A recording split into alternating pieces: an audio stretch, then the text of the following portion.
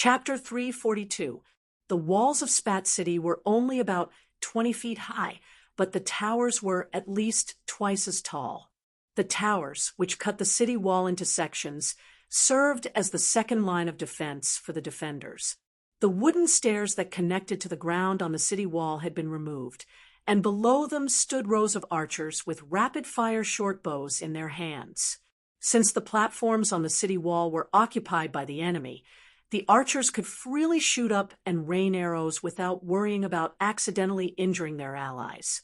The platforms on the city wall were about 3 yards wide and could only accommodate 6 or 7 enemies side by side. At this time, they were all attacking the towers. The soldiers who were guarding the city wall were gathered there, ready to engage the enemy at close range. Of course, the gates of each tower were sealed by iron fences.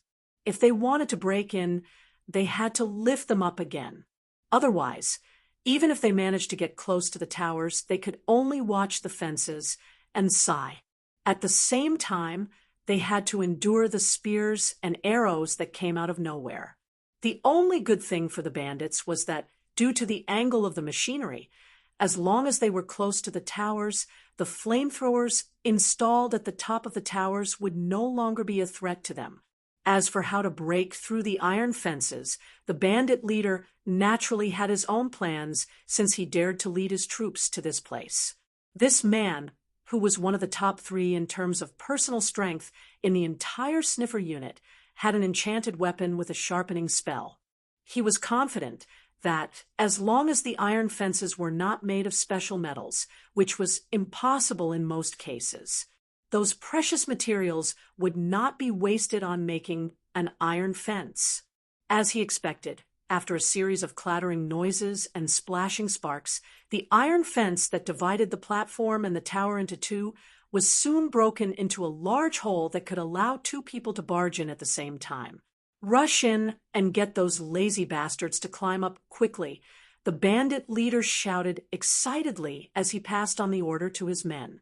"Seize the tower and go down the stairs of the tower. There are only a bunch of archers left in the city. Break their formation." Like a string of cannons, the bandit leader gave orders one after another. However, he had to admit that if the war went according to his plan, it wouldn't take long for Spat City to fall. The cannons and ammunition outside the city can be saved, the bandit leader thought to himself with an imperceptible smile on his face. As long as we can control Spat City, the commander will have one more bargaining chip in the negotiations. He made up his mind to occupy this section of the city wall as soon as possible, so that the bandits and the defenders could fight each other until both sides suffered heavy losses. "I can't let those scumbags have too much energy left. Otherwise, the citizens of Sparut will suffer." In order to complete his strategy, he had to work harder. At present, he had already taken down a tower. He wanted to use this tower as a stronghold to fight for some space for himself, so that he could rush to the front of another tower. With another ping, ping, ping, ping sound, he estimated that he would be able to take down another tower. "I have to get rid of all these towers as soon as possible, so that this battle can be considered stable. Otherwise, it's hard to say whether the commander of the garrison will have other plans." Thinking of this, the bandit leader once again took the lead and rushed into the tower in front of him. He wanted to kill his way out. However, after a few breaths of time after he stepped into the tower, his whole body began to sweat profusely, and his pupils dilated a little. "Oh no, we've been tricked." It turned out that the one-eyed and crooked brothers had already set up an illusion array in the tower. The destruction of the iron fence was the only trigger for this array. When the bandit leader broke into the tower, he wanted to rush to the opposite exit. However, no matter how he ran, he seemed to be walking on the same spot. There was no way for him to get close to his target. What made him even more terrified was that in the process of moving forward, not only would he occasionally hit a wall, but there would also be scimitars and spears that flashed with cold light from time to time. If it weren't for his nimbleness, his life would have been in danger. However, in the face of the swords and sabers that came out of nowhere, he had no other way to deal with them other than to defend himself with all his might. In fact, this level of illusion was not profound at all. They were all warriors, but if it were a member of Keys's team, whether it was the sacred warrior Jensen who could use his holy power to directly annihilate the illusion array, or the desert elf Brock who could sense everything around him with just sound, this illusion array was really not enough. It was a pity that the bandit leader was not that strong. Thus, he quickly received his own bento. With a swoosh, a spear pierced from behind. The bandit leader, who was still holding other weapons, did not notice, and the spear pierced into his armpit. Because there was no armor in that area, after being pierced, the soldier holding the spear exerted a little force. With a splat, the spear pierced into the bandit leader's torso and pierced through his heart. At this time, a big hand came out from deep. Before the bandit leader collapsed to the ground, the hand knocked away his headscarf and grabbed his hair bun on top of his head. A scimitar with cold light suddenly appeared and mercilessly separated the bandit leader's head from his body. Hang this head on top of the city wall. The person who spoke was the commander of the Spat City's garrison, One Eye. He had been observing the enemy with brass binoculars, so he recognized the face of the bandit leader. In addition, as a great senior in this industry, One Eye naturally knew how to intimidate the gangsters. The bloody head was the best warning, so there was the scene of beheading in public. As it turned out, a great senior was indeed a great senior. One Eye's previous experience was quickly verified when the bandit leader, as well as the other confidants and comrades who had followed him in the attack, the person who heard the news disguised as the gang leader, their heads were hung one by one on the city wall of Spat. The originally arrogant bandit alliance collapsed in an instant. The bandits, who had yet to climb the wall, immediately turned around and ran back. They wanted to run back to the camp to find their mounts and escape from this dangerous place immediately. However, they were ambushed on the way. While One Eye was guarding the city wall, his brother Crooked Mouth led a team of soldiers on six-legged war horses and secretly came out from the side door of Spat City under the cover of illusion. They had already lined up neatly. Spears ready. Cavalry, charge. Hearing the order, the knights on horseback immediately leveled the spears in their hands. They stepped on the stirrups and began to clamp their mounts tightly, giving the six-legged war horses the order to speed up. The illusion used to conceal the cavalry suddenly lost its effect as the horses moved. The charging cavalry in a long snake formation suddenly appeared in the eyes of the fleeing bandits. One side was charging, the other side was tired and panicked. One side was charging cavalry, and the other side was fleeing infantry. There was no suspense in the result. Feeling the light of the eternal blazing sun gradually rising into the sky, One Eye stood at the top of the tower and held the battlements. He could not help but sigh. Today is a good day to kill. The sun is full, and the blood will soon be burned dry. Just as he was sighing with emotion, his single eye suddenly rolled up, and he stared at the patrolling eagles circling in the sky with a trace of killing intent.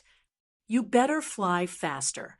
I really hope that commander, when Fong will receive this good news as soon as possible. Chapter 343.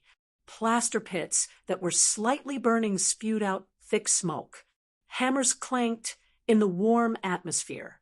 People shouted from time to time. Construction went on day and night. Torches burned until late into the night. The city walls, surrounded by wooden scaffolding, were rising at an alarming speed. Summer had quietly arrived in Gnome City, where the construction site was located. Wisteria and brambles were blooming on the forested hillsides. The flowers on the toadstools were like white stars. In the quiet night, when the moon shone through the glistening aqueduct, nightingales sang in the pines. Standing in the consul's meeting hall, Commander Wenfeng, and the others had been staying here ever since they arrived at Nome. However, no one had come to greet them. They were not allowed to leave even if they wanted to. His brows were furrowed as he looked at the construction site in the distance. It was not until a patrolling eagle flew over the horizon like a bat in the night that Commander Wenfeng snapped out of his daze. He fed the dried meat to the tired messenger and stroked its feathers before letting it go. At that moment, a small wooden cylinder appeared in Commander Wenfeng's hand. He gently pulled it out from the side. The top cover fell off. A folded piece of paper inside the wooden cylinder was brought out and landed lightly in Commander Wenfeng's hand. Quicksand is dead.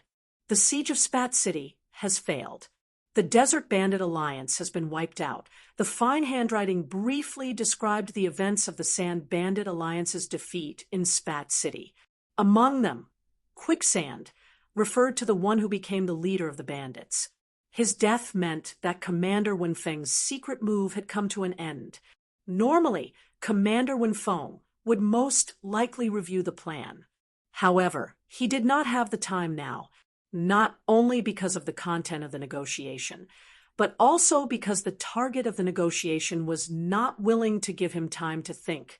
With a muffled bang, the door to the meeting hall of Consul Gnome's residence was pushed open. An oversized ogre walked in first. Seeing Commander Wenfeng and the others waiting there, the ogre let out a cold snort. "Treacherous little people, your plan has been exposed. If we can't get past you, holding the ebony chain, the burly ogre man's loud voice echoed in the council hall. You'll all be smashed into minced meat. Before he finished speaking, the people who came with Commander Wenfeng all became nervous. They all stood in front of the commander and took out all kinds of equipment from their bodies. A belt that could turn into a straight blade with a slight shake, a leather shield that was cleverly folded and hidden under the ornaments of their cloaks, a small crossbow that could be flicked open with a tap of the arm guard, a green arrow tip that was obviously dipped in poison in advance. Their reactions were swift, but little did they know that the ogre Nero was sneering in his heart. A trace of contempt flashed in his eyes. "Oh, you came to the consul's meeting hall and brought weapons without permission. You were checked in advance and were still hidden? Where is the law enforcement team?" Not Lu roared. Dozens of armed kobold warriors of the Dragonborn clan immediately poured into the council hall. They were all wearing the fanatic armor. In addition to the machetes in their hands, they also carried shields made of fine iron. They stared at Commander Wenfeng and the others, waiting for the other party to resist. They would swarm up and chop them into minced meat. "Put down your little props." When Commander Wenfeng saw the situation, he immediately pushed away his men in front of him and defined the weapons in their hands as a bunch of harmless little toys. "Followers of the Megalosaurus Pasha, please exercise restraint. You are here for the ransom." A voice mixed with the sound of gears, grinding, and steam spewing sounded outside the door. The steampunk half-lich walked into the council hall. "Don't use the word peace. Your actions have tarnished this word." Commander Wenfeng was not angry when he was confronted. Instead, he felt relieved that the other party appeared in front of him. As long as he could negotiate, he had the opportunity to get the wealth he needed without shedding a drop of blood. An honest man's life is never easy. Easy days are always built on the pain of many people. Commander Wenfeng used a Medic proverb as his opening remarks. As expected, he received a burst of ridicule, but the spy chief did not feel discouraged at all. "To be honest, I don't completely agree with the behavior of the Great Vader, but for his goal, to make the majority of people in the Ash world no longer suffer, ordinary people may not understand, but as a legendary spellcaster, you should know that although it may not matter to you, it is the whole meaning of my life, and it is worth all my efforts." He bore the stare from the half-lich with his eyes and did not waver at all. As he said, Snyder did have doubts about the behavior of the Great Vader. From the many messages sent by Commander Wenfeng, he learned that the other party wanted to ask for ransom. He combined some of the known situations and made his own guess. But now Commander Wenfeng actually dared to openly poke holes in this layer of window paper right in front of him. This could not help but arouse the half-lich's curiosity. Is the experiment he is doing related to the purification of mortal souls in the Ash World? The Ash World is a world abandoned by the gods. The mortals living here do not have the habit of believing in the gods. Their souls do not even have the chance to be hung on the wall of the faithless. They can only wander in the material plane. In order to save this gradually withering world, the ancient soul-binding mages built soul-binding towers, attracting the souls of all the mortals after death to gather in these mage towers. Then, they used the lava of the Earth's core to melt them and use them to feed this world. In a sense, the mortals born in this world are much more unfortunate than the residents of other places in the multiverse. Their lives are more difficult. Not only do they have to spend their lives in the desert, but even after death, it is difficult to rest in peace. As the reincarnation of the soul-binding mage Shurik, every time I go to the soul-binding tower to deal with the soul blockage, I can hear the painful wails of the soul being burned by the Earth's core fire. What makes me even more afraid is that this self-saving method of the Ash World from ancient times is now slowly losing its effectiveness. Over the past 300 years, more and more soul blockages have occurred, and the situation is getting worse each time. In order to solve this problem, through 200 years of research, I invented a unique spell that can transform the light emitted by the eternal blaze for my own use.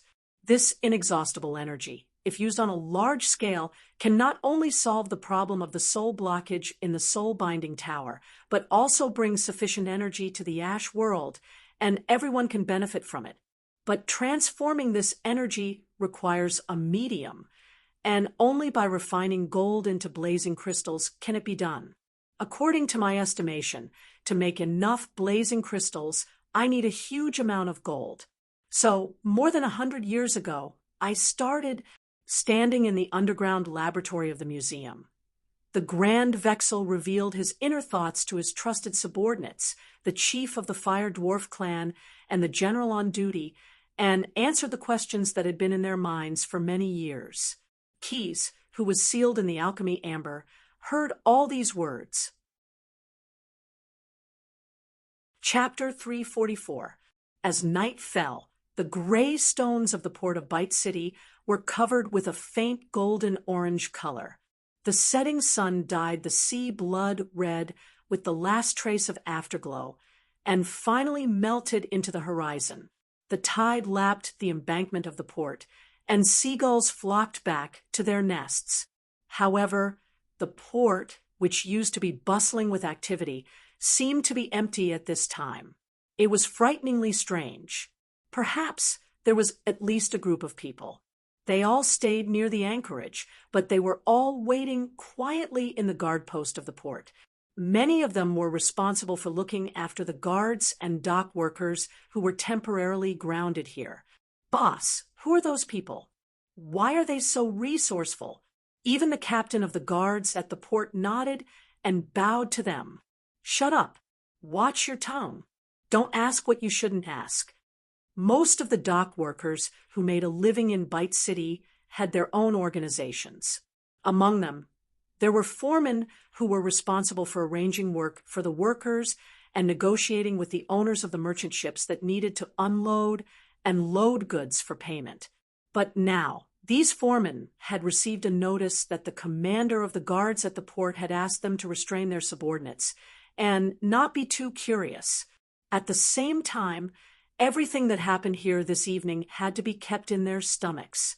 Otherwise, they would definitely suffer. Not only the workers at the port, but in the afternoon, someone came to inform the owners of the ships docked at the port to bring all their sailors ashore. Whether it was a dinner party or a social gathering, they had to return after 4 hourglasses. Some ship owners who didn't know the reason were too lazy to pay attention to this notice. But about an hourglass before the martial law was imposed, they were all visited by the day watchman under the command of the Grand Vader.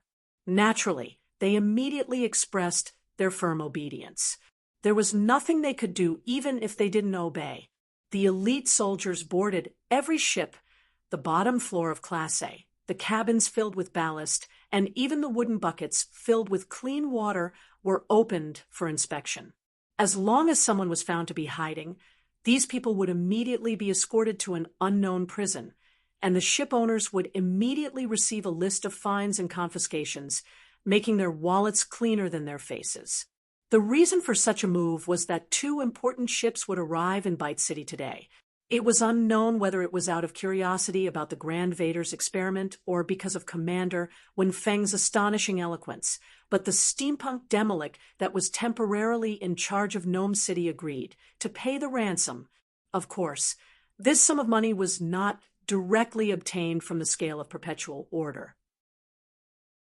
Instead, Snade had used his factory in Gnome City as collateral to obtain a loan from the Chamber of Commerce in exchange for 33 million silver cats worth of gold. In order not to arouse the attention of the public, this batch of gold was not transported by airship. Instead, it was transported to the port of Bite City by water through the Nero River. Snader boarded the ship himself to ensure the safety of the voyage. As ransom, the gold would be split between 2 ships. According to the agreement, after the gold on the first ship was delivered, the Grand Weasel would release keys. After Snade confirmed it in person, the second ship would sail into Bite Harbor. "General, the ship is here." The messenger who had been staring at the entrance of the fjord saw the pale blue light emitted by the whale oil beacon fire and immediately ran over to report to the clan general on duty. "Our brothers sent a signal.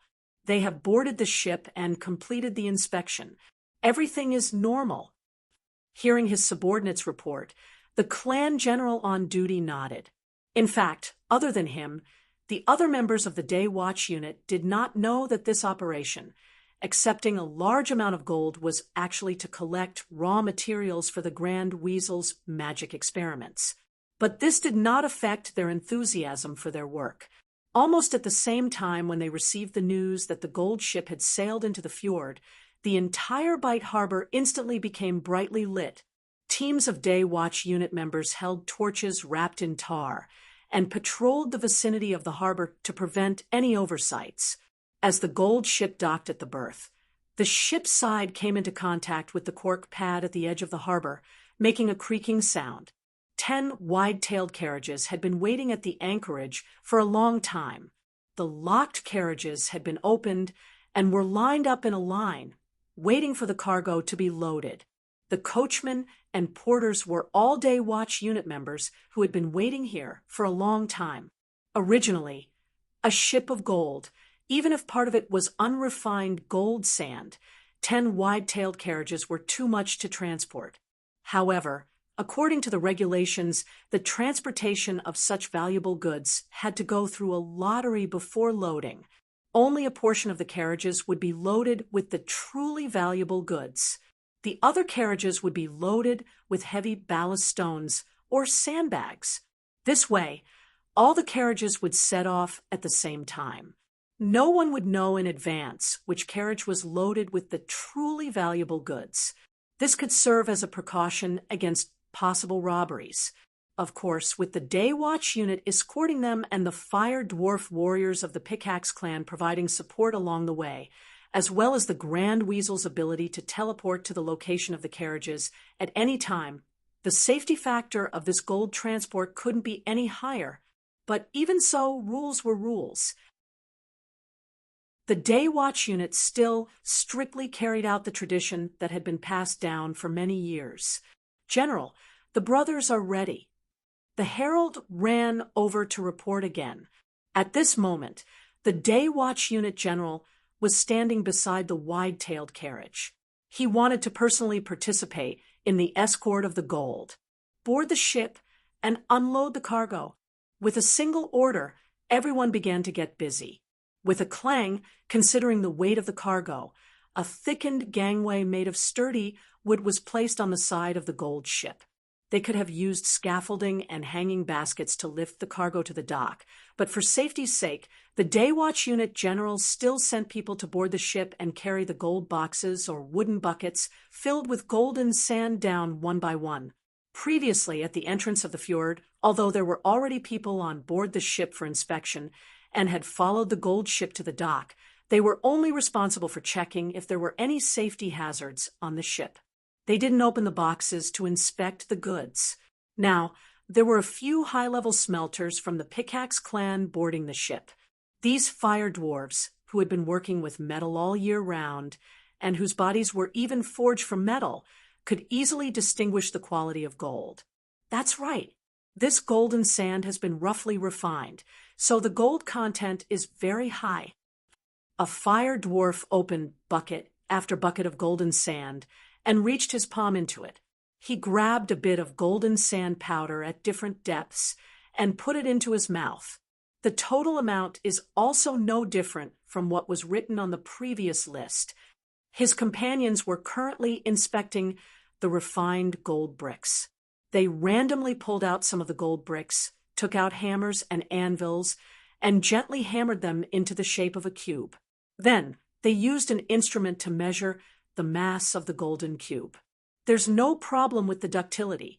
The density value is also consistent with the records left behind by the clan. It's indeed gold. Chapter 345. On the first gold ship, the person in charge of the scale of perpetual order was none other than the fat merchant, Santos. He was currently the senior manager of the Chamber of Commerce and also the representative of this transaction. He was in charge of welcoming the young blue dragon back. Of course, rather than calling it a return, it was better to call it a release. According to the contract previously signed, the contract for the payment of ransom for the scale of perpetual order, which was brought to Nome by Commander Winfong and signed by the Grand Vader, and under the witness of many great beings, the Grand Vader must immediately release the young blue dragon after receiving half of the ransom. At the same time, the Grand Vader must not use any form of magical means, including but not limited to trapping, tracking, poisoning, and other malicious acts of breach of the contract.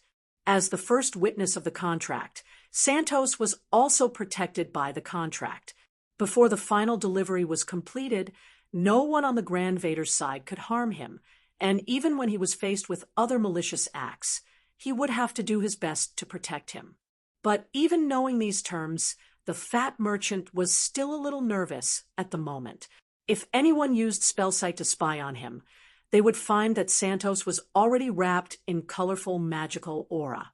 In addition to some magical items that he usually bought and collected, he also used his authority as a senior manager to temporarily rent no less than 10 treasures from the scale of perpetual order as a last resort to protect his life.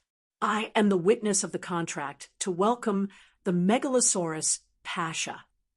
Although a little timid, as a qualified merchant, Santos still mustered the courage to announce loudly to the day watchman who had boarded the ship, "Now, you have checked the gold and gold I brought. According to the contract, unless the Megalosaurus Pasha is sent to this ship, you have no right to take away even a grain of gold." Hearing this warning in a trembling voice, some of the day watchmen sneered in disdain, but were immediately stopped by their officers.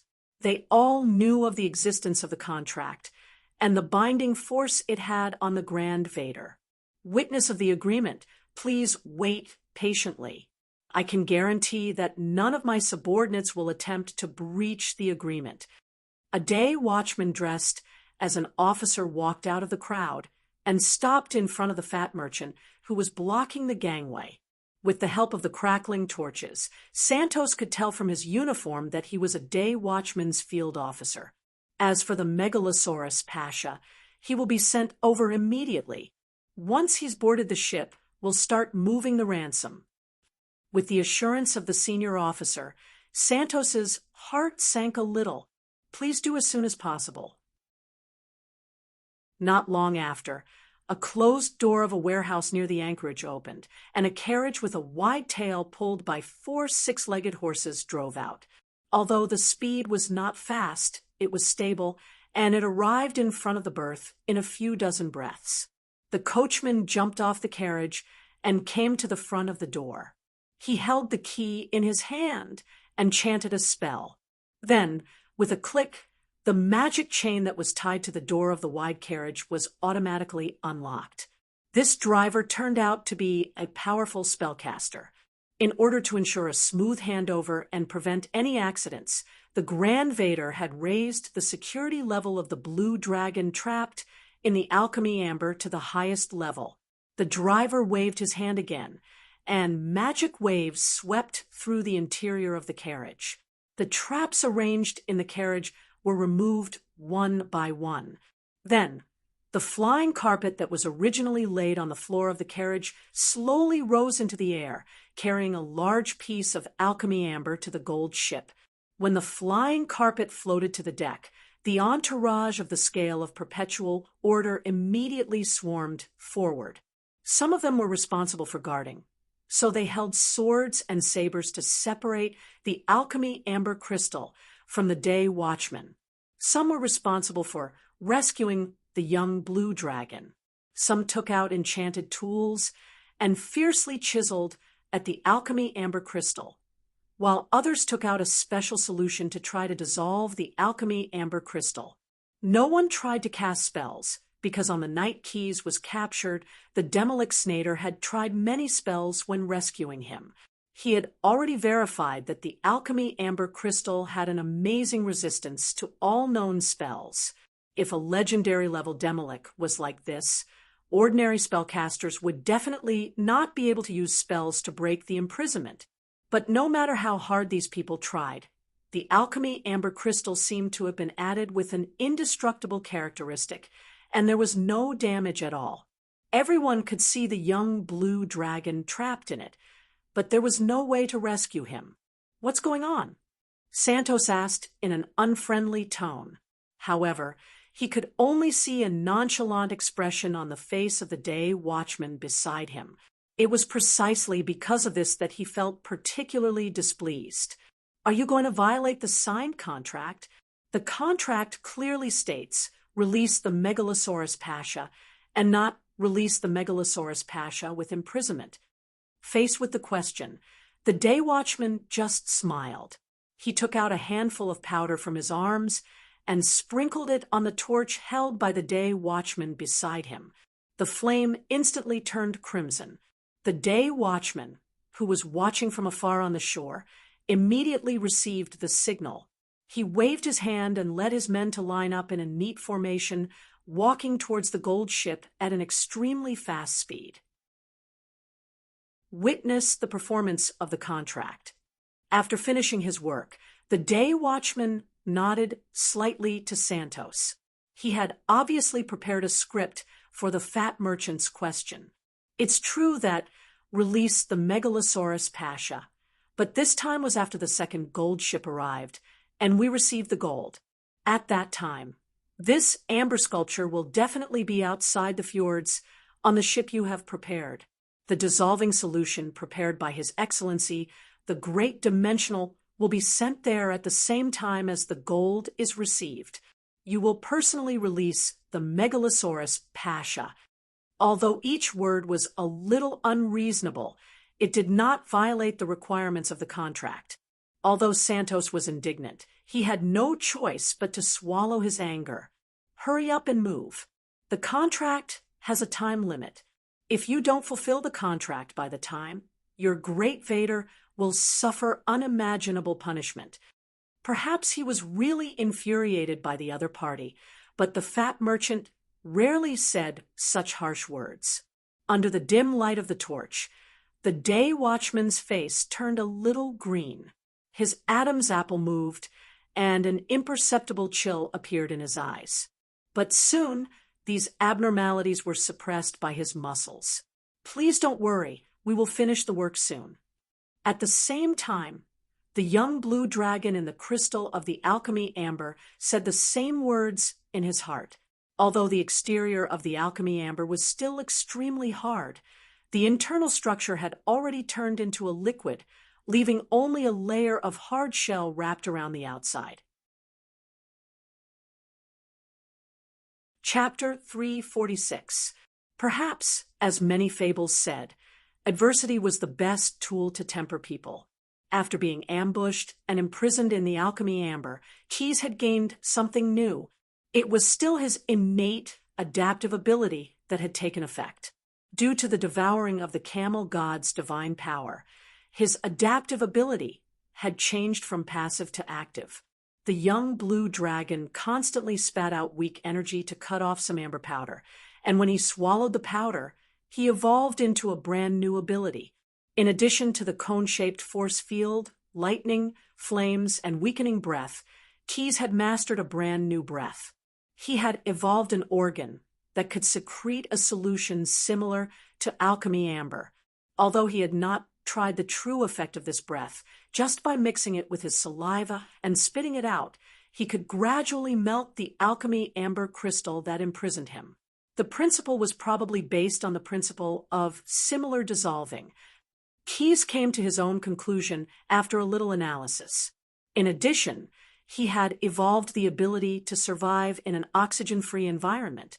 Under the threat of death, he persisted in his jailbreak work every day.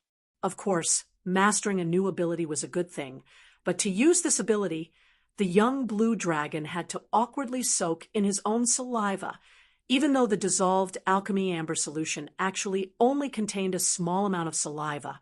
"I will definitely make you pay." Keyes, who was restrained, kept roaring in his heart, and he did not stop melting the alchemy amber at all. Even though the day watchman officer had promised that when they received the second batch of ransom, they would send the dissolved solution to the ship. Of course, Keyes was not that naive. During the days he was temporarily imprisoned in the Grand Dimensional Laboratory, he had witnessed the entire process of the other party turning gold into blazing crystals. With that kind of efficiency, the gold sent by the scales of eternal order would only delay him by about half an hourglass. Although the Grand Vader claimed to all insiders that the blazing sun crystal was only an important medium material that could absorb and store the light emitted from the eternal blazing sun to provide energy for the normal operation of the ash world, the Grand Vader had told them that the blazing sun crystal was only an important medium material that could absorb and store the light emitted from the eternal blazing sun to provide energy for the normal operation of the ash world. However, the young blue dragon had witnessed the power of the blazing sun crystal twice during the ambush and when he killed Kanini. Keyes was 70% sure that when the Grand Vader completed the final blazing crystal, he would be the undisputed strongest person on this plane. The underground pyramid, which was used to charge the ash world, might immediately pop out an AoE cannon that ignored distance, find his position, and blow him up until there was nothing left. Of course, the prerequisite for such an outcome was that the Grand Vader could complete his experiment and successfully seize the authority and power of the eternal blaze. However, since he had already predicted this, how could Keyes not be prepared in advance?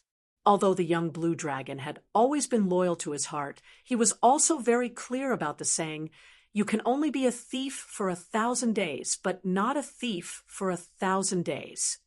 Even if he was willing to give up everything in the ash world and never set foot in this world again, the Great Vader might use other schemes or simply find his hiding place and kill him. Therefore, instead of waiting passively, it was better to take the initiative. In the underground laboratory in the lagoon, not long after the seal on the alchemy amber crystal loosened, Keyes tried to project his spirit crystal servant. Because the spirit crystal servant did not exist in a physical form, but was a manifestation of psionic abilities, it could ignore most obstacles in the multiverse and freely project to any other party within the range of its owner's psionic power. The Grand Vader's alchemy amber was indeed unique. After it became a solid crystal, not only was it as hard as diamond, It also had a great suppressive effect on spells and psionic abilities. However, after the alchemy amber became liquid, apart from being extremely sticky, its other special properties were weakened to varying degrees. In particular, its suppressive effect on psionic abilities became almost defenseless. Through his unremitting efforts, Keyes' psionic ability finally pierced through the thin outer layer of the alchemy amber crystal and successfully projected his spirit crystal servant, hiding it in the Grand Vader's underground laboratory. At this time, all he needed to do was wait quietly. Once the Grand Vader received the gold, he would most likely immediately transform it into a blazing sun crystal, and then install the blazing sun crystal into the pyramid-shaped magical item. This judgment was based on the fact that the trapped Keyes had seen the number one spellcaster of Medici practice the installation process many times. He clearly wanted to improve his proficiency. However, according to the young blue dragon's observations, the Grand Vader would pause for at least a few dozen breaths during each practice. He had to continuously recite incantations to rest and reorganize his spells. Not only that, but after completing the practice, the Grand Vader would also have a short period of exhaustion and physical exhaustion. He had to immediately take a secret medicine that he personally concocted to quickly restore his physical strength and energy. This period was undoubtedly a period of weakness for him. If he were to launch a sneak attack at that time, Keyes reckoned that he would have the confidence to overturn his opponent, or at least seriously injure him. The young blue dragon left behind a spirit crystal servant. While hiding himself well, he could also monitor the Grand Vader's underground laboratory. As long as he waited for the right time, Keyes would be able to use his psionic powers to swap positions with the spirit crystal servant. The cone-shaped force field's breath should be able to destroy the pyramid, Keyes thought to himself. As for the Grand Vader, the newly born amber breath is similar to alchemy amber, so it should also have good magic resistance. It's just right to entertain you. Just as the young blue dragon was still thinking about how he should retaliate, the gold and sand on the first gold transport ship had all been moved to the anchorage by the day watchman. It was unknown what kind of spell was used, but a pitch-black fog instantly enveloped the wide-tailed carriage transporting the gold. By the time the fog dissipated, all the wide-tailed carriages had their doors closed and were firmly bound by enchanted chains. Full speed ahead, set off to the predetermined location, fire signal flares, and use magic communication. The day watchman issued a series of orders, and after the spellcasters released magic fireworks, both to announce their departure and to warn the day watchman at the reception location, 10 wide-tailed carriages, pulled by 4 six-legged warhorses, lined up in a straight line and drove out of the city. At the same time, the gold transport ship, which had been reassembled as cargo, also raised its sails, and the deck below the side of the ship stretched out for acceleration. It quickly rushed to the entrance of the fjord with the Megalosaurus Pasha, who had been welcomed back. The day watchmen, who were responsible for maintaining order at the anchorage, did not stop them. Instead, there were people who drove small boats and lit lanterns to guide the gold transport ship on the correct route.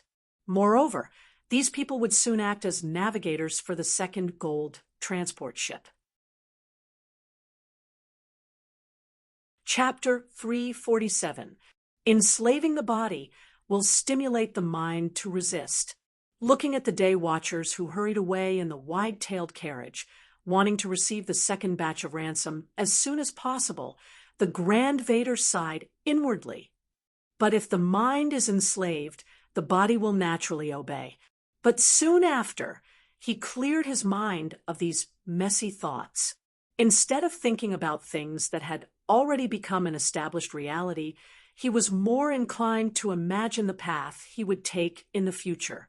Of course, all of this was based on the foundation that the remaining gold was successfully transformed into blazing crystals by him. Only then could he completely grasp the great power of the eternal blaze in the palm of his hand. As for the Shurik's will hidden in the spirit-bound tower, the only remaining fragment of consciousness of the soul-binding sorcerer, it could no longer lead the Grand Vader, or rather, the current generation of Alan, to choose to reincarnate. For this world, I have already sacrificed 1,000 years without asking for anything in return. I will live for myself for the rest of my life until the next 1,000 years. The Grand Vader's mind, which was originally as calm as an ancient well, suddenly rippled, and even infinitely. As long as the last piece of blazing crystal is refined and placed in the focus tower, my fate will be broken. Although to all the insiders, including his own confidants, he claimed that the focus tower, which was actually a magical item piled up with gold, was built to provide energy for the world of ashes. But in fact, his purpose was to completely get rid of Shurik's restraint on him. The power of the past generations of Alan was completely based on the spirit-bound tower's ability to provide almost infinite soul energy while being responsible for purifying the souls of the entire world. Compared to the other spellcasters of the Ashes Plane, the Grand Vader might not be the most talented, but he never worried about the lack of obsidian magic beads when casting spells. Even when he used legendary spells, the situation was the same. This was the gift of the ancient soul-binding sorcerer, or rather, the creatures of the entire world, to the past generations of Alan. But for the Grand Vader, who wanted to get rid of the fate of reincarnation, this gift was also a shackle. However, as long as he could activate the focus tower, he would have found a more abundant source of energy. He would no longer need to follow the invisible contract between him and the spirit-binding tower to obtain powerful strength.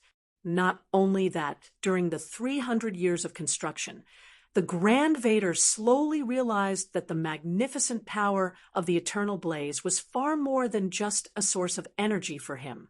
If he used it properly, he could even reshape the Ash world according to his own preferences. Creating a world was never something that mortals could do. That is an ability and honor that only the gods can have. Taking a deep breath and calming himself down, the Grand Vader secretly warned himself.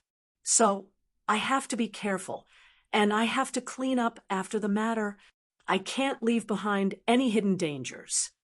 Just as he was planning to sort out the remaining loopholes, a signal flare suddenly rose into the sky. Along with the sharp whooshing sound and the dazzling sparks from the fireworks, the neat sound of horse hooves approached from afar. Not long after, someone came to report to the Grand Vader that the second batch of ransom had been safely transported back. It was being loaded into the elevator and piled up into his underground laboratory warehouse. Because he had already revealed part of his plan to the general on duty and the chief of the fire dwarves, he did not need to remind them again. Except for Commander Wenfeng, who had not returned as a hostage, 2 of the 3 heroes under the Grand Vader had arrived. They would be responsible for the security work during the conversion of the gold and the assembly of the focus tower. In the warehouse of the underground laboratory, many composite magic circles that had long been engraved were activated at the same time, checking the quality of the gold and detecting if there had been any tampering with it. Soon, the feedback from the magic circles was that everything was normal. Almost at the moment of receiving this message, the Grand Vader was teleported to his laboratory. After reciting a few incantations, the laboratory immediately underwent an earth-shattering change. First, a small defense lock was activated, and a light purple protective barrier enveloped the laboratory tightly. Then, countless invisible servants swarmed out of their nests and rushed to the laboratory's supporting warehouse to move the gold. The Grand Vader himself, on the other hand, used teleportation again and stood at the top of the pyramid, the focus tower. As he chanted loudly, the tip of the pyramid slowly unfolded like petals. One after another, blazing sun crystals extended from the top of the focus tower like stamens. Every sunfire crystal was rotating and adjusting its angle so that the energy stored in it could be gathered at one place. Above the sunfire crystals, a miniature version of Eternal Blaze gradually took shape, drowning the entire underground laboratory in light. Conversion. The Grand Vader cast the last spell, and the miniature version of Eternal Blaze suddenly expanded. A scorching ray of light was shot out and fell on the gold and sand that the invisible servants had moved to one place. The ray of light from Eternal Blaze carried unparalleled heat and heat. The gold and sand were immediately turned into puddles of liquid that flowed slowly to the focus tower along the trenches on the ground. The moment the golden liquid came into contact with the tower of focus, it turned into golden snakes and began to climb upwards. The ray of light from the miniature version of Eternal Blaze illuminated them all the time and provided them with energy. Most of the golden snakes began to seep into the tower of focus halfway through their climb. Only 3 of the most tenacious golden snakes persisted to the top of the focus tower and crawled into the stamens of the sunfire crystals, turning into new clusters of crystals. During the whole process, the Grand Vader had to stay close to the miniature version of Eternal Blaze because he had to mobilize energy and chant spells. Under the extremely high temperature, he had to maintain his magic shield all the time. It must be noted that the speed of the magic shield's exhaustion was proportional to the damage it suffered. In order to maintain the magic shield, the Grand Vader could only maintain the output of energy similar to the heat radiation of the miniature version of Eternal Blaze. If it were any other spellcaster from the Ashen World, let alone persevering until the refinement of the blazing crystal was completed, it would only take a few breaths for their spell shields to collapse. Their bodies would be instantly vaporized by the high temperature, and not even ashes would be left. However, the Grand Vader persevered. He completed the last 3 sunfire crystals on the focus tower. All the clusters of crystals began to adjust their angles automatically again, focusing the accumulated energy on the miniature version of Eternal Blaze. Different from the incomplete version. After it was fully formed, the energy was almost no longer dissipated through heat radiation. Even the miniature version of Eternal Blaze began to rotate, and the high temperature in the entire underground laboratory was reabsorbed by it. It's a success. Uncontrollable joy surged out of the Grand Vader's heart. He even forgot to take out the secret potion to recover his energy.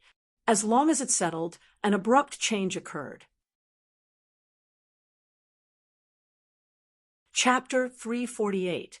Just as the Grand Vader was feeling smug, a sticky liquid poured all over his body.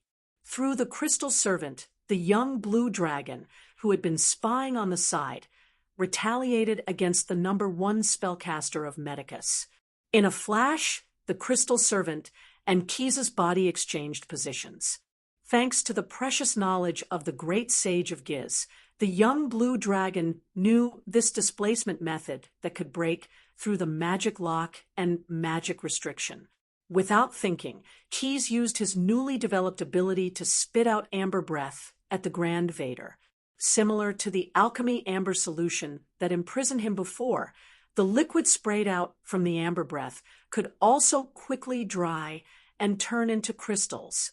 The Grand Vader, who was wrapped in it, felt Keys's previous encounter, and he could not easily break free of this restraint. Damn reptile! Seeing the young blue dragon start to attack the focus tower with his claws without a word, the Grand Vader cursed in his heart. At the same time, he hardened his heart and triggered the spell engraved in his soul. The amber crystal did have good magic resistance and strong physical strength, but it could not stop the trapped person from moving on the soul level, especially suicidal behavior like self-abandonment. Finding that no matter how he attacked the focus tower with his claws, he could only scratch a few shallow marks on it, Keys was a little annoyed. He began to mobilize his power, ready to give this giant magic object a hard blow. Super electromagnetic. Suddenly, the young blue dragon felt a sudden palpitation, and following his instinct, he quickly tilted his head. With a whoosh, a crossbow arrow shot from the corner of the underground laboratory brushed past his cheek. Although it was only swept by the wind, it still lifted many scales.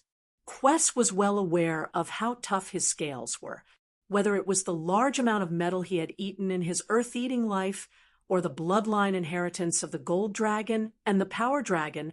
All of these made his body far stronger than his peers, and his scales were incomparably tough. To be able to lift these scales so easily and ignore the deflection force field on them, it meant that this crossbow arrow was definitely not an ordinary enchanted weapon. Coupled with the looming discomfort after being injured, he even guessed that this might be the legendary dragon-slaying weapon. The truth was so. This crossbow arrow was indeed a divine weapon forged by a cult under the command of a bloodthirsty megalosaurus god. The Grand Vader paid a high price to buy this dragon-slaying crossbow from a plain merchant, and the one who had just used it was the Death Grand Vader. In order to quickly escape from the crystallization of the young blue dragon's amber breath, this contemporary Alan had no choice but to use a secret spell to annihilate his soul. However, since it was a secret spell, it naturally had its own uniqueness. When the soul of an ordinary creature was destroyed, death was the only result. But once the soul of the Grand Vader was destroyed and his body died, the clone hidden in the underground laboratory would automatically be reborn, and his soul would be completely restored. At this moment, the clone of the Grand Vader, or rather, the Grand Vader himself, was wrapped in a robe that he had found at the last minute. However, he was holding a crossbow engraved with complicated patterns in his hand, aiming at the young blue dragon once more. Seeing the sudden appearance of the Grand Vader and feeling the lifeless body in the amber crystal, Tease was so shocked that his pupils dilated. But he quickly guessed some problems. This should be the same as the previous encounter with Lilith. It should be some kind of cloning spell, but the Grand Vader did not use spells to attack. He quickly made his own judgment of the situation. It should be because the soul of the clone is not stable enough. The spellcasters of the Ash world still use psionic power. Even if the Grand Vader is more powerful, he just has a higher level of psionic power. Then Tease's dragon head, which looked even more hideous because of the bleeding, revealed a cunning smile. Attacking the enemy's weak point has always been a good strategy. Following his thought, the super electromagnetic gun, which had been waiting to be fired, boomed. But the target was not the Grand Vader, who had suddenly escaped, but the miniature version of Eternal Blaze that had been raised by the focusing tower. As a product of a powerful magical item, it was actually not completely completed. At least, the Grand Vader did not have time to cast a powerful protective spell on it. And this was undoubtedly a fatal oversight, whether it was for the young blue dragon, the Grand Vader, or the Medici Empire.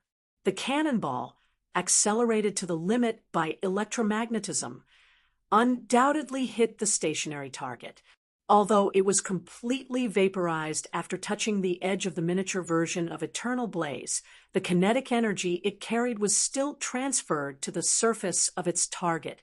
Eternal Blaze rolled down the hill, but this time what was left was not the afterglow but the molten metal on the ground. You stupid reptile! The Grand Vader, who had wanted to snipe the young blue dragon, was now panic-stricken. He roared loudly and even threw the dragon-slaying crossbow aside. If it explodes, the surrounding space will be shaken. You, me, and even the entire Medic Empire. No one will be able to escape. As if to prove what he said, the moment the miniature version of Eternal Blaze touched the ground, dazzling flames burst out. The ground turned into magma, and it began to sink to the center of the planet. The high temperature burned through the barriers added to the underground laboratory, but it also slowed down the speed of the miniature version of Eternal Blaze's descent. Having no time to care about his soul that was not stable because of his recent resurrection, the Grand Vader summoned all the strength in his body and turned the pure magic energy into a giant hand, fishing the miniature sun out of the magma by force. Here's an opportunity. Quitha's eyes lit up. The Grand Vader had no time to care about his situation, and he could start to unscrupulously pour his anger on the Grand Vader. Even if the Grand Vader was really in a critical situation, once the Grand Vader stabilized the little sun, he would be the one to suffer in the end. That wretched guy. Half of the body of the brand new clone of the Grand Vader was destroyed by the cone-shaped force field that pierced through the magic shield that he erected in a hurry. Vomiting blood, he cursed in his heart. But thankfully, the miniature sun had been rescued and sealed with multiple restraining barriers. It was unlikely that it would explode at any moment. Thinking about that, the Grand Vader's eyes turned cold, which was a striking contrast to the miniature sun before him that was emitting light and heat. He pushed his hand forward and chanted the spell of control. Instantly, the miniature version of Eternal Blaze turned into a streak of brightness and reached the young blue dragon. Before he realized what was going on, it crashed into Keys's chest brutally. After a dull explosion, a megalosaurus enshrouded in flames appeared in the underground laboratory, just like that. Let the light and heat from Eternal Blaze punish you and burn you into ashes in desperation. Stupid reptile. Chapter 349. He's not lying. Keys used what was left of his thinking ability.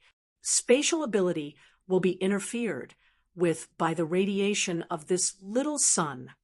Everything was burning. The young blue dragon was like being in a furnace.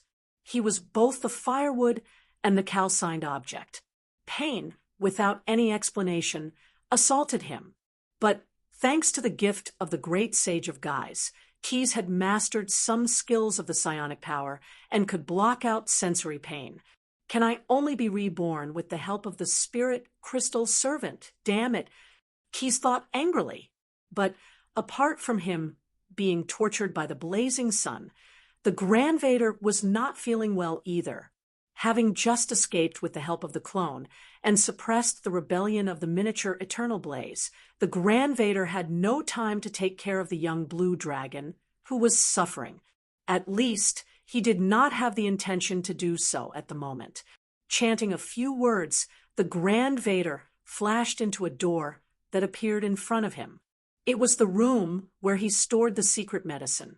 He was going to take the secret medicine to restore his strength and energy, rest for a while to restore himself to the best state, and then deal with the young blue dragon. Or, rather, the floor was full of burned debris. After fusing with the heart of the golden dragon and obtaining the bloodline inheritance of the strongest metal dragon, Keys was almost immune to fire. Even bathing in the magma was not difficult for him. But the high temperature of the little sun that was injected into his body was beyond his imagination. And this high temperature actually came from the light of the eternal blaze absorbed by the blazing sun crystal. It was a mighty force that Keys could not understand and could not resist at this time. Just when he had given up and was about to think about what to pay attention to in order to be reborn with the help of the spirit crystal servant, the burning little sun on his chest seemed to have ignited something, and the energy it emitted suddenly skyrocketed. The divine power has been ignited. Keys suddenly felt like crying, but had no tears. It had taken a lot of effort to kill the camel god, a pseudo-god on the island world, although he had swallowed all of the camel god's divine power. The young blue dragon could hardly use that kind of energy. Now, all of his divine power reserves had been turned into firewood for little Sunday. This made Keys feel extremely depressed. If only the active adaptive ability could be activated. The young blue dragon was indignant. Unfortunately, the body is probably completely carbonized, and the body's activity is probably It hasn't completely disappeared. Feeling the sudden vitality in his body, Keyes was shocked again. As his body recovered in the flames, the young blue dragon's innate ability to adapt came into play once again. He was adapting to the blazing sun punishment in an inexplicable way. And this change had actually exceeded his cognitive threshold. It was a secret that belonged to the gods. There were differences in godhead, but there was no difference in divine power. At least, that was the case for ordinary gods. Divine power was divine power. It was the embodiment of the power a god could control. However, the divine power a god of feeble divine power could control was less than 1/10,000th of that of a weak divine power. The disparity in the divine power possessed by higher-level gods was even greater. For ordinary beings, even obtaining a trace of divine power was an incredible opportunity. However, even if most mortals came into contact with divine power, they could not use this power normally. For example, Keyes had used divine power to complete the evolution from passive adaptive ability to active adaptive ability. Under normal circumstances, the probability was almost zero. In order for a god to use divine power, they would first have to activate this power with their divine persona before they could make use of it. If divine power was used in the field corresponding to the god's priesthood, it would yield twice the result for half the effort. Otherwise, it would cost twice the amount of divine power. The young blue dragon was not a god, and he did not have godhead. However, the little sun implanted in his body emitted an astonishing amount of radiation. It happened to replace the godhead and completely activate the divine power in his body. At this time, he only needed to think about it to achieve the effect of changing reality. Because he hoped that his active adaptive ability would work, his charred body began to recover, and his innate active adaptive ability began to work again. The only prerequisite was that he had to pay enough divine power. Unfortunately, he did not have much divine power. Damn it, the speed of adapting to the little sun has slowed down. My divine power is about to be burned out. Although Keyes still did not understand why his active adaptive ability would work again, he could roughly guess that it might have something to do with the divine power he had plundered from the camel god being ignited. It was indeed a pleasant surprise. However, just as he pulled himself away from the resentment of having suffered a double loss, he realized that the divine power stored in his body was about to run out. He might not be able to hold on for much longer. I can't just rely on my body's adaptive ability. I need to find some supplementary tools. The revitalization of his body also brought about other benefits. The young blue dragon felt that his ability to think had greatly improved. He came up with a new idea right away. His gaze shifted to the focus tower, not far away. He tried moving his body and realized that moving his body would increase the consumption of his divine power. I can't wait any longer. After making up his mind, Keyes' tense body slammed toward the focus tower like a toppling pillar of gold. The super-hot flame ignited the giant golden tower-shaped strange object. In an instant, the golden residue that made up the tower began to soften and deform like melting ice cream. The top of the focus tower began to slide down. At that moment, Keyes, who had aimed at his target, straightened his neck and opened his bloody mouth. He swallowed the top of the tower that was filled with pistol-shaped blazing crystals into his stomach. I hope it works. The sudden devouring drained all the vitality in his body. The little sun that had been gradually suppressed by his flesh and blood broke through its shackles again. The young blue dragon staggered a little. Fortunately, he did not fall to the ground. However, just as his consciousness began to blur, the wish that he had just made was fulfilled by the ignited divine power again. The scorching crystals on the tip of the Tower of Focus were dissected and reassembled inside its stomach, turning into tiny crystals that stuck to the little sun and blocked the terrifying energy that it was unleashing. Keys's body temperature dropped immediately. He lowered his head and looked at his chest. The miniature eternal blaze inside his broken chest was still burning, but it could not cause any damage to his body. Instead, he felt a sudden warmth on his body. Chapter 350.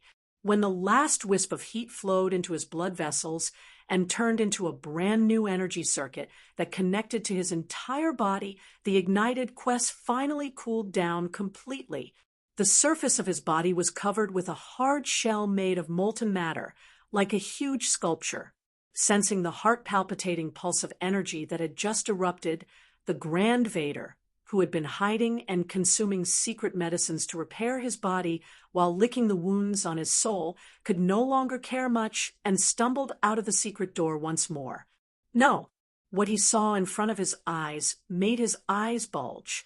The towering tower of focus in the underground laboratory had collapsed to the ground like a crushed cake.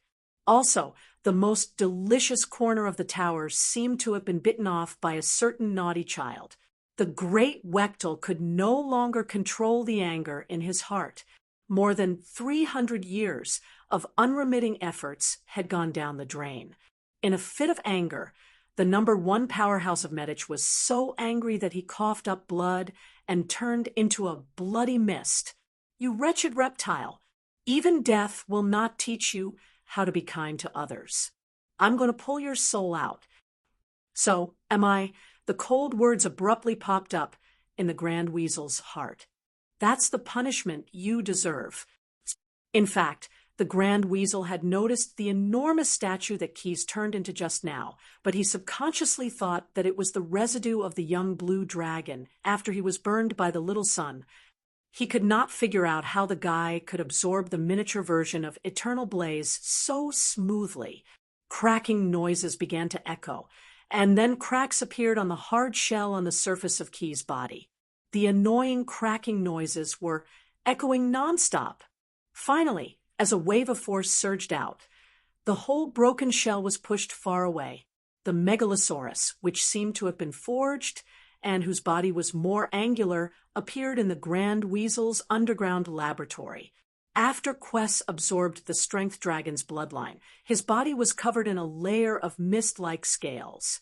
It seemed to have wrapped the stars in the sky, emitting a blurry and dazzling luster, an exceptionally contradictory yet very reasonable luster. The composition of the blazing sun crystal had been deciphered by the young blue dragon's active adaptation ability. Not only did it form a restraining device specifically designed to store the energy of Eternal Blaze inside his body, a hard membrane made of the same material was also plated on his body. Just like some famous seniors in other dimensions, Keys could now obtain energy by basking in the sun. He also found that his active adaptive ability had not stopped and even maintained a very stable power. However, it was no longer the divine power stored in his body that supplied him with energy. Instead, it was the miniature Eternal Blaze.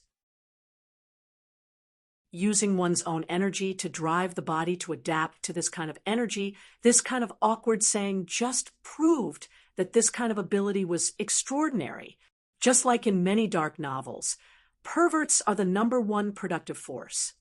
In the fantasy genre, the more difficult it was to understand with common sense, and the more difficult it was to describe with words, the more unpredictable it would be.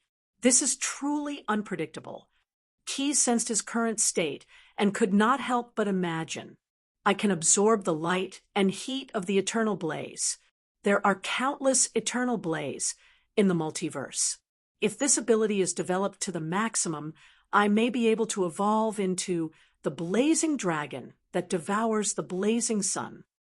Billions of voices that sounded like bells seemed to have transcended time and echoed in the depths of the young blue dragon's mind. All of a sudden, Keys's brain could not help but have a brief outage.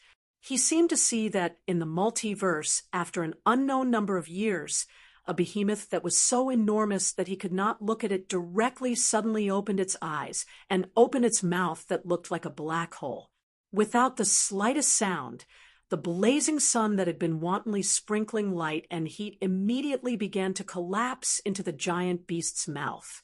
Finally, it turned into food in its mouth and was swallowed into the giant beast's stomach.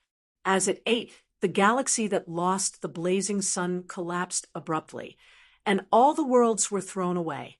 At the same time, because of the lack of light and heat from the blazing sun, those worlds became frozen kingdoms in the span of a few breaths. Starships rose from those worlds and approached the behemoth that had devoured the blazing sun. Without exception, all of them attacked that terrible existence at the same time, and then turned into dust in the multiverse in the blink of an eye. Keyes' consciousness began to function again. Just as he was guessing the relationship between himself and the behemoth that had appeared out of nowhere, the scene suddenly changed, and some other scenes appeared in his mind. The boundless galaxy was still the same background, and the behemoth was still swimming in the multiverse. This time, it was hovering in front of a dead planet, as if waiting for something. Soon, sand with a bronze luster began to gather, forming a gauzy curtain. A colossal dragon had lifted the curtain. It was covered in charcoal gray scales, and sand-like black scales covered its eyes like a mask. The time dragon. Keyes could not help but feel shocked when he saw the scene in his mind. The time dragon was the most powerful of all the megalosaurus, even for the dragon god. However, the first thing that this noble and extraordinary creature did after revealing its body was to lower its head to the megalosaurus that was even more massive in the galaxy. It was expressing its respect. Then, the two extraordinary creatures seemed to communicate for a moment. The time dragon nodded again and went back into the curtain made of bronze fine sand. The bronze fine sand slowly dissipated as if it had never appeared. Suddenly, a blazing light shone in the dark, starry sky. The blazing sun dragon that had devoured the blazing sun opened its huge mouth, and a great power that could not be described with words gushed out of its body, suddenly descending into the interior of the planet in front of it. Because there was no medium, there should be no sound in the astral plane of the multiverse. However, at this moment, Keyes seemed to be able to imagine a loud noise that sounded like the sky was falling and the earth was cracking. A megalosaurus that was unimaginably powerful had ignited a planet with its breath. The planet that had been dead and silent instantly turned into a newborn eternal blaze. It attracted other matter to it. At the same time, many tiny worlds began to be born around the eternal blaze. While Keyes was dumbfounded, the behemoth that was hovering in the galaxy inadvertently glanced at him, but the mere glance almost completely extinguished the fire of the young blue dragon's soul. I am the messenger of destruction and creation. I am the friend of time and order. I am the megalosaurus that has devoured the blazing sun. I am not the dominator, nor do I intend to be the dominator of all worlds. The dominator is also a servant. Remember, the godhood itself is a kind of restraint. Do not. The difference in the hierarchy of life made it impossible for Keyes to fully understand the creature's words. It was an indescribable and unpredictable special feeling, as if someone was carving axioms in his brain with a knife. There was no way and no need to prove them at all, because his words were the truth. Chapter 351. There was no sound, but there was also a loud bang. The very contradictory experience brought about an incredible sense of dizziness, just a glimpse of a few short fragments, and Keyes' consciousness was already unable to bear it, and he passively withdrew from the wonderful senses just now. What was surprising was that although the magical scenes had left many traces in his consciousness, his brain was unable to perform the work of analyzing and thinking about them. Things that can't be looked at directly, things that can't be speculated. At least for now, I can only passively accept that information, just as the young blue dragon was using his psionic ability to soothe some of his swollen nerves. The angry roar of the Grand Vader and the fierce attack that followed pulled him back to reality. "You stupid reptile." Keyes could not help but sneer at this repeated insult. This Grand Vader really had the potential of a failed web novel writer that he had seen in his previous life. All day long, he only knew how to use a lack of language to increase the word count, but the attack was really fierce. Not only did the opponent raise the dragon-slaying crossbow again, but he also shot 2 bolts that were very threatening to the Megalosaurus. At the same time, all kinds of spells attacked the young blue dragon as if they did not need to be prepared. Faced with the shooting bolts, Keyes instinctively wanted to dodge, but when he wanted to move, he felt that he had been hit by many special spells: Malice Transformation, Order, Shock, Anti-Teleportation spell. The young blue dragon was basically immune to these spells. The Grand Vader also knew this, but their purpose was not to hurt the enemy, but to organize the opponent to avoid the barrage of the dragon-slaying crossbow bolts. Keyes snorted coldly and mobilized an ability that he had just mastered. "If I'm not going to dodge, then I'm not going to dodge." In an instant, his body turned into an elemental form composed of light and heat. The fierce crossbow bolts were melted by the high temperature when they passed through the external flames, turning into a pool of metal liquid. Some metal residue carried by kinetic energy directly passed through Keyes' body, and the dragon-slaying feature on the bolts lost its effect because the young blue dragon's life essence changed after the young blue dragon turned into an elemental body and lost its effect. There's residue, but it's still not hot enough. Then, Keyes felt his new form. "I'll add more fire to it." Bam, bam, bam. A heartbeat like the beating of a drum sounded. His elemental body instantly expanded, and the color of the flames was almost white. The blazing heat suddenly burst out, and the entire underground laboratory seemed to be moved to the surface of the eternal blaze. Wherever the young blue dragon's gaze landed, everything was ignited.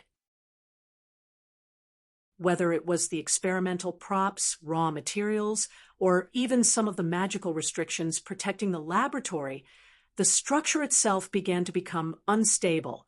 Spell maximum, elemental shield.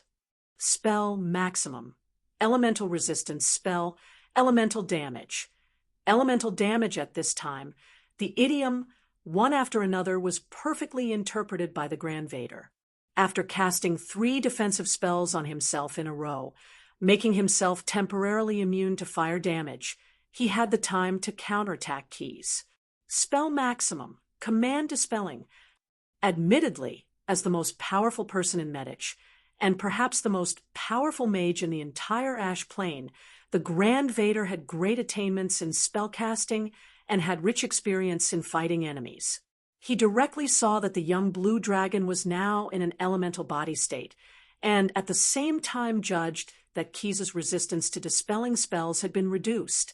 With the enhancement of supreme magical skill, the command dispelling was the greatest effect the spell could achieve.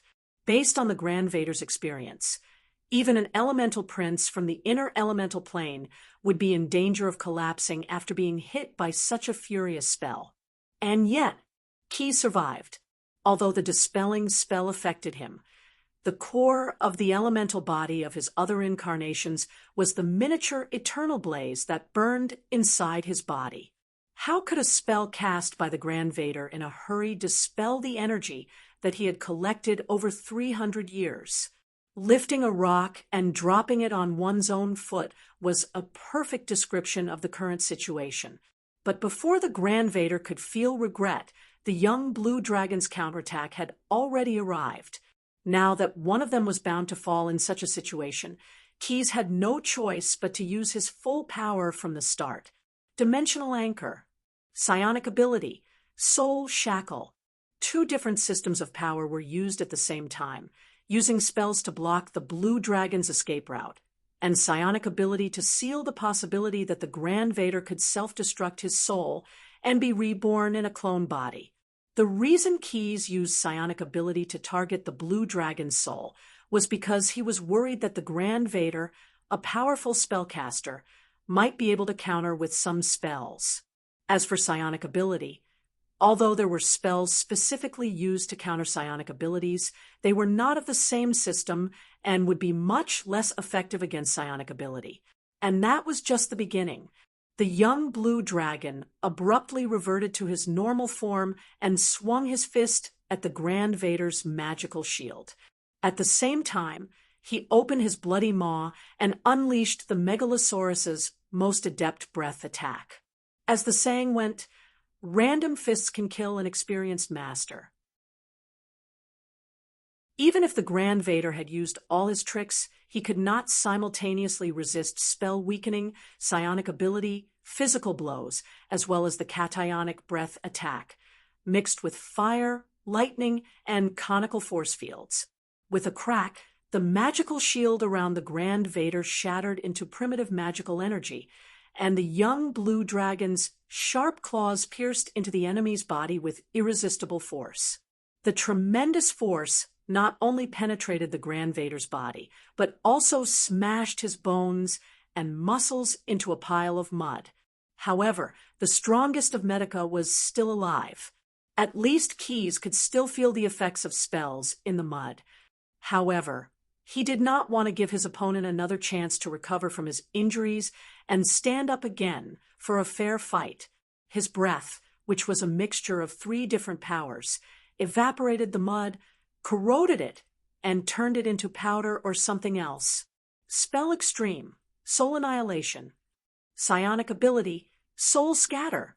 In a fantasy world, if you wanted to eliminate the root of the problem, you must not let go of the enemy's soul after dealing with the body.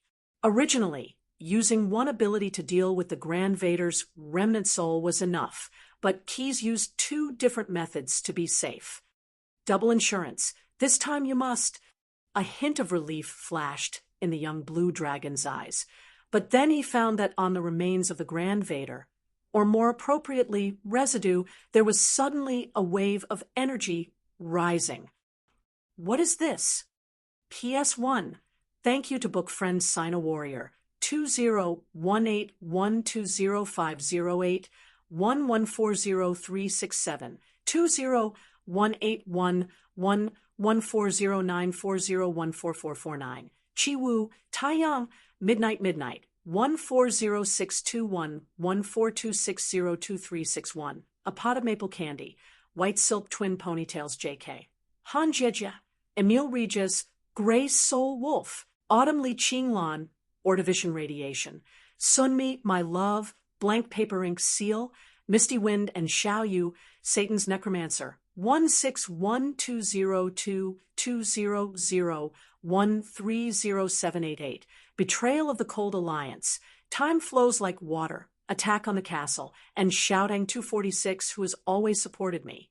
Thank you for your rewards. Whenever I feel like giving up, I always go to the writer's assistant to look through everyone's messages and reward records, and then encourage myself. Everyone has witnessed my change from a pure noob to a noob who can write a little. I will persevere, no matter how difficult it is. I will finish this book. PS2, the above content is not included in the chargeable word count. Chapter 352. Was it a zombie or a resurrection? But this was too incomplete. There was no change in a pile of minced meat, only some inexplicably complex soul aura. Besides, Quest was confident that he could deal with a WYRM that was above the legendary level. Unless he went berserk, no matter if it was a zombie or a resurrection, Quest was confident in dealing with all accidents. At worst, I'll kill it again. If 1 time doesn't work, I'll kill it twice. If 2 times still don't work, then, just as the young blue dragon was about to put his idea into action, the treacherous soul fluctuation suddenly fled far away. It fled to a corner of the underground laboratory, and immediately turned into a dense fog. I'm not this generation's Alan, young Megalosaurus. It's hard to imagine that we meet again so soon. A familiar voice sounded in his mind, and Keyes finally reacted. This was the soul fluctuation of the ancient soul-binding wizard Shurik, whom he had met in the North Tower before. In this regard, the young blue dragon did not suspect any trickery. The soul was different from the body and appearance, and it could not be completely imitated by spells or other means. Even if the great Wektel had borrowed a clone body to escape, the new soul would have slight differences from the previous soul. Although the great Wektel and the previous generations of Allens were actually the reincarnations of Shurik, their souls would not be exactly the same as the ancient soul-binding wizard. And in front of creatures with psionic powers, this difference would be particularly obvious. You have succeeded in killing my reincarnator. Although it's contradictory, I may have to thank you for this. Shurik had long been dead, but this amazingly talented ancient soul-binding wizard had actually found a way to continuously reincarnate. He had branded his remaining soul with the authority to mobilize the North Tower of soul-binding, and through a random method, he had transferred this soul to a child who was compatible with him in the present world. Of course, even if the previous generations of Allens were not chosen when they were young with their extraordinary talent, most of them could become powerful spellcasters. The reason was simple. How could a person with mediocre talent be compatible with the soul of a genius like Shurik? However, after fusing with Shurik's remnant soul, he would inevitably become the most powerful spellcaster in the Ashen world. However, there was a price to pay. As the descendants of Shurik, the Allens not only had to maintain the normal operation of the spirit-binding tower, but they also had to shoulder the responsibility of fighting anyone who dared to invade this world without the protection of the gods. And it was precisely because of this great responsibility that a certain Allen in history had signed an alliance with Medici, the most powerful empire in the Ashes world, on the condition of protecting Medici and supporting the House of Ascinder for generations. He had become the great Vexel of the Medici Empire and enjoyed equal power in this land, second only to Pharaoh's authority. Although Shurik's reincarnation was not a rebirth, each Allen actually had their own independent soul.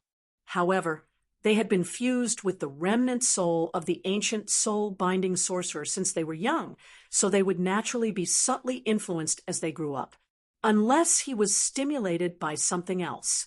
For example, the devil Calamity and the war started by the Devil Earl. 300 years ago, the invasion of Bartholomew's outpost in the Ash world was just an insignificant plain battle for Bartholomew's 9 hells. At most, some of the more astute great devils had discovered some clues from the abnormal actions of this devil Count Canini. But for a world that was on the verge of collapse, and a guardian that needed to exert great effort to maintain the normal operation of this world, the war started by the devil invasion became the last straw that broke the camel's back. The great Vexel of the Medici Empire, as the most important force on the battlefield, was inevitably eroded by the power of Bader, even if he himself did not realize it. He slipped from the neutral camp to the evil camp. The change of camp completely separated him from his original ideology, creating a huge divergence. Why should I sacrifice for a world for free? What can the Ashes world repay me with? Only by finding my own power can I fully enjoy freedom. Depravity always began from the bottom of one's heart. He began to plan his own future and began to study how to break free from the shackles of using soul magic and grasp a way to completely master his own power. Every Allen was a person of extraordinary talent and wisdom. One day, when the great Vexel looked up and saw the eternal blaze hanging high in the sky, he suddenly had a source of inspiration. Thus, his ideas were gradually put into practice and eventually evolved into everything that happened later, including his own destruction. This child was very powerful and very talented. He completely blocked my soul's perception, and only after his death today did I fully understand the plan that he had been preparing for more than 300 years. Unfortunately, it's too late now. As if watching a movie, the remnant of Shurik's soul projected everything he knew into Kiza's mind. In addition to the truth, the young blue dragon also saw many of the great Vexel's precious research memories, which was an unexpected gain. Keys also had his own speculations about the purpose of this remnant soul. I can let you go, and even help you complete the next reincarnation process, but I need to sign a contract with you as a form of protection. Contract! There was a slight fluctuation in the voice projected by the remnant soul, as if there were some doubts. I'm just a remnant soul. Don't worry. Even if it's a remnant soul, there's still a contract that can be used as the main body. With that, a sincere smile appeared on Kiza's face. The next morning, the sky in Bite City was exceptionally clear, as if to sweep away the sultry heat of the previous night. Pharaoh sat upright in the commander's seat in the office, listening to the situation summarized by the attendants below. According to the reply given by the ceremonial officer, the grasping compass in the treasury has been taken away by the duty sect. He, the chief of the fire dwarves, and Commander Wenfeng, who is about to arrive, will personally look for the reincarnation of the great Vexel. The result is estimated to be the same as before, and the reincarnation is most likely a child less than 10 years old. How's the drafting of the court bulletin? How will you announce the reason for the reincarnation of the great Vexel? Asinder suddenly remembered something. He interrupted the lengthy report of the attendant and asked the part he was most interested in. Pharaoh knows that the museum in the Lagoon Lake area has been taken over by the Naroya guards. After a preliminary investigation, the reason for the sudden accident of the great Vexel was that he was carrying out an extremely dangerous spell experiment, and there was an accident in the experiment. What about the situation of the Megalosaurus Pasha? How is the implementation of the cooperation plan that the Scale of Perpetual Order just submitted? Pharaoh asked the things he was interested in one by one, and his attendants summarized the situation while answering in detail. At this time, Keyes had already stepped onto the airship sent by the Scale of Perpetual Order and was heading towards Nome. Standing on the deck of his flagship, the Leviathan, and bathed in the light of the eternal blaze, Keyes could not help but feel relieved. I already knew that things like cleaning up have to be left to the professionals. Chapter 353. In the Strategic Defense Attack and Logistics Security Bureau of the first layer of Batsu, the Batsu staff member with the number 2274 greeted his colleagues, who had just gotten off work while sorting out the documents at hand. It seemed that everything was the same as usual, but only the person involved knew that it was just on the surface. In fact, he was already burning with anxiety. If it weren't for the fact that the demons had no sweat glands on their bodies, he would have been sweating profusely. In the face of a major event, you need to be calm. Repeatedly reciting the 6-word maxim in the first work guidance manual that he received when he first joined the job, 2274 wanted to calm himself down so that he could come up with a solution as soon as possible, even if it was just making up a false story. But he just couldn't do it. As time went by, his originally normal body began to tense up, and he couldn't help but clamp his tail between his legs. Damn it! I knew I wasn't cut out for this job during the psychological assessment exam, but I still had to spend a lot of money to pass the exam. 2274 couldn't help but feel a little self-reproachful. I'm so stupid, really. What made this successful person in the eyes of many demons, the Batsu Devil, who had successfully sneaked into the bureaucratic system of the 9 prisons of Bader, who had a far faster promotion system than his peers, headache was a routine notice to resume work. He had already set aside enough time for preparation and informed the commander of the bloody battle, who had just finished his wartime leave, of the return time in advance. Out of the importance of a friendly unit like the Evil Dragon Council, he had also specially arranged for people to pick him up. But now, the return time had been delayed for 2 days, and the commander had yet to arrive at the front line of the bloody battle. Due to the low efficiency of the bureaucratic system, the feedback on this matter had not been sent to the superior of 2274's desk in time. But in the 9 prisons of Bader, which was an extremely orderly, even if it was an orderly evil, country, once the violation of the military order was exposed, not only would the commander be punished, but the staff responsible for the notification would also be punished. And in the Strategic Defense Attack and Logistics Security Bureau of the first layer of Bader, such negligence could be caught by some of 2274's competitors and become the trigger for his self-destruction. No, I can't run away.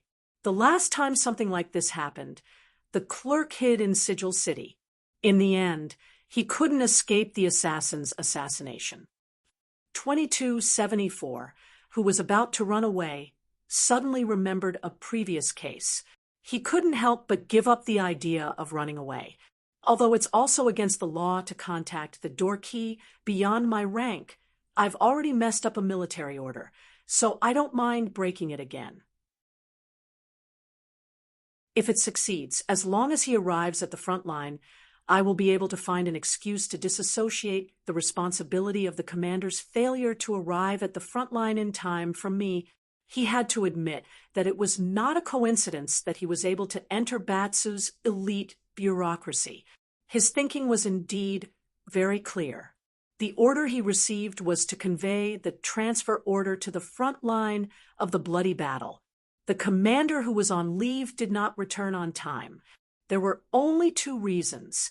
First, the informant, 2274, did not deliver the correct information. Second, the commander did not carry out the order himself. As long as the other party used the door key to come to the front line of the bloody battle, no matter what happened, it would be their own fault. If the other party did not even go to the front line of the bloody battle, 2274 might be the one to take the blame when it was found out later. Previously, he had given the door box that was used to open the interdimensional portal and the door key that was used to determine the exact coordinates to the person in charge of Bardo Outpost and the commanding officer who was on leave, respectively, through a communication spell. Now, there was a problem. It was possible that one of the 2 links had a problem, or both of them, but it was meaningless to contact the door key now. He could only contact the owner of the door key. If that was not possible, he could only use the door key to remotely open the interplane portal. I really don't know what that incompetent demon count is doing. This kind of incompetent guy really deserves to die. After sorting out his thoughts, 2247 rubbed his forehead, got up, and walked to his private interplane communication room. He kept cursing in his heart. Although he hated both of them to the core, he could only curse one of them. In order to calculate the actual number of soul prisms consumed by the interplane communication and put an end to the phenomenon of false reimbursement in Batsu's bureaucratic department, the Strategic Defense Attack and Logistics Bureau of Batsu's first-level territory had set up a private communication room for every employee. They could use special spells to calculate the number of soul prisms consumed in real time. Moreover, according to the latest regulations of the Bureau, the number of soul prisms that every Batsu employee could claim every month was a quota that was calculated based on big data statistics. If they spent more than the reimbursement quota while carrying out a mission, they would have to pay for the excess. As long as I can get in touch, I will definitely get this money back from that guy who has no concept of time. After verifying the secret key, 2274 walked into his private interplane communication room. He immediately activated all the defensive magic circles he had set up. No matter what, He could not let his colleagues know what he was doing. Then he tried to contact the owner of the door key, Keys, who was lying on a soft bed in human form. Beep, beep. The subscriber you have dialed is connecting. Please wait. Beep, beep. The subscriber you have dialed is connecting. Please wait. Beep, beep. You are in arrears. Please insert another soul prism into the coin slot. When 2274 painfully took out a soul prism for the 13th time, the beep beep sound finally stopped coming from the other end of the communication device. With two crisp, creaking sounds, an image finally appeared on a bronze mirror in front of 2274. This was a spacious bedroom. There was a large bed in the middle of the bedroom. Keys, who 2274 had been anxiously waiting for, was lying on the bed and sleeping soundly. In order to facilitate the delivery of some items, the communication device allowed 2274 to extend part of his body out of the bronze mirror. Just as he was about to stretch out his palm and slap the snoring guy's face to wake him up and question him, "How can you be so careless?" he suddenly saw a small blackboard next to the door key he had located. On it, there were neatly written words in Inferno. "Want to know why I'm late?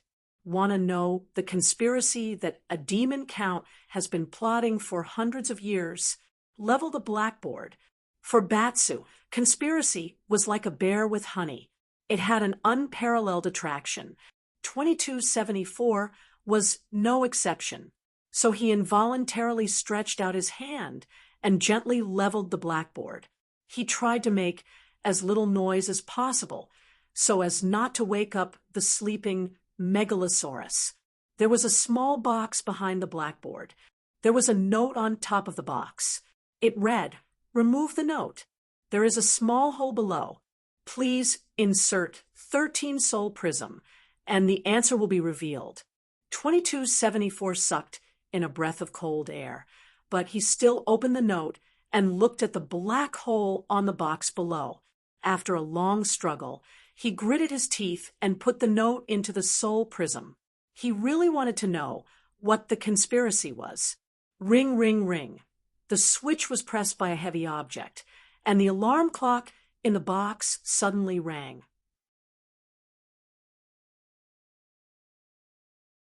Chapter 354. You mean, number 2274's eyes widened.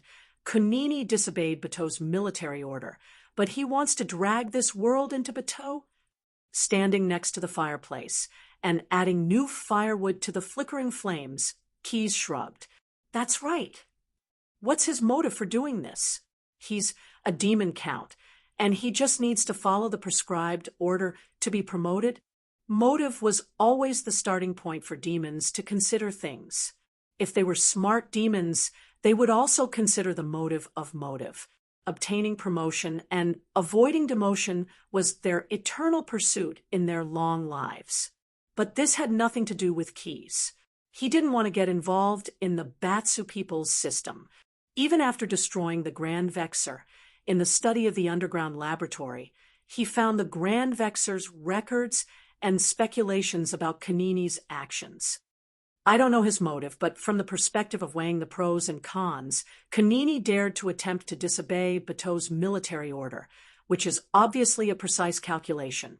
For him, the pros outweigh the cons very irresponsibly. The young blue dragon waved his hand and said to the Batsu correspondent in the fireplace in front of him, "It sounds right, but it's actually useless. You can slowly study this topic on your own. There must be much more literature in the 9 hells than in this remote plane. The most important thing now is that you have to be responsible for the follow-up of my military orders. Otherwise, I will lodge a complaint." Dereliction of duty, failing to identify a small group of bad elements with ulterior motives, or dereliction of duty. In the flames of the fireplace, Barthos's correspondent changed from his previous state of being suppressed due to his thirst for knowledge. A hypocritical smile appeared on his projected face, and Quest saw the word contempt in it. As a veteran organization that has been ranked as one of the top 10 units in Bateau for many years, our company does have a complaint window, but the window is not located anywhere in the 9 prisons of Bader. It is set up in the 7 hills of Heaven Mountain Paradise. But fortunately, it is only on the 2nd level of Mochulia, which is commonly known as the Golden Paradise. However, I still have to give you a friendly reminder that the kingdom of the platinum dragon god Bahamut is stationed there. You are welcome to complain. Every opinion you give will help us improve our work. As expected, this was indeed very demonic. Living within the rules, they were naturally good at using the rules to protect themselves. They were extremely tyrannical. If it was someone else, they would either fly into a rage or feel helpless about this operation. But who was Keyes? Putting aside the fact that he was a protagonist, loved by thousands of readers, he was an existence that could make the naturally greedy Ugros judge magic merchant admire. Bloody battles are everywhere. The young blue dragon glanced at the projection of 2,274 and said coldly, this was not Keyes' own conclusion, but the words of the master of 9 hells, who lived in the depths of Nessus. For the Batsu devil clan, the words of that existence were the golden rule, which was higher than all the rules set by the bureaucracy. On the conscription order, it was clearly stated that the moment I stepped onto the front lines of the bloody battle, I would immediately have the title of commander. The terms clearly stated that the conscription location was the front lines of the bloody battle, and not the narrow sense of the bottomless abyss. Kanini hindered me from going to the abyss to participate in the bloody battle. His actions will have an adverse effect on the war. This is both a betrayal and proof that the bloody battle has extended to this plane. Resisting him and confirming his death is my contribution to the bloody battle. According to that lord's regulations, the commander of the bloody battle enjoys authority above all Bader organizations in his jurisdiction. Your projection has already descended upon my jurisdiction and should be under my command. If you disobey, halfway through his words, the young blue dragon, who had transformed into human form, sat on a chair by the fireplace and smiled brightly at 2274. According to that lord's regulations, I can directly demote you as punishment. You can try. As he said this, red lightning suddenly appeared on the young blue dragon's fingertips and crackled. Gulp. 2274, who was in the projection state, swallowed his saliva. As a staff member of the Barthol official organization, he was quite knowledgeable. Naturally, he could recognize that the red lightning in Quest's hand was a power that caused most of the Barthol devils to tremble in fear. I'm so stupid, really. 2,274 kept howling in his heart, but he did not dare to curse. Keyes was not the lord of the Batsa devil, nor was he his direct superior. There was only one reason why he could show the power of demotion. His words were in accordance with the will of the 9 prisons of Bader, which meant that he was in accordance with the rules set by that existence in the depths of Nessus. That was why Bader had given him the authority to punish other devils. However, with 2,274's knowledge, he did not know that if he had not taken the initiative to contact Keyes, the young blue dragon's bloody battle commander would not have been recognized by the will of the 9 prisons of Bader.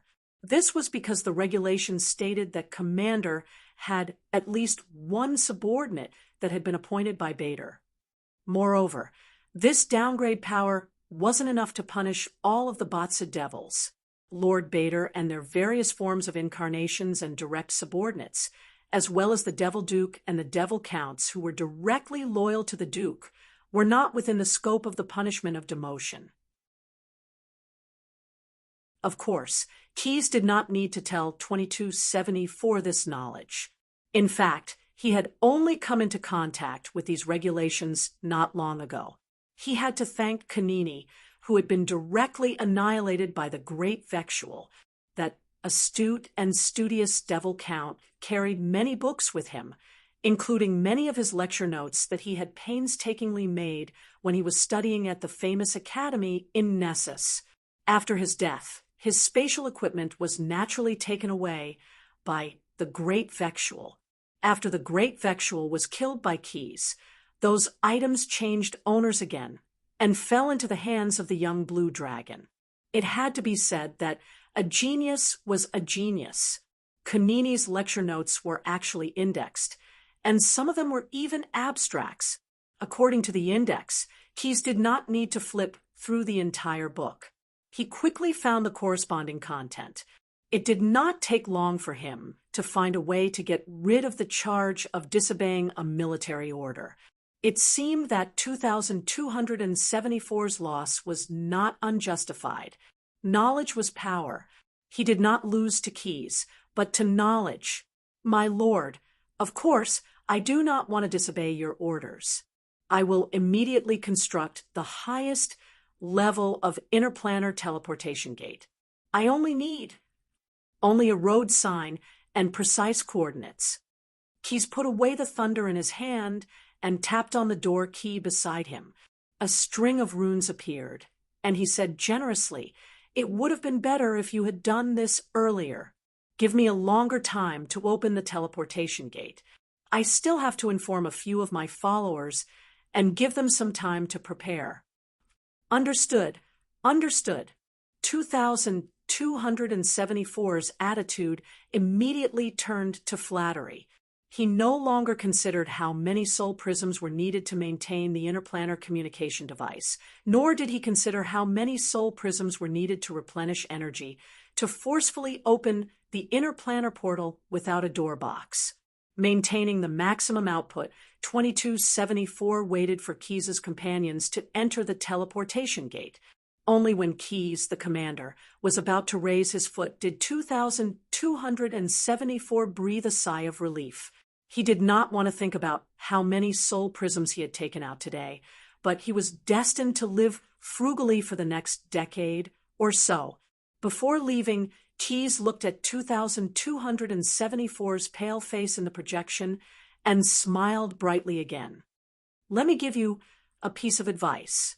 You have the capital to spend lavishly.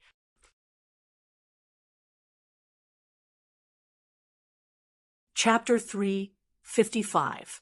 As it turned out, Keyes' previous worries were unfounded. Compared to the messenger of the conscription order, the true initiator of the order was much more lax about the concept of time. This could be seen from the efficiency of the evil Dragon Council's officials on the front lines of the Blood War. Keyes waited for an entire day before the other party sent him a letter of confirmation that was only 3 to 4 pages long. The letter was actually only stamped with the seal of the evil Dragon Council, and it was done hastily. I can only say that, as expected of long-lived species, the young blue dragon who had transformed into a human silently complained in his heart, "Those bats a devil. They clearly have lives that have no upper limit to their lifespans, but they live their lives in seconds every day." In fact, his thoughts were both correct and incorrect. Compared to the Megalosaurus, the Batsu people did not have the pressure of their lifespans at all. However, unless they were extremely powerful, ordinary Batsu people would rarely die of old age. Most of them would die in various schemes. On the other hand, the Megalosaurus race not only had a much longer lifespan compared to other short-lived species, but they could also gradually become powerful enough to protect themselves within 100 or 200 years. The pressure of an ordinary Megalosaurus to survive was actually much lower than that of a Batsu devil. Therefore, in order to cope with their long lifespans, many Megalosaurus would cultivate all kinds of strange hobbies for themselves. However, the desire to enjoy life was definitely the basic demand of most Megalosaurus, which was almost instinctive. Since they liked to enjoy life, they naturally needed servants to serve them. The number of servants a Megalosaurus had varied according to the individual's strength, ranging from 1 to 200 servants to tens of thousands. When hundreds of powerful megalosaurus gathered in the same plain, the number of servants they needed was comparable to dozens of armies in a mortal kingdom. In the acid fog canyon dimension, the demon's acid fogworms would definitely not choose to serve the megalosaurus. The bats of devil on the front lines of the bloody battle were all experienced elites. They would naturally not listen to the megalosaurus orders. As a result, the mercenaries that were originally stationed in the acid fog canyon all changed classes and became the servants of the megalosaurus.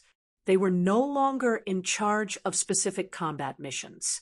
They were only in charge of taking care of the megalosaurus sent by the evil Dragon Council. Even so, there was still a large gap in the number of servants required by the megalosaurus. Due to the might of the evil Dragon Council and the colorless Dragon Empress, as well as the strength of the megalosaurus army, they were indeed the key to the outcome of this bloody battle.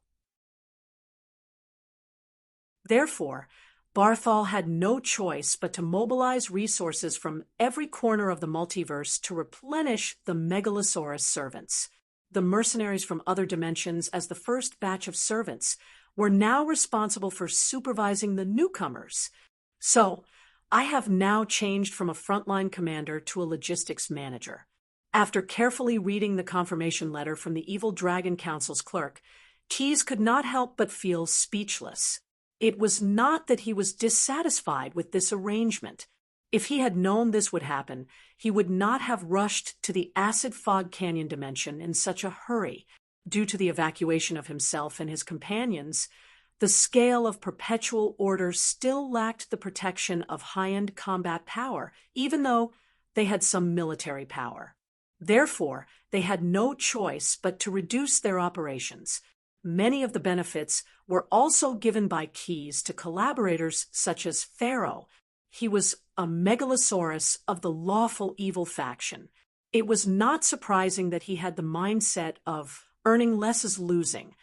Therefore, Keyes could not help but feel that it was a pity that he only needed to do some non-essential work, even though he had the status of a commander. Although there will be some silent costs, the position of logistics manager does not require me to go to the battlefield. I don't have to deal with the demon lord who probably hates me to the core. I also don't have to worry about exposing my strength in front of the colorless Dragon Empress and attracting suspicion. Fortunately, he had a good mentality and could always find some reason to persuade himself. But what really surprised Quest was that after coming to the plane of the acid fog canyon, he could still feel himself absorbing the energy from the sky at any time and place. It should be noted that there was no eternal blaze in the acid fog canyon. In the sky of this dimension, there was only a gloomy celestial body that emitted a pale green luster, providing limited light to this world.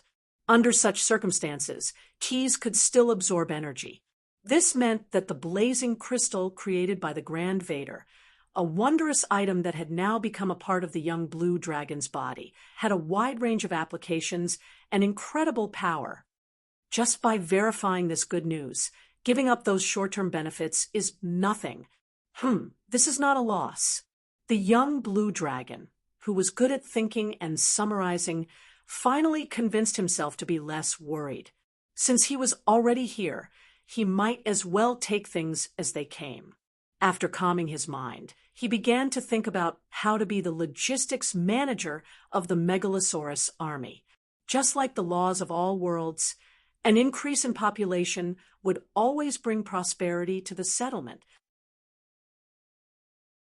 Although there was a certain degree of danger in being the servants of the megalosaurus, and there would be a large number of non-combat casualties every day, the 9 prisons of Bader had a solid foundation. After the mobilization order was issued, the strategic teleportation portal that transported mortal servants to the acid fog canyon dimension had not stopped working for a single day. Therefore, the town that was originally built by the mercenaries under Keyes' command could no longer accommodate these newcomers. At this time, after a short year of expansion, the town had become a city. In the beginning, The arrival of such a large group of people had brought a series of troubles. Although the Batsa devil did not need to eat, drink, or breathe, and the logistics sent by the Infernal Legion only needed to satisfy the daily needs of the Megalosaurus. However, the logistics department of Bader had neglected, or it could be said that they did not consider the survival ability of the mortal servants at all. Unless there were a few very powerful individuals, if ordinary mortals did not have water or food for several days, only death would await them. Whether it was the Bader Expeditionary Force or the Megalosaurus army, they seemed to have overestimated their deterrence at the beginning. Under the pressure of death, many servants chose to rob and kill other mortals to replenish their needs. Robbery, torture, cannibalism. Although in the eyes of the Bader Expeditionary Force's commander, these tragedies were basically in the nature of the entertainment program, something that they could not tolerate finally happened. Chaos replaced order. At this time, they remembered that the bottomless abyss was originally a place where order withered and chaos flourished. The flames of chaos could cause a prairie fire at any time, and this situation would undoubtedly affect the combat power of the Batsu people, because they were the representatives of the creatures that followed order. Therefore, the Bader Expeditionary Force had no choice but to send people to carry out bloody suppression of the servant army several times. In order to eliminate the hidden dangers, some senior demons even wanted to completely exterminate the mortals, but they were opposed by the Megalosaurus army. Helplessly, the logistics department of Bader had to take on more responsibilities and began to regularly deliver supplies to the servant army in the Acid Fog Canyon dimension. Now, the first task that Keyes had to carry out was to be responsible for the distribution of these supplies.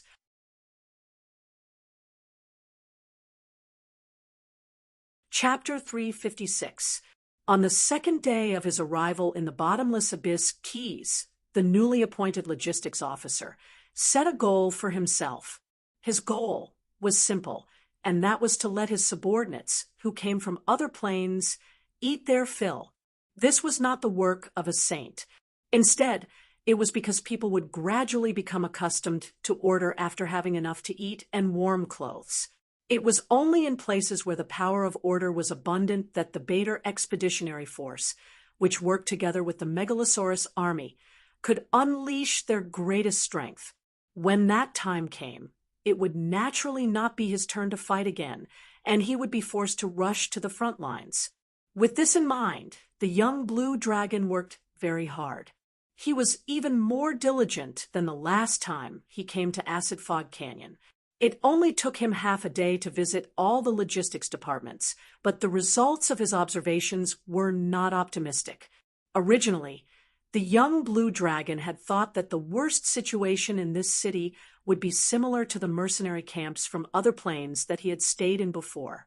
But after his investigation, he regretfully discovered that the 9 prisons of Bader's attitude towards the mortals from other planes was worse than the worst. Previously, the camp in a remote corner of Avernus would still deliver some supplies and weapons on a regular basis. But here, Bader's logistics department only delivered some rations on a regular basis to ensure that the mortals would not all starve to death. For most people, having enough to eat every day was an extravagant hope. Only the strongest few could snatch food from others and eat half a full meal. Was it because Bader's logistics department did not have the ability to mobilize supplies? The answer was definitely no. The portals that transported the servant armies from all over the multiverse to Acid Fog Canyon opened every day. As long as the devils were willing, they could easily deliver some food over. It was just that they were unwilling to do so. After thinking for a moment, Keyes understood the devils' intentions. Were they afraid that the mortals from other planes would have the ability to overthrow the expeditionary army after eating their fill? Of course, that wasn't the case. Every mortal who was thrown into the Acid Fog Canyon was actually burdened with a devil contract that could never be broken under normal circumstances. As long as the commander of the expeditionary army willed it, these people would immediately lose their lives. The real reason why Bader's logistics department was unwilling to provide sufficient food was that they had already regarded these mortals as opportunity costs, or rather, a kind of consumable. They were unwilling to invest more in them. Moreover, based on the experience of the bloody battle at the front line, although Barthos's side had the absolute advantage, it was not entirely impossible for the offensive and defensive situation to be reversed in the blink of an eye. It was even possible for the entire army to be wiped out. At that time, the more they invested in consumables, the greater their losses would be. As for the lack of personnel due to starvation or unnatural deaths while serving the Megalosaurus, they had their portals open anyway, and could replenish themselves from other parts of the multiverse at any time. As expected of the devil's thinking, having figured this out, Keyes could not help but sigh. Human lives are like grass. They still have to be picky. In his human form, the young blue dragon walked alone on the streets of the Abyss City. He did not need to deliberately maintain his appearance. The effect, similar to the power dragon's talent, blur, made his body half hidden, and he would not attract the attention of others at all. With the authority of a commander, Quess was also a general of the 9 Hells of Bartholomew. Because he once had to carry out an airdrop mission, the Bartholomew Garrison Department had assigned him the elite bone demon guards. They were still under his command. Early in the morning, Keyes asked them to accompany Brew out. He still remembered that the Ogre Gourmet had many properties in the original town. At that time, he only took out the profits on the books and returned to the Ashen World. At this time, he could take back those properties one by one. And among those properties, there was a wartime medical camp and a tavern called True Fragrance, both of which could be used in Keyes's future reorganization plan. So, it was better to get control of them as soon as possible. Brew and the elite bone demon guards should have already finished their business and sent a magic message to him. But half a day had passed, and the young blue dragon still did not receive any message, which made him a little worried. Under normal circumstances, there shouldn't be any accidents, right? Keyes thought to himself. Even if the mortals in this city no longer recognize Brew, can't they recognize the elite bone demons? That's the treatment of the guards that only the senior commanders of the demons have. This Abyss City built by the Servant Corps was nominally under the management of the Batsuit Devil Army, but the Batsuit Devil only sent soldiers to guard the defense facilities or supervise the servants to serve the Megalosaurus army on time in the Dragon's Nest. For the management of this place, the Batsu people only sent soldiers who would simply and crudely execute all the servants who did not abide by the rules. And because this group of servants could be found by the demons, it was conceivable that they were not good people. Plus, their souls had been predetermined by the contract, so after death, they could not be extracted to make soul prisms. In other words, in the eyes of the Batsu people, this group of people had no benefits at all. None of the demons on the front line of the bloody battle were willing to waste their precious time. They were either participating in the battle or preparing for the next battle in the camp. Except for the assigned soldiers, no demons would take the initiative to come to this Abyss City. As for the Megalosaurus army, they all lived in the huge dragon's nest that Sui Xiong had changed the landscape of the Acid Fog Canyon and built. Usually, except for participating in the battle, they actually rarely left their nest. Unlike the young blue dragon, normal pentashade Megalosaurus were rarely willing to transform into human form. Most of them looked down on the weak mortal races. Most of the pentashade Megalosaurus who dared to come to the Acid Fog Canyon to participate in the battle were battle maniacs of their own race. They were extremely confident in their own strength and disdained to use the appearance of mortals, let alone be associated with them. Then things were very strange. without the participation of the Megalosaurus and the senior demons. Keys, as the commander in charge of logistics, actually held the highest authority in this abyss city. Even if those people had not seen his strength and were not really afraid of the young blue dragon, would they dare to fight against a team of elite bone demons? With doubts in his mind, Keys turned around and walked to the location of the True Fragrance Tavern in his memory.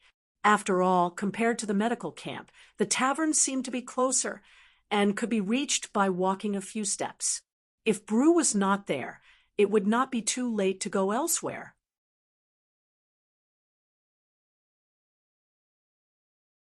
Chapter 357. Walking to the street where the True Fragrance Tavern was located, Keys saw the elite bone demon guards standing in front of the tavern from afar, like bellboys welcoming guests. The tavern signboard was openly hung in the middle of the street, but it was no longer True Fragrance Tavern, but Devil's Stomach.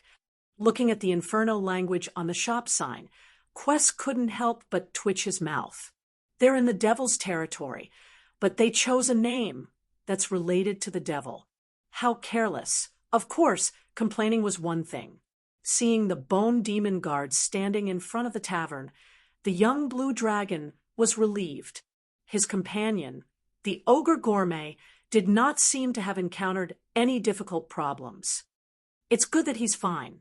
Otherwise, if there was a fight, it would be troublesome to tear down and rebuild the tavern. There was an iron law in the fantasy world. Taverns were the best places to get information. According to Keys's plan, if he wanted to firmly control the Abyss City, he had to do both logistics distribution and intelligence coordination, and both had to be strong. Therefore, the original True Fragrance Tavern, and now Devil's Stomach, were actually a relatively key intelligence collection point. It was best not to make any drastic changes and immediately use it to serve him. Knowing that his companion was fine, Keys was not so anxious. He removed the blur effect on himself and signaled the bone demons who wanted to salute him to keep quiet and continue to stand guard. Then he stepped into the Devil's Stomach. With the Megalosaurus' excellent sense of smell, the young blue dragon smelled blood at the entrance of the tavern. However, in addition to the smell of blood, the Devil's Stomach was also mixed with the smell of many spices, indicating that most of the places here were butchering and cooking. It was not unusual in the plane of the evil alignment. Stepping on the floor of the tavern, the decoration inside was very different from the last time he saw it. The ring that was originally used for the drinking competition had long been removed and replaced with more tables and chairs. Of course, these new pieces of furniture had nothing to do with elegance and comfort, but they were strong and sturdy. They were completely unpolished rocks. The tall ones were used as tables, and the short ones were used as chairs. Even if there was a fight, it would be difficult for ordinary people to cause damage to the tavern. There were no waiters in the tavern. Only a human dressed as a chef was busy in the open kitchen behind the bar counter. There was only one guest in the tavern, Brew, who was sitting near the bar counter.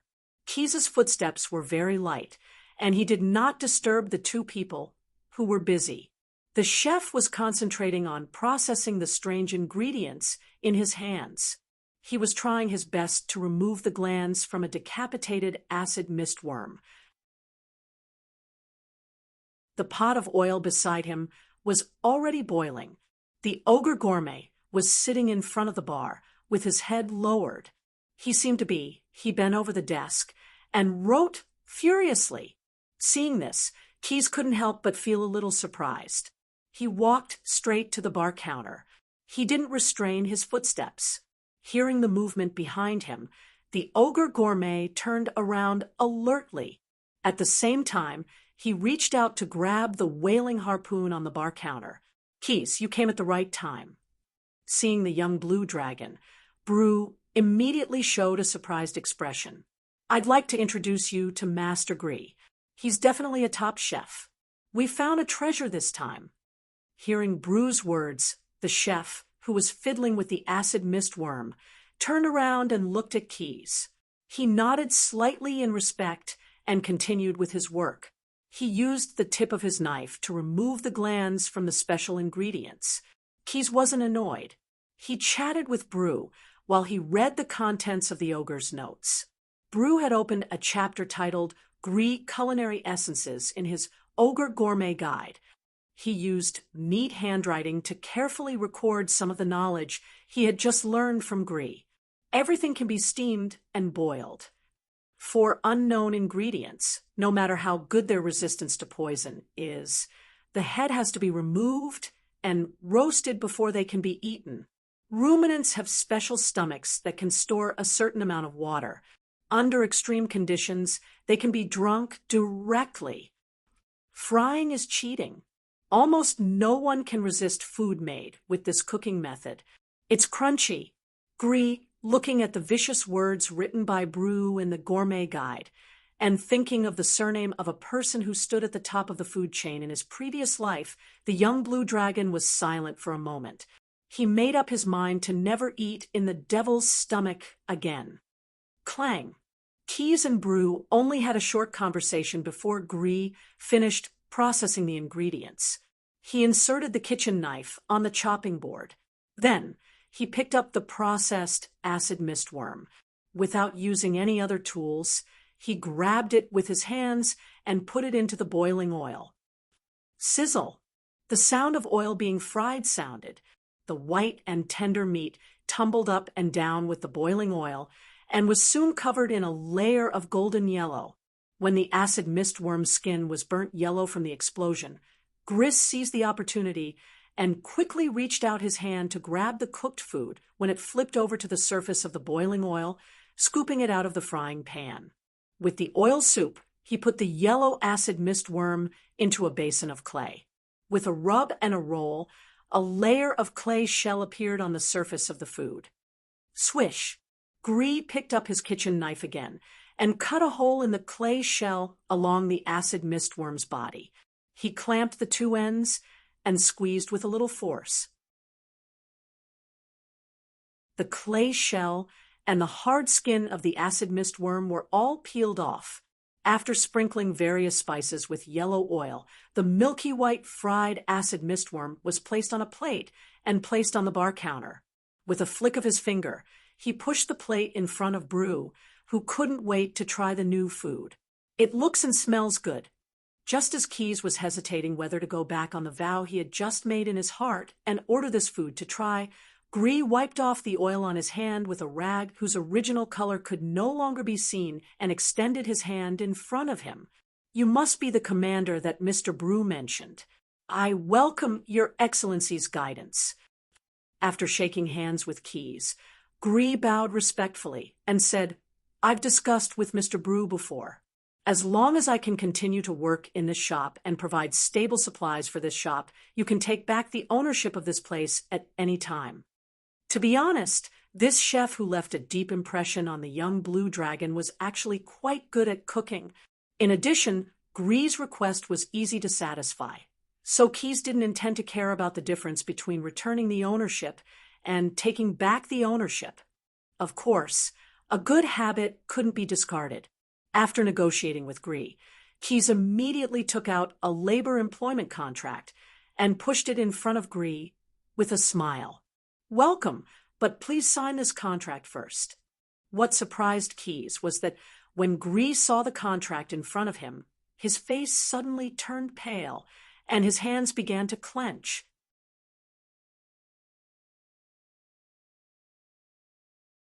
Chapter 358. With the lie detection spell, Keys quickly figured out the whole story. It was nothing new. The mortals who could come here had basically signed a contract with the devil. But Gris's experience was one of the more unlucky ones. He was originally a warrior, but his intestines were cut open by the enemy on the battlefield. Just as he was about to die from the loss of blood and pain, a contract demon who went to the material plane for a daily stroll found this man. "If I give you a chance to continue living, I'm willing." After a few simple words, a contract was signed and turned into the most inconspicuous pattern on the contract's coat. In order to save time, and also for cost considerations, the devil did not use healing spells on Gris. The contract demon might have high surgical skills. He directly pulled out the damaged digestive organs in Gris's abdomen and replaced it with a new set of intestines and intestines. The intestines came from the devil who died on the contract demon's dissection table. Was there a missing link? That's right. The word mercy never existed in the devil's dictionary. When the contract demon performed surgery, he did not have the habit of anesthetizing. The tragic Gris went through a process more painful than death before he was reborn. If he had the chance to choose again, he would probably rather die than agree to the devil's conditions. However, it was too late. After climbing out of the pile of corpses on the battlefield, Gris was brought to Bator by the power of the contract not long after. To be honest, he did not show any special talent at that time. So when he received the task from the front line of the bloody battle, the contract demon did not think much and put Gris and some other mortal slaves into the servant army and sent them to the plain of the Acid Fog Canyon. Although Gris believed himself to be an excellent warrior, his combat power was not outstanding among the soldiers from all over the multiverse. There were many who were stronger and more quick-witted than him. However, those people might not have lived as long as Gris, at least among the mortals who came to the city of the Acid Fog Canyon with him. He rarely saw familiar faces. The reason was simple. In the beginning, Bader's logistics department had no food at all. All the mortal servants had to find their own food to fill their stomachs. Some even began to hunt other mortals for food. Even for mortals from other worlds who were quite different in appearance from their own kind, eating other intelligent creatures when they were hungry would at most cause a little psychological discomfort. However, they still underestimated the bottomless abyss, or rather, the Acid Fog Canyon's power of pollution. No matter how they cooked food, even if they ate other mortals raw, their mortal stomachs could not withstand the food contaminated by the abyss. Disease was inevitable. For a very long time, the city felt like it was soaked in a cesspool every day, every corner, and even every mortal in the city reeked of the excrement of those with gastrointestinal problems. It should be noted that these people were the servants in charge of taking care of the Megalosaurus army. With the Megalosaurus' sensitive sense of smell, other than the black dragons who naturally liked the stench of decay, the rest of the pentashade Megalosaurus could not withstand the smell of the servants. It was said that a powerful red dragon, whose father was a high-ranking member of the Evil Dragon Council, and who was also a legendary level or above, was blinded by the stench. He directly went to the Bator camp's military supply department and had a friendly physical persuasion with the quartermaster. Moreover, there were indeed signs of chaos in the city. The Batsu people naturally could not tolerate a situation where there was no order. Many high-ranking demon commanders of the Expeditionary Army jointly wrote a letter to their superiors to accuse the Logistics Department of inaction. Due to the two-pronged approach, the Logistics Department of the Bator Expeditionary Army in Avernus finally agreed to regularly distribute relatively safe food to the mortal city in the Abyss. Moreover, the amount was never fully allocated. However, the food was only relatively safe. Although it was certainly not contaminated by the chaotic power of the Abyss before being transported through the portal, the ingredients themselves were not very healthy. Many of the ingredients were even too disgusting to look at directly. Therefore, many mortals in this Abyss city eventually died because they did not have a strong stomach. And these problems were not a problem for Gree at all, because he had the stomach of a demon. Gree even had no problem eating the food directly obtained from the Abyss, such as the ubiquitous acid mistworms, due to the suppression of the power of order. the mortals near the Bator camp did not have to worry about being parasitized by the acid mist worms. And because Gree father was a chef, he himself had mastered some cooking skills. Therefore, he began to try to develop various kinds of food in the abyss. At the very least, he could remove the contamination in it and allow mortals to eat it normally. Up until now, he had developed several dishes that ordinary mortals could eat normally. It was because of this unique skill that he was able to receive the care of the privileged class in this city and become the head chef and employee of this tavern. The so-called privileged class was a specialty of the lawful evil camp. As long as it was an area radiated by the Bator forces, they were everywhere. And the privileged class in this city, apart from a small number of powerful megalosaurus servants who filled in later on, were actually the mercenaries from other planes under Keyes. Because they had a certain combat ability, and the previous airdrop battle had confirmed this point, they naturally received slightly different treatment from the logistics department of Bator. At least in terms of food ration, the canned meat that once disgusted the young blue dragon could still satisfy their daily needs, but it was impossible for them to eat anything good. It was only until Gree tried to cook the ingredients in the abyss into edible dishes like Shinong, tasting hundreds of herbs, that these people had the opportunity to satisfy their appetite. Therefore, these privileged class frequently patronized his tavern and gave him a certain amount of care and protection. After listening to Gree's description, Keyes understood a little, but he had a new question. In the dishes you cook, in order to cover up the smell of some abyss ingredients, you added a lot of spices. Where did these spices come from? Some are seeds brought by some people, and the products of the abyss. When he heard the young blue dragon's question, he knew that the young man was not only the boss, but also his future biggest backer. Naturally, he would not hide anything from him. Some are sold to me by those adults. I used finished dishes in exchange. They seem to have a way to buy from the caravans of the Yugalos that occasionally come here. Yugalos caravans. I wonder if they are old acquaintances. When Keyes heard Gree answer, his eyes suddenly lit up. He recalled the previous shopping experience that was quite satisfactory. I really hope they can come quickly. It's best if that old acquaintance leads the team. I also have something to buy, Keyes thought to himself.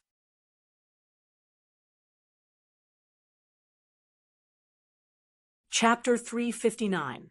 After settling the ownership of the Devil's Stomach and comforting his only employee, Keyes left the tavern with Brew and went to the medical camp. As he expected, the medical camp had been taken over by a privileged class in the city. However, the young blue dragon, who held the highest authority in the city, had personally intervened. They did not even need to use physical persuasion to regain the rights to the medical camp. Just like before, Keyes appointed the experienced Ogre Gourmet as the quartermaster and was in charge of the distribution of resources. He dragged the privileged class he had just met to negotiate with the most powerful person in the privileged class. He also wanted to find out more about the Yugoloth magic caravan. In the past, the mercenaries from other planes were mostly villains that the devils had found from various planes of the multiverse. Some of them were even gang leaders who were surrounded by their underlings. Now, they had all become the local tyrants of this abyss city. However, the person at the top of the privileged class, or rather, the most powerful villain, was not the first batch of mercenaries from the other plane. Instead, it was a latecomer who was completely made up of rocks. Therefore, he was not popular among the privileged class. My lord, that guy claims to be the champion of the court arena. It is said that he comes from a plane called Cronin. The former head doctor of the medical camp who followed Keyes was a privileged person who took over Keyes after Keyes went on vacation. He did not have the dignity of a professional monk, and he did not have the superior look that he usually had when patients begged him. Instead, He looked like a Philistine salesman. He introduced the young blue dragon enthusiastically, afraid that he would miss out on any information. Although we can't defeat him, we're not that bad either. At least, no one called him the champion of combat, as he requested. Everyone calls him the Cronin, or some hot-tempered people call him the Stone Man. The evil monk rambled all the way, but Quest didn't interrupt him, because from the first sentence of the monk's introduction, the young blue dragon immediately realized the problem, and his brain entered a high-speed state of thinking. The champion of the court arena. If ordinary people heard this sentence, they might not have much of a reaction. But thanks to the excessive amount of knowledge passed down in his childhood, Keyes's mind stored knowledge that was very unfamiliar to many creatures, even to ordinary Megalosaurus. He knew that Cord was not an ordinary name. It was the name of a true god. Without considering the Megalosaurus race, Cold was even more powerful than Tiamat, who was only a lesser divine power. After all, this was a hedonistic god who belonged to the chaotic good faction. He possessed the divine domains of strength, movement, sports, combat, courage, and had ascended to mid-level divine power thousands of years ago. Most of the time, this true god with the title of wrestler appeared as a red-haired, red-bearded man with a robust and muscular body. In order to show how strong he was, he usually didn't wear anything on his upper body. He only wore a red battle belt and a battle skirt. He wore blue boots and gloves sewn from the skin of the immemorial white dragon. In one hand, he held a huge dragon-slaying sword named Malka. Many knowledgeable Megalosaurus speculated that this god was very likely to kill Megalosaurus, although he had never said so, and hoped to show his strength and bravery in this way. And because Cold was a high and mighty god, his followers, priests, and fanatical worshippers among the mortals were likely to have the impulse to imitate Cold from a subjective point of view. In other words, if the Stone Man from the Cronin dimension was really Cord's arena champion, then he would definitely not have the idea of serving the Megalosaurus army. He probably had other purposes for approaching the Megalosaurus. For example, to slay a dragon. Of course, so far, the above was only Keyes's guess. However, he was indeed interested in the stone golem from the Cronin dimension. He wanted to find out the golem's motive. From the infrastructure school to the benevolent school of reasoning, the daily life in the bottomless abyss is really chaotic. Suddenly, he had a hint of understanding in his heart. The spirit crystal servant hovering in the sea of consciousness of the young blue dragon flickered, but then it returned to normal. Keyes felt a sense of approval from it, some kind of obscure but extremely grand energy fluctuations seemed to have increased a little. I almost forgot that the spirit crystal servant still contains a trace of source power from the bottomless abyss. It is said that those demon lords essentially rely on the number of deep origins to differentiate their strength, because the amount of abyss source power symbolizes the different degrees of recognition of the abyss consciousness, and those who are recognized by the abyss consciousness can be successful in the bottomless abyss.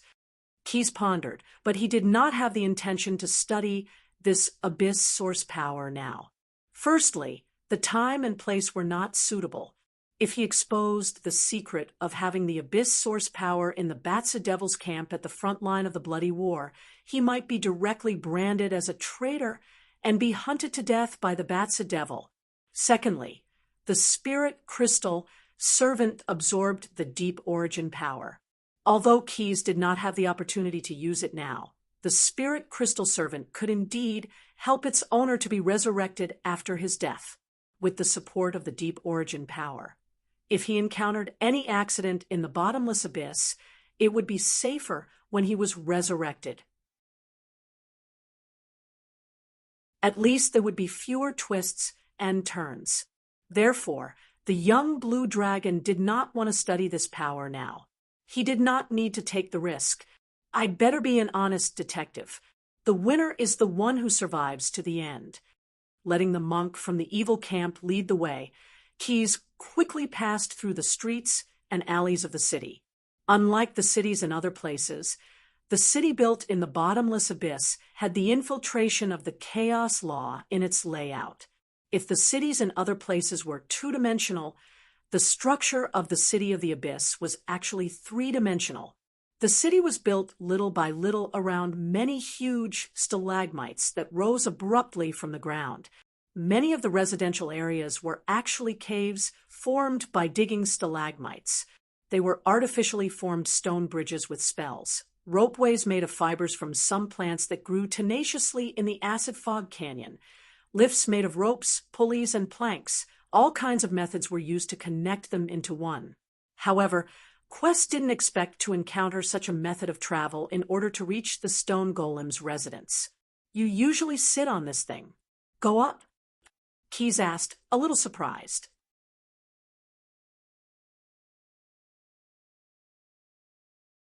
Chapter 360. Isn't that so? Every time I see that stone man, it's a terrible experience. The evil monk replied embarrassedly, and then his face showed an indignant expression. It's all because of that guy's pet, a gnome that came here from some corner of the multiverse. Lord Stim isn't a pet. Lord Stim is that stone man's master. You stupid, ignorant, obscene creature. The sound of someone wiping glass with a wet rag suddenly rang out. A humanoid creature about the height of a 3- or 4-year-old mortal child hopped out of a cave below the stalagmite. This creature's appearance was very recognizable. Slender arms, lead gray skin, a head that was too large for its size, an anxious expression, and a pair of sharp eyes that were ready to observe everything. He was an underground gnome. If he was born with a shiny bald head, he might even have some gray dwarf blood in him. Faced with Stim's angry rebuke, the evil monk's face turned pale. If he didn't know that anyone who provoked this gnome would mysteriously disappear that day, he would have already rushed over and rained punches and kicks on this guy with a foul mouth. But he didn't dare to do that. He didn't even dare to refute. At least, before the young blue dragon decided to completely destroy Cronin's stone man, he didn't dare to do so. Just you wait, damn gnome. One day, I'll tear your mouth apart. The evil monk viciously swore. Perhaps it was because Quest did not belittle himself. The target of Stim's scolding had always been the evil monk. Or perhaps it was because he was bored of scolding others, so Stim finally stopped scolding. According to the old rules, Stim impatiently raised his arm and pointed at a catapult beside him. The stone man lives on the 15th level of the stalagmite. There are no stairs connecting there. If you want to go there, you can only take my catapult to the sky. I know levitation, against the rules. I know teleportation, against the rules. This gnome, named Stim, reminded Keys of some game developers he met in his previous life. Players weren't cheating. There were obviously better ways to clear the level, but they had to limit their freedom. Unless the young blue dragon's eyes suddenly lit up. I'm willing to pay for the ride. The evil monk looked at Keys with some surprise. He had seen the stone man a few times before. Although the experience of riding the so-called catapult to the sky wasn't good, at least he wasn't charged. Wasn't this person in front of him the highest ruler of the Abyss City? Why would he take the initiative to pay? But just as the evil monk's smooth mind was spinning rapidly, but still unable to come up with an answer, Stim, who was rarely amiable towards others, suddenly smiled and gave Karth a thumbs up. Why, sir, you've received Stim's goodwill. This service package is only 10% off, and it's 3 calamity coins. The gnome stretched out his slender palm to Keys without hesitation. He was no longer the poor, young blue dragon who only had the soul prism. He immediately took out a small piece of gold, which was slightly more than 3 calamity coins. Generous, sir. You probably considered the loss of making gold into calamity coins. At the same time, this isn't a scam. Stim is very satisfied. I've decided to upgrade the service package for you for free. Please go to your seat and get ready. Following the gnome's words, Keys's expression suddenly became slightly startled. He felt an obscure energy fluctuation touching him, although the initial judgment was that there was no malicious intent. With the young blue dragon's powerful perception, he could naturally feel the extraordinariness of this energy. This stim isn't simple, Keys secretly guessed. Fortunately, I haven't had a conflict with him for the time being. Keys did as he was told. It was called the catapult ascension device, which was actually a modified catapult. With a flash of inspiration, he secretly pinched the seat under him. There was no damage at all. It's really unusual. The hardness of this material has already surpassed most of the high-grade enchanted weapons. In Batsu's camp, it's estimated that only a few demons can obtain this material, but it can only be used as a toy material for this gnome. Just as he was secretly shocked, Stim skipped over. At this time, Keys realized that the gnome had installed a row of springs on the soles of his shoes. He stuffed a package into the young blue dragon's arms. Dear guest, this is a normal service package. If there's a problem with the catapult ascension device, you can pull the button in midair and the package will instantly be filled with gas. As long as you aim it at the ground, you can land softly and basically won't be injured. Keys originally thought that it was a parachute, but who knew that it was actually an air mattress? This gnome's thinking was indeed extraordinary.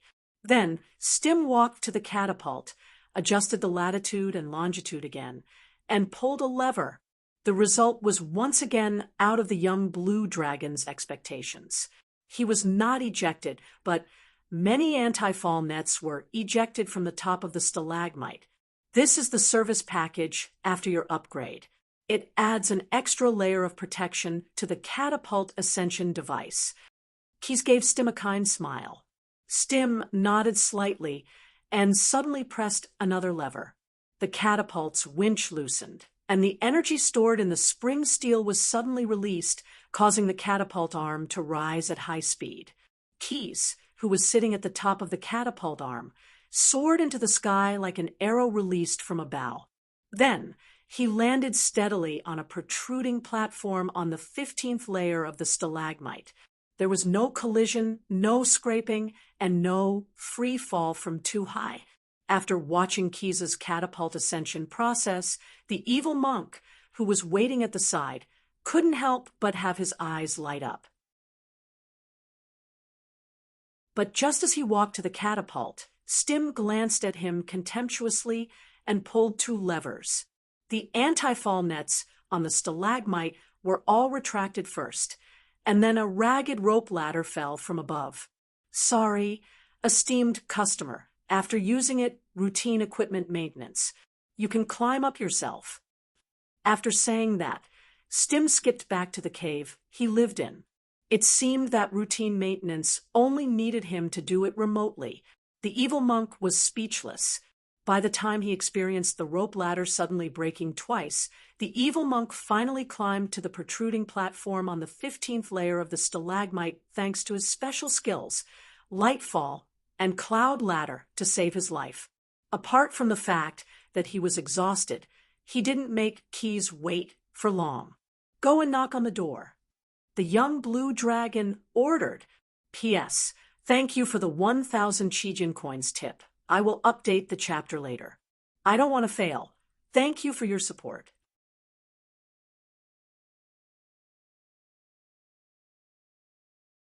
Chapter 361.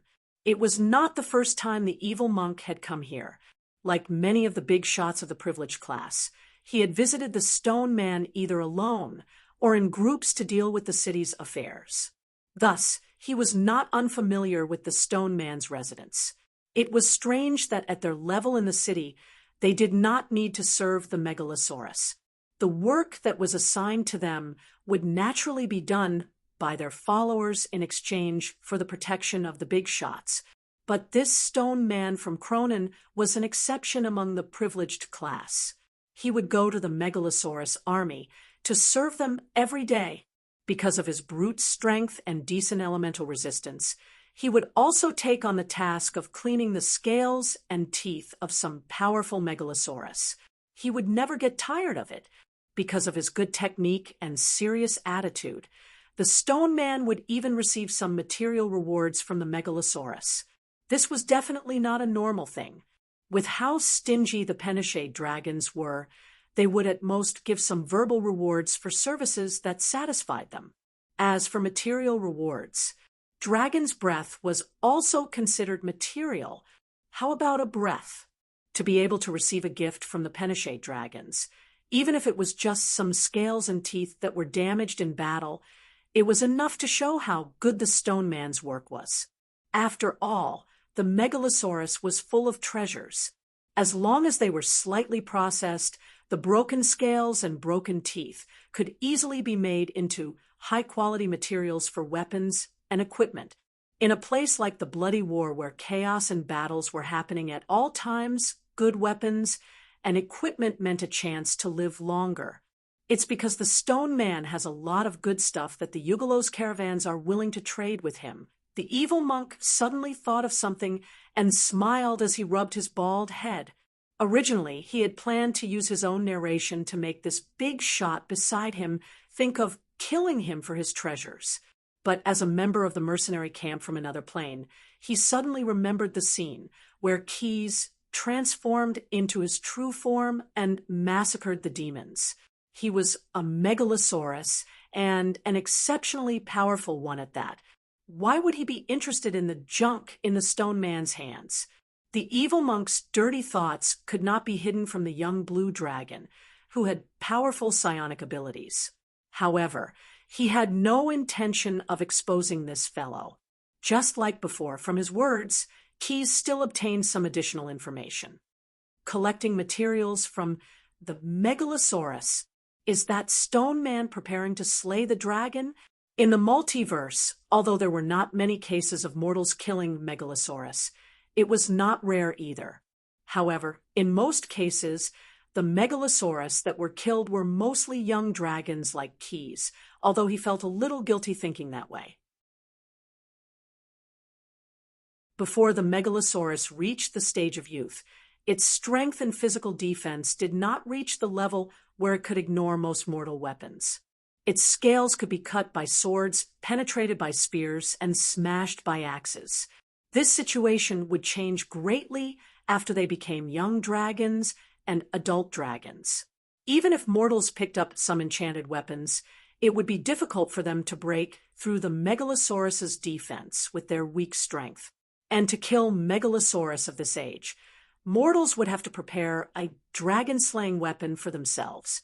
And the so-called dragon-slaying weapon was actually just a general term. Weapons of the gods, special magical tools, extraordinary weapons with high-level enchantments. These equipment could allow mortals to kill Megalosaurus. However, the most common dragon-slaying weapon would be those that were originally made from the body of the Megalosaurus. If the Stone Man from Cronin had collected enough Megalosaurus materials, he could have made himself a divine weapon that could pierce through the scales of the Penishade Megalosaurus. When the time came, he could have taken the opportunity to serve the Megalosaurus army to look for a Penishade dragon that was injured or exhausted from battle. As long as the Stone Man acted quickly, it was very likely that he could successfully kill a Megalosaurus. But how could he guarantee that the Megalosaurus would not struggle? What if it struggled and alerted the Megalosaurus army? Keys suddenly remembered that the Stone Man had been in contact with the Yugolos caravan. Those neutral demons may have a poison in their hands that could quickly kill the Megalosaurus.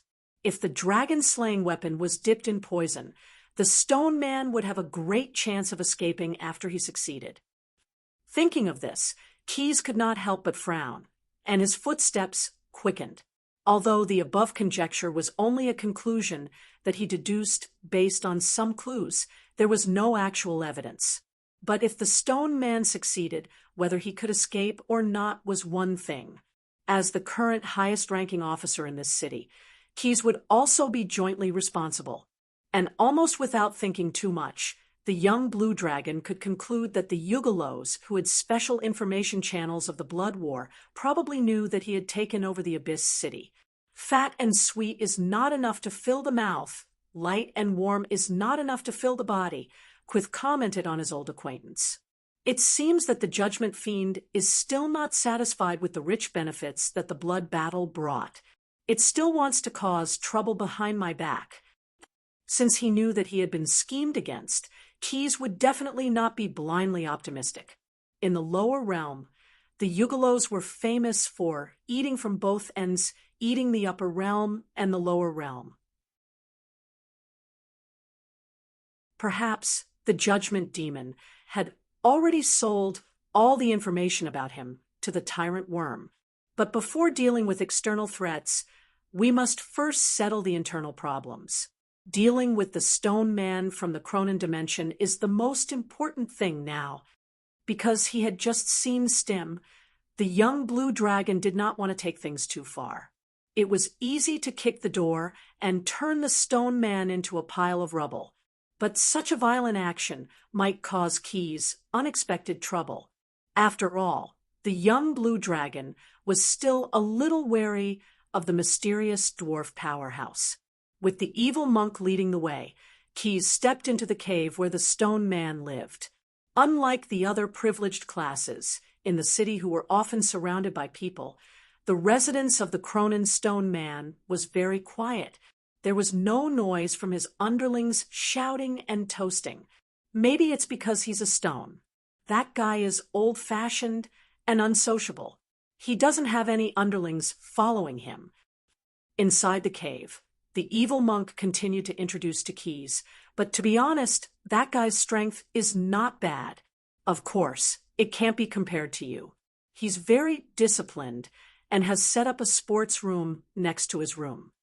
Following the evil monk's finger, Keyes saw an independent room in front of the door.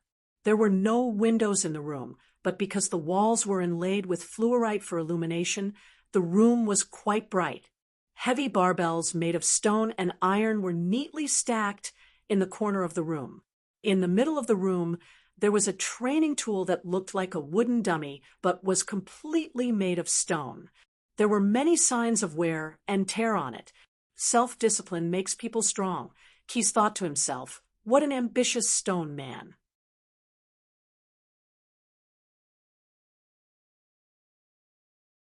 Chapter 362. Apart from praising the Stone Man's self-discipline, Keyes was even more certain that he was related to the wrestler. After all, Cord's name was the god of power. When looking for a location for the temple, the priests under his command would definitely choose a place around a large arena. If the conditions did not allow, they would choose to open up a small gymnasium or gym inside the temple as an alternative. After the completion of the temple, they would spend a long time spontaneously building a large arena around it in order to make it perfect. As the saying went, if the superior is good, the inferior will be worse. Some of Cord's admirers also liked to set aside a place for strength training in their residences. In addition, the evil monk just said that the Stone Man claimed to be the champion of Cord's arena. How could there be so many coincidences in the world? When so many coincidences were linked together, it became inevitable. Although it was still uncertain whether the Stone Man was a follower of Cord, he was definitely related to the god of power. Bald Man, who did you bring here? Just when Keyes was sure of his original guess and wanted to further clarify the truth, a muffled voice suddenly sounded, accompanied by the sound of stone chips grinding on the ground. In the depths of the stalagmite cave, a hidden stone door was pushed aside. Just by looking at the shape and thickness of the stone door, one could directly feel its weight.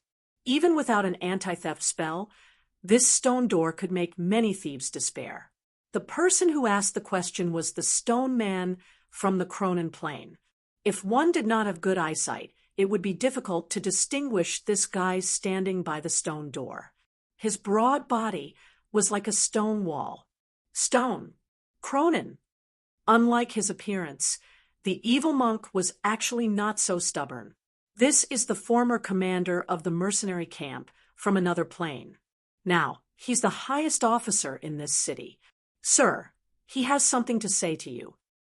What does he have to say? I'm not interested in anything other than fighting, especially power. Although he looked like a stone man, this guy's head was not just hard stone.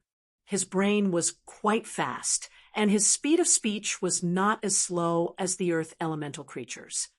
Stone man. Keyes pushed the bald monk in front of him away and said loudly, "In the name of Commander Bartho, I accuse you of possessing dangerous weapons. Next, the Bone Demon Guards will come to collect your private stash. I think you understand what I mean." Why? In the empty cave, there was a rustling sound. The stone man clenched his fists. "You want to take away my private property based on your accusation? I remember that the law of Bartho law states that private property is inviolable. Unless the property is proven to be harmful to Bartho, and the degree of harm is determined by the officer of the place where the property is located." Keyes was familiar with the law of Bartho. He had read the notes of an ancient scholar. How could a mere stone man compare to him? I guess you must have not read the notes of that law and the additional regulations in the appendix. Enough, you greedy demon. Don't you think you can take away even a single green coin from the hands of the Cronin fighting champion? The stone man took 2 quick steps forward with an agility that did not match his size. He came up to Keyes and said condescendingly, "What's more, what you want to take away is the personal gift from the Megalosaurus Legion, the Lords." And then, although from the size of both sides, Keyes seemed to be being bullied, he still said without batting an eyelid, "You will smelt the scraps from the Megalosaurus into materials and make them into swords. When the time is right, you will stab the head, heart, and groin of some unlucky Penishade dragon." I know what you're thinking. Keyes pressed on and said word by word, "You want to dragon." This conversation was really shocking. Not only the young blue dragon and the stone man who were talking, but even the evil monk who was listening in was shocked. His round, bald head was now covered in sweat. The stone man from the Cronin plane lowered his head and stared at the short human in front of him. He knew that this was definitely not Keyes' original appearance, but it was just a guess. He was just a demon who liked to transform into human form. Generally speaking, when he was in the lower realm, the Batsu devil would not disguise himself as a human, unless the other party's ability was really not good enough, and they could only rely on deceit to obtain souls. Transforming into human form had become a habit. The wide chin moved slightly, and the stone man's body instantly lit up with light blue runes. With a muffled clang, a huge round stone fell at the entrance of the stalagmite cave and blocked the entrance. Stone man. Seeing this, the evil monk knew what the other party was thinking. Although he knew that the young blue dragon was strong, he was still a little cowardly. "You want to kill your superior? I advise you not to make a mistake." Intimidating punch. Without any explanation, a stone fist, which was half the size of the evil martial monk's body, suddenly swept over. The stone man was actually a monk too. This surprised the evil monk again. He had already refreshed his understanding of the world several times today. In the past, he had always thought that the stone man was an elemental creature who relied on the advantage of his bloodline. But now, it seemed that the stone man had definitely held back his strength. He was also a monk, so he was very clear about the strengths and weaknesses of this profession. Other than the mysterious rule of bald head plus critical strike, the strength, agility, and perception of a monk would be greatly enhanced with the advancement of their cultivation. The shortcoming of a monk was armor. After choosing a monk as a profession, one could only wear very little armor. Otherwise, the flexibility of the body would be greatly affected, and the power of some of the martial arts would be greatly reduced. But on second thought, the stone man from Cronin indeed had a lot of foresight to choose a monk as his profession. Although the increase in strength was not very great, the monk profession could greatly enhance his agility attribute. Moreover, not being able to wear too much armor was not a serious problem for the stone man. His stone muscles were his strongest armor. In a flash, the evil monk and the young blue dragon quickly retreated and dodged the attack of the intimidating punch. However, the stone man wasn't angry. Ever since he started using martial arts, he had entered a calm state called the 9 Trials of the Abyss. By carefully observing his opponent's every move, he analyzed the best way to defeat his opponent. If the first attack did not hit, there was still another attack. Stone Zen style, Earth Spike Caltrip.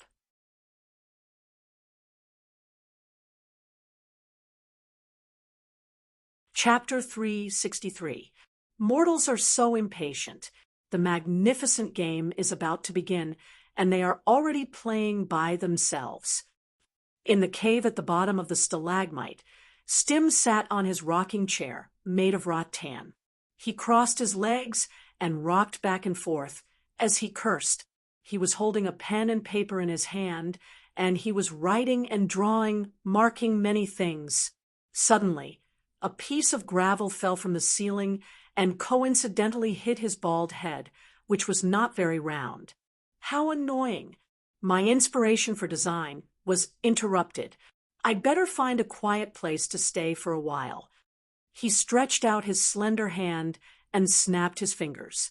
All the equipment in the cavern, the catapult device outside the cavern, and Stim all disappeared without leaving a trace. They left first. Is it a temporary retreat, or do they have other plans?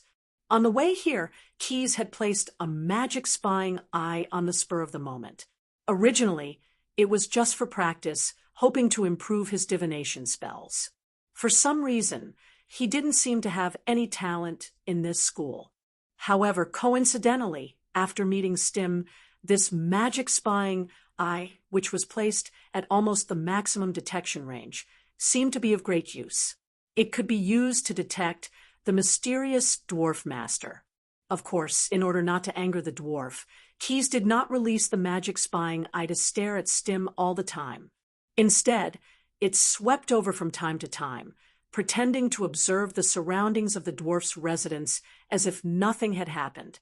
Just now, the magic spying eye, with its special vision, discovered that there was an energy fluctuation around Stim's residence that was suspected to be a teleportation spell.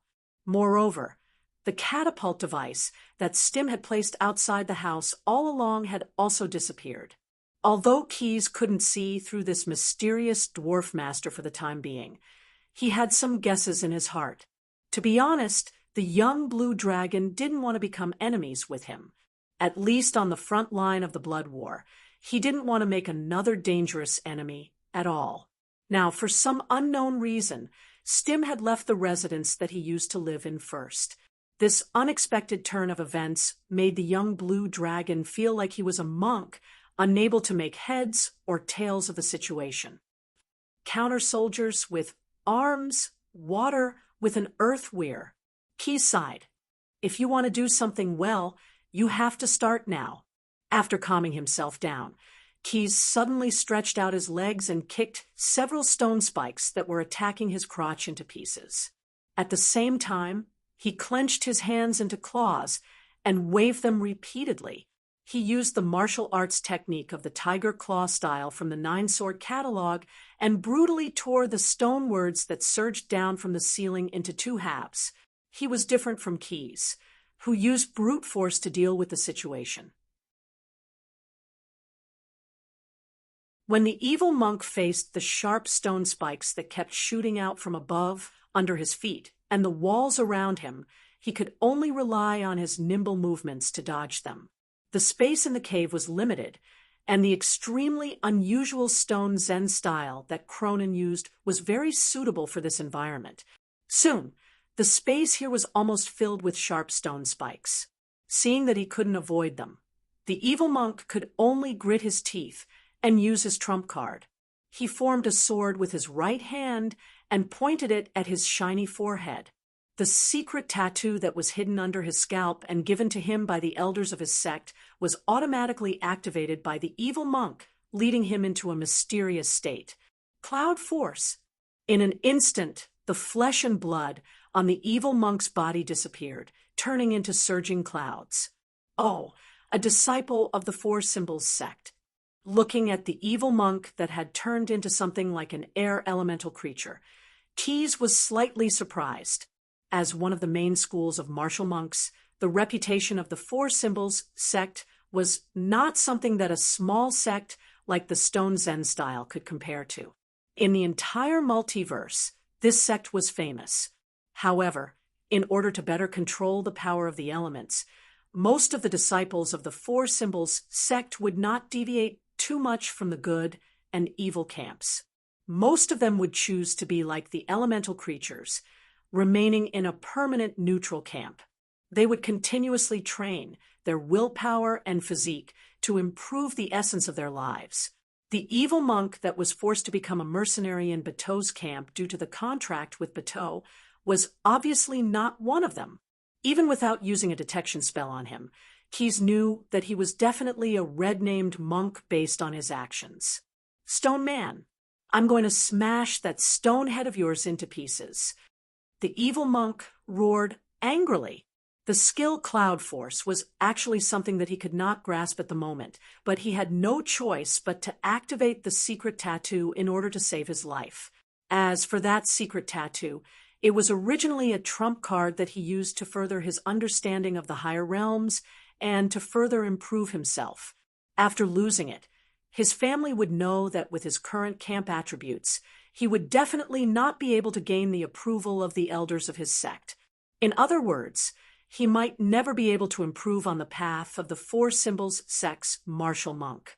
Unless he was exceptionally talented and could figure out a new technique on his own, or obtain some great opportunity, he would not be able to break free from his shackles. However, he was just a minor character that the author did not even bother to name. He really did not deserve the treatment that only the main character could receive. It was because of this that he was so angry. He was so angry that he wanted to tear apart all the people who brought about his bleak future. Of course, with his normal intelligence, he did not choose to go against Keyes. The evil monk had once seen the young blue dragon slaughtering in the evil demon army and fighting the incarnation of the evil demon lord. Although there was a high chance that he would not have a future, he still did not want to embrace death now. Thus, this martial monk, who used his anger as fuel and had a burning desire to fight in his heart, charged toward the stone man who had the same profession as him. Clear Stream Whip, Wind Lightning Strike, Lion's Roar. At the cost of consuming the special energy called chi in his body, he consecutively used water whips that could cause blunt damage to the enemy, crackling lightning, and a sound wave attack that had the same effect as the intimidating punch, but was more powerful. Baldy! A smile suddenly appeared on the stone man's chiseled face. Now, you deserve to know my name. Stone Zen style, Granite Barrier. With a rumble, as the stone man hammered the ground with his fist, a wall made of granite rose up from the ground. However, in the face of the evil monk's hate-filled attack, even with the hardness of granite, a mere wall could not block all the attacks. When the Clear Stream Whip brushed past, a large area of cracks appeared on the wall. When the wind lightning strike bombarded it, it instantly collapsed into rubble. However, the stone man who had been hiding behind the granite wall was now nowhere to be found. The lion's roar lost its target and only smashed into the wall of the cave, producing a buzzing echo. Stone Zen style, Rock Escape. It turned out that the stone man had already used the escape technique commonly used by martial monks. Due to his style, the only medium he could rely on to escape was rocks. And in this cave that was almost filled with stone spikes, rocks were everywhere. In a flash, the stone man appeared behind the evil monk and smashed his heavy fist into the back of his opponent's heart. Stone Zen style, earth infiltration. Stone Zen style, diamond drill. After transforming into a cloud, the evil monk was immune to most physical attacks. But under the effect of the earth infiltration, abundant earth elements forcibly seeped in, and sand instantly filled his body. And the stone man's heavy fist was accompanied by an even fiercer diamond drill, profound meaning. Although it was just a punch, it was like a small drill, shattering every piece of earth and stone that made up his body. A large amount of damage was applied to the evil monk's elemental body through the earth and stone as a medium. Bang! With a muffled sound, the evil monk turned into dust and completely lost his life. "My name is Stubborn Cliff Cronin." The stone man turned to look at Keys, who was watching the show. "Remember this name. Dying in my hands is also an honor."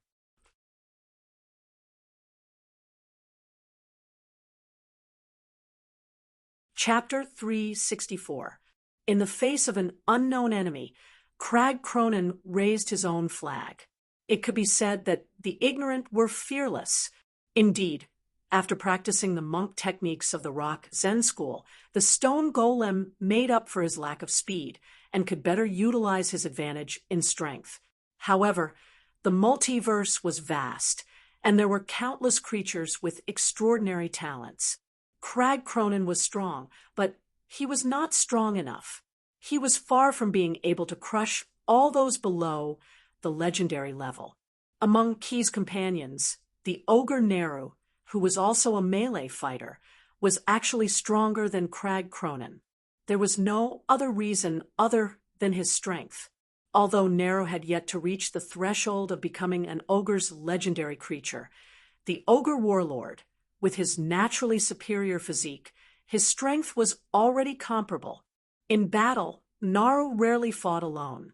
Coupled with his two equally talented twin brothers, if an ordinary ogre warlord were to fight against the three brothers, it was very likely that he would end up beaten to a pulp.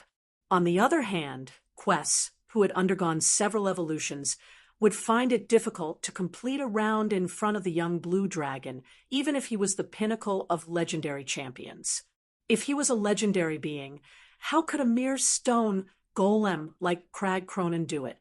However, because Crag Cronin had exposed his high-level monk profession, and also out of fear of the dwarf who suddenly left, Keyes gave up on the idea of killing him in one go. He wanted to have a good fight with the stone golem. 9 swords against rock Zen. Breaking apart a rock pillar in front of him, Quest chose a sharper cone and added a few spells to increase its strength. He then coldly said to the stone golem, not far away, "Don't worry, I'll give it a try. If you want to fight, let's fight." Although Crag Cronin's expression did not change, his stone eyes shone with the light of lava.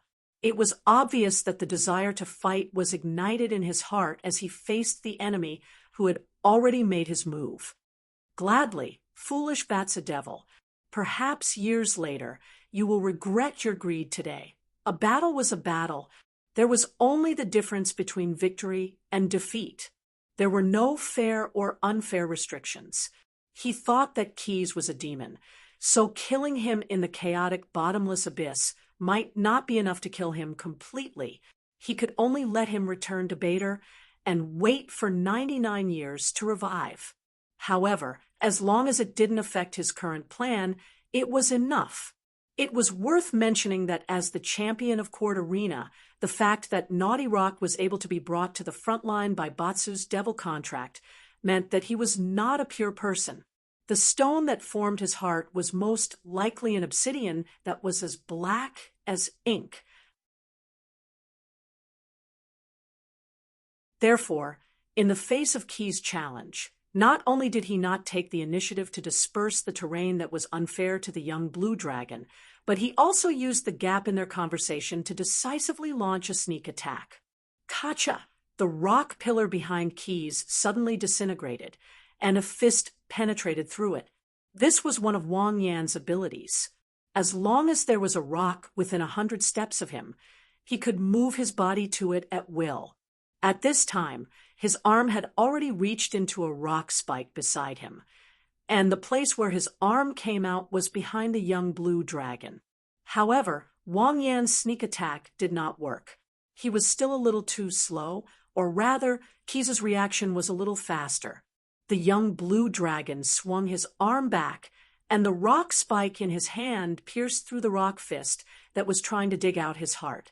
Due to the enchantment, the rock spike in Key's hand was very hard. Wang Yan's rock hand was unable to withstand a single blow from it.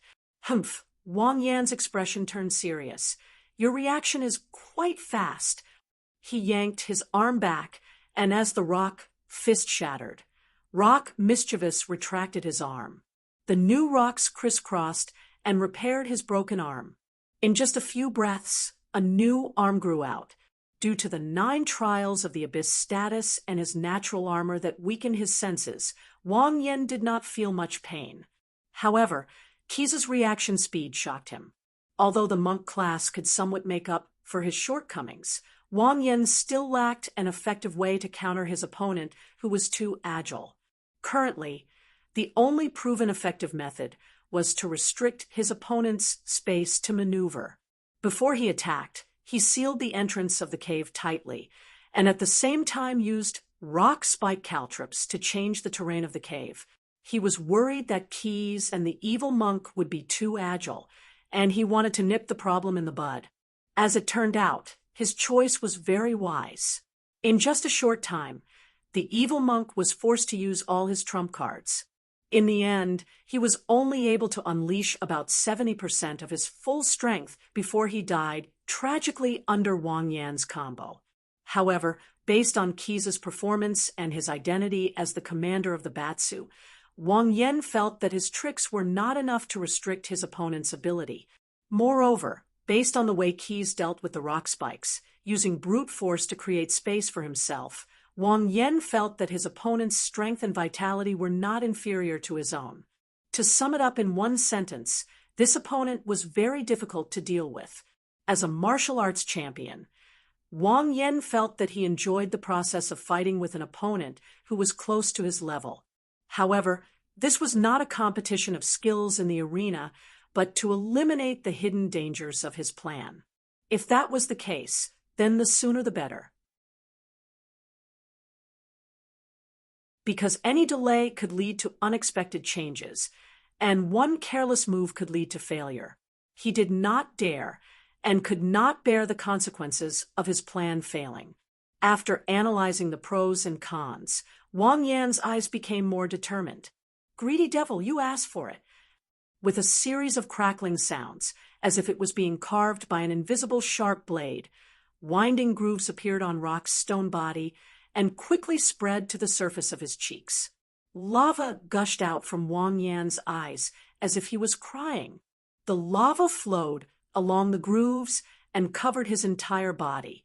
At this moment, he seemed to have turned into a lava creature.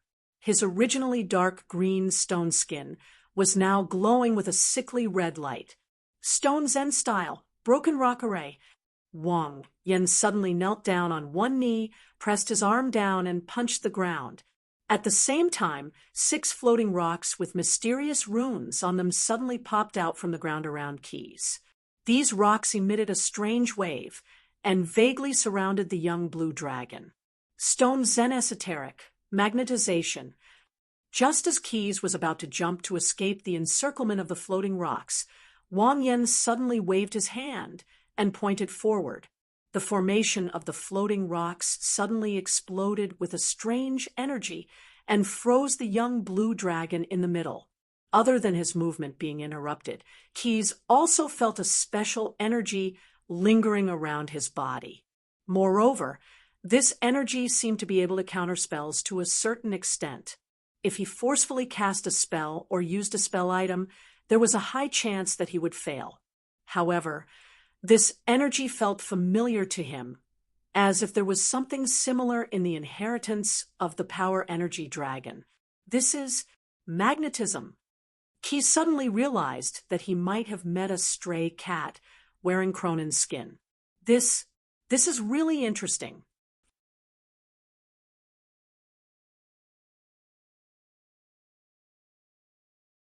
Chapter 365. What was a mongrel? Mongrels were also known as the spirit of the earth. They were famous for rolling around and kicking their opponents and teammates around. However, without the support of Fatso's round and cute appearance, the terrible experience of using him, whether as an opponent, a teammate, or for himself, would simply make people want to hammer him when they saw him. As the saying goes, a team battle can be lost, but a mongrel must die. Perhaps due to habit, Keyes saw Rock Golem use a skill similar to a game hero in his memory. He sighed at the fickleness of fate and found it interesting. Then he glared at Rock Golem. Of course, Rock Golem was holding back his strength to use the Rock Zen Sex combo attack. He did not notice the change in the young blue dragon's expression. In order to end the battle quickly, he had no choice but to use his trump card like the evil monk from before. Although Rock Golem's trump card was not a one-time use, it required him to suffer a great deal of pain. After all, he was a Cronin Rock Golem, a branch of the Rock Golem race. He was not a real fire creature. In order to manipulate the magnetic field in a small area, Rock Golem could only bathe himself in lava to heat up his body. Rock Zen Sect, grasp of geomagnetism. Rock Golem, who was kneeling on the ground, reached out his hand and clenched it tightly. The floating rocks surrounding Keyes immediately received the command. This was a common way to use the rock remnant array. It was best used against enemies with high agility. As long as one was surrounded by the array of suspended rocks, the dense magnetic field could not only prevent the opponent from casting spells, but it could also create a repulsive force or resistance from different directions to hinder the movement of the enemy who had already been magnetized. Although Rock Golem's skill was limited and could not manipulate the repulsive force and gravity within the rock remnant array, he could still control the rock remnant array and make it hang on Keyes like sticky candy. Even an adult white dragon might not be able to carry 6 of them. Rock Obstinate stared at Kith, who seemed to be struggling. Let's see if you can still move at high speed. Rock Obstinate thought viciously as he looked at Kith, who was being dragged to the ground. To be honest, the weight of these broken rocks was really shocking. After transforming into his human form, Keyes was actually unable to bear such a heavy burden. Moreover, the magnetized state was indeed not suitable for casting spells. However, one would never be able to defeat a strength energy dragon with brute strength alone. Keyes, who possessed a portion of the strength energy dragon's bloodline, would naturally be much weaker. The heavy broken rocks were as light as a feather because they were supported by the force field he exuded. However, he did not take the initiative to counterattack. Since he had already used the grasp of geomagnetism, would the boulder tumble be far behind? Keyes had a backup plan, preparing to give the stone man an unforgettable surprise. Foolish Devilbatsu, turn into dust in your despair. Stubborn Rock roared excitedly, thinking that he had succeeded in one hit. Stone Zen style, boulder tumbling. The high temperature made the rocks on his body more resilient, which was why Rock was able to bend his body. In his excited roar, the Stone Man warrior monk turned into a stone ball covered in lava and rolled towards the young blue dragon, who was bound. According to the records in the Book of Legacy, creatures in a magnetized state would be in an extremely unstable state.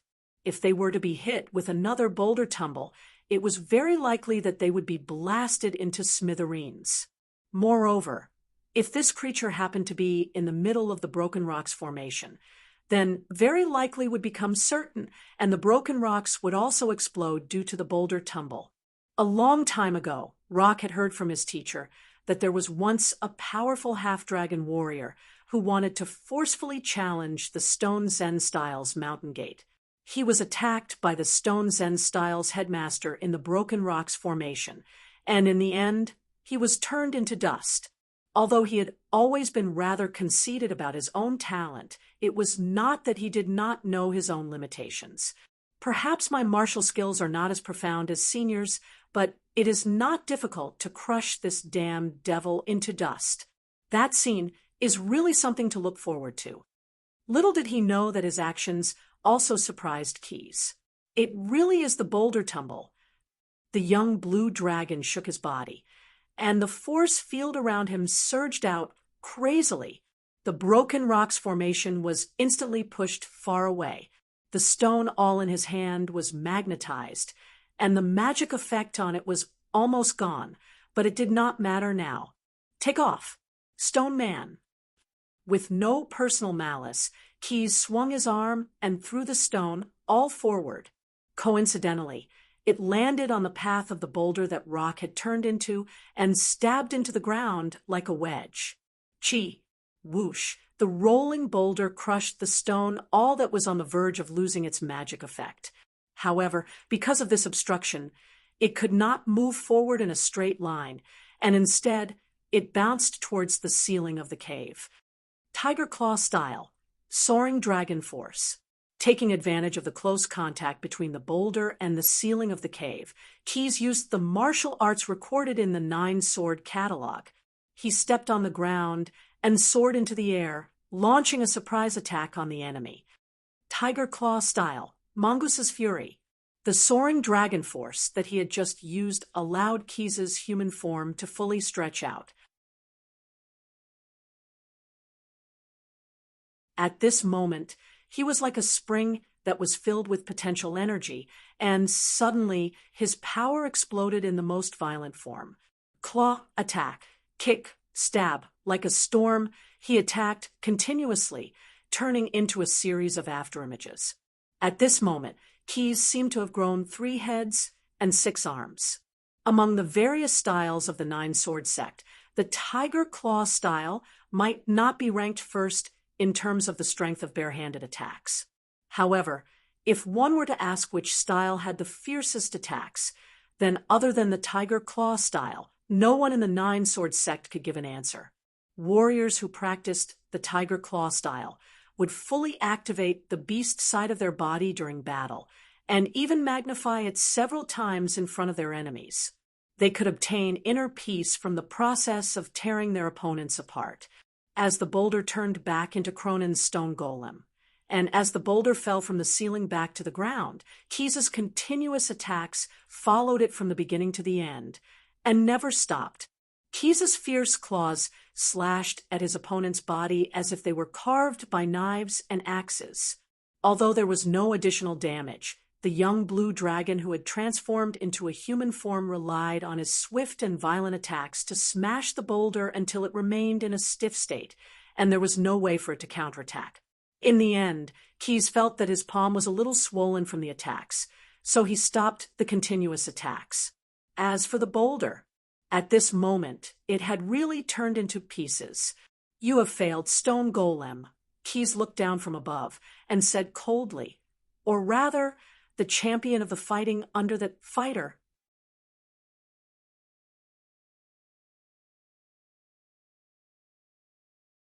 Chapter 366. Rock, who could not remember the last time he was defeated, heard Keyes mention the name of the god of power, Cord, and his rock-solid heart could not help but twitch for a moment. Rock's eyes that were like lava balls instantly dimmed, and he said weakly, "So you already know?" His tone was somewhat out of Keyes' expectation. Through observing his previous behavior, Howren could tell that this rock man named Rock was definitely meticulous and at the same time had a persevering personality. Generally speaking, mortals with such characteristics would not give up hope even if they were in a hopeless situation. They would give it their all even if they knew that they would die. But now, just because Howren mentioned the name of Cord, he had the thought of dying quickly. This was abnormal, very abnormal. Keyes suspected that his previous judgment might have been wrong. After all, Cord was only the god of power. not the god of victory. Although he encouraged his worshippers to strive for the crown of victory, he rarely punished the losers. To Cord, what was more praiseworthy, or rather what was more in line with his priesthood, was the tireless efforts of the mortal worshippers in pursuit of victory. That was the actual behavior of the pursuit of power. Sometimes, the god of power would even favor the worshippers who had worked especially hard but could not make any progress due to their race's condition. He would personally bestow his divine power to free them from the shackles of their bodies so that they could pursue the crown of victory. So, on the other hand, for Cord's worshippers, failure was not scary, but the fear of failure itself. As someone who dared to lurk in the bottomless abyss and carried out the dragon-slaying plan step by step, Rock was not to be trifled with. Before the battle, Keyes even thought that Rock might be a god's chosen, one who was undergoing his own training. But throughout the entire battle, Rock did not reveal any divine aura, hiding his strength when his life was hanging by a thread.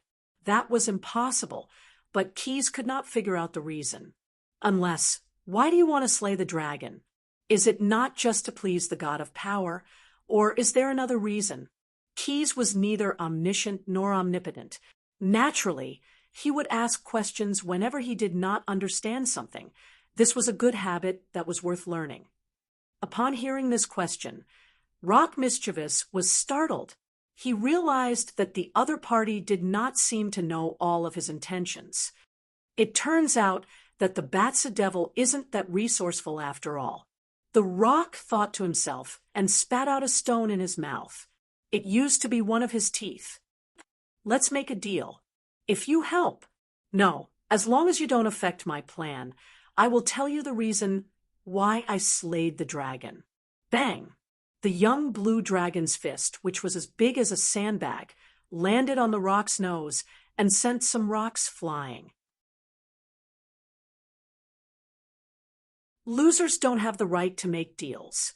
Moreover, do you really think I don't know? The mortals who were bound by the contract to the front lines of the bloody war were all paying interest to the devils. Before the debt is completely paid off, you have no right to sign any contracts that can be used as exchanges. It seems that my persuasive ability is still not enough. Then, have you ever heard of the term physical persuasion? Keyes glanced at the Cronin rock golem that was paralyzed on the ground and raised his fist again. Bang, bang, bang, bang.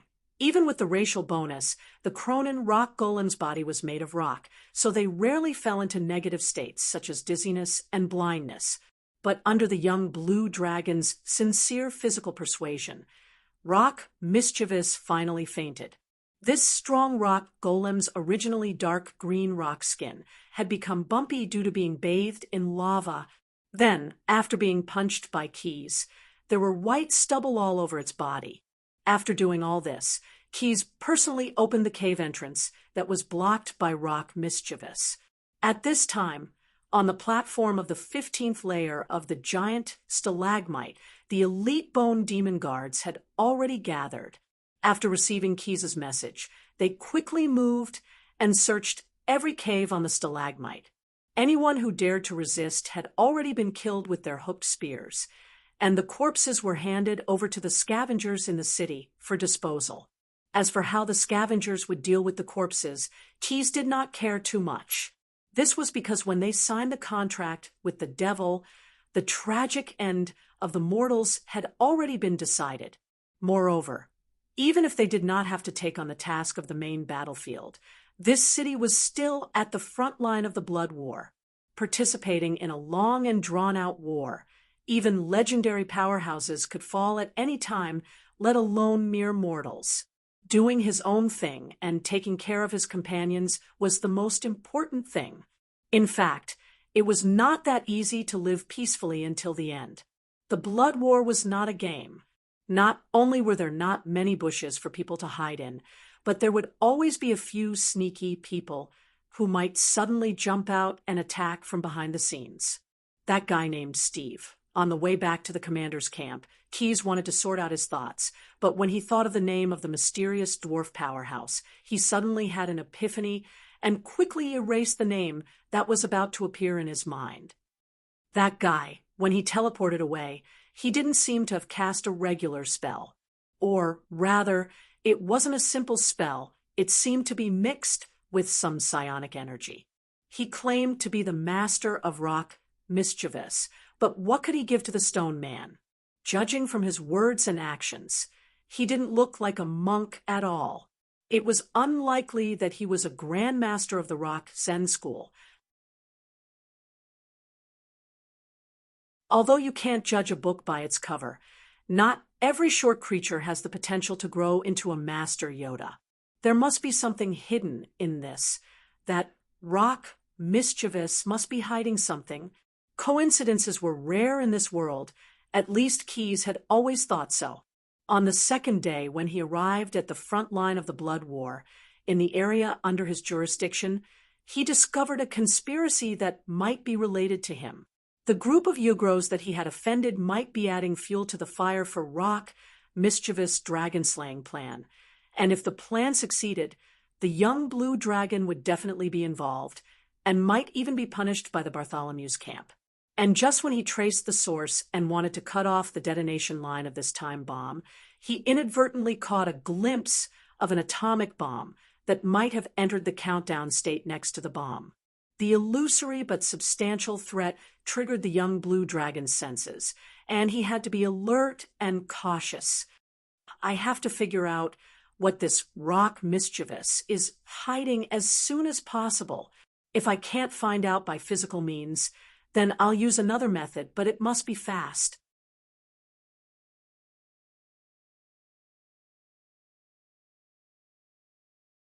Chapter 367. Everyone had their own specializations. Even the high and mighty gods had to make a choice when it came to pursuing power. In terms of the art of magic, there were roughly 8 different schools of thought.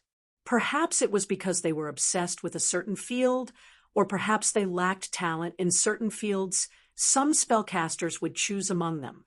They would choose a school of thought that was more compatible with them and delve deeper into it, and give up all research in the opposite field of magic. These spellcasters were commonly known as specialized wizards, and the most representative of them were the red-robed wizards of the world of Toril. To be honest, for mortal spellcasters with limited lifespans, specialized was indeed a good strategy. Just like when playing a game, only completing the main mission would allow one to clear the game quickly. Choosing to give up some research in the field of magic would instead allow the mortal spellcasters to grow faster and obtain more power. However, nothing was absolute. Spellcasters who could dabble in 8 schools at the same time and achieve great achievements also existed in the multiverse. However, the prerequisite was that this spellcaster not only had to be extraordinarily talented, but also had to have a long enough lifespan. Keyes' magic consultant, the steampunk half-lich Snade, was such a jack-of-all-trades in the field of magic. When the young blue dragon dragged the stone man who was in a stunned state and found this magic consultant, the other party was carrying out related research with the ogre witch doctor Paru on the value of rearing meat acid mist worms under the combined modification of voodoo and magic. The escape experiment that had lasted for more than 300 years had made Snade very clear about the physiological structure of the acid mist worms. The ogre Paru's voodoo skills were also very good. In just a day, he used voodoo potions to eliminate some acid mist worms into meat worms that were fat and easy to tame. In addition, this city was located near the camp of the Bator Expeditionary Army. The power of order was strong, and the worm rule set by the tyrant worm had no effect at all. Therefore, creatures did not have to worry about being accidentally parasitized by the acid mist worms. With all these advantages added together, Snade and Paru could be said to have made rapid progress in this research. The research on this technology was also a very important part of Keyes' previous plan. If Keyes could master the rearing technique of the meat acid mistworms and cooperate with the cooking technique of Gree, who was recruited by Ogre Brew and had the stomach of a devil, not only would he be able to better control the Abyss City, but he would also be able to expand the scale of the city by several times. It should be noted that while most of the plains in the Abyss were vast, most of them didn't possess the characteristic of infinite territory. Acid Fog Canyon, on the other hand, was one of the smaller ones. According to the Evil Dragon Council's investigation, as well as the research and analysis of some Batsu scholars, the commander of the Batsu faction had mentioned that the Acid Fog Canyon was only 75 times the size of Dis City. It was conceivable that if Keyes had a way to expand the city under his jurisdiction, the power of order would also spread and cover a larger area in the Acid Fog Canyon. This plan was like boiling a frog in warm water. It would slowly squeeze, invade, and corrode the war potential of the tyrant worm. In the end, Keyes would most likely be the mastermind behind the scenes and eliminate the dangerous enemy, the tyrant worm. Of course, there were priorities. Although the research on the meat acid mistworms was very important, the problem Keyes was facing now was more troublesome. Therefore, after the young blue dragon described the situation of the Cronin's stubborn rock in detail, Snade immediately stopped his research and began to use some enchantment spells that could distort one's mind to help Quess obtain the answer he wanted. In fact, on the way here, apart from physical persuasion, Keyes also tried to use psionic energy to probe Rock's mind. But no matter how he tried, he could only see a series of vague images. The depths of Rock's mind seemed to be empty. Thanks to the inheritance of the wise warrior of Gith, Keyes knew the reason for this situation. It was most likely that Rock's mind had been controlled by a powerful psionic user for a long period of time, so there were some repercussions. Generally speaking, this situation was more common in the astral plane, but now it was more common in the Underdark. The gray dwarves and subterranean gnomes who did not have psionic abilities were like the ancestors of the Gith people. Due to being enslaved by the psionic ability of a monster called the Mind Flayer for a long period of time, some special individuals would often be born in their tribe. These special individuals could be roughly divided into two types. Most of them were first-generation individuals who had awakened the psionic ability. With a little training, they could grow into psionic warlocks or psionic warriors. From a certain point of view, their talents were even higher than the average level of the Mind Flayer race. The other type of special individuals was even rarer than those who had awakened the psionic ability. Although they could not control psionic energy, they were immune to psionic energy that directly affected the mind. Even if these people had never been trained, as long as they were strong enough and had suitable weapons, the weaker Mind Flayers would not be able to last more than one round in their hands. The second type of individual, regardless of race, was known as the immune. They were regarded as a great threat by the Mind Flayer race. Because they were chased by the Mind Flayers since birth, if they could live to adulthood, they would basically take the same path. To become the Mind Flayer, they would use weapons to pry open the skulls of the monsters and let them look directly into their own sulci. There were many such Mind Flayer among the Gith people. Therefore, in the inheritance left by the Gith sage to Keyes, there were some records about their deeds, as well as some corresponding personal guesses. According to the Gith sage's guess, the reason why the immune appeared was because the mind was controlled by the Mind Flayers for a long time. There would be some problems with the consciousness of the creatures, and they would eventually become less sensitive to psionic energy, thus showing the extreme phenomenon of being immune to mind control. And this was undoubtedly similar to the feedback that Keyes had received when he used his psionic ability to explore the stubborn rock. Of course, these immune were only less sensitive to psionic energy, not resistant to all spells. In order to deal with the Mind Flayers, the Drows, who occupied a dominant position in the Underdark, had actually captured some immune and trained them. And in order to facilitate the training, the drows had developed a lot of targeted spells. Coincidentally, before transforming into a lich, Snyder was a drow. After a long time, he came back to the topic. Every profession had its own specialization.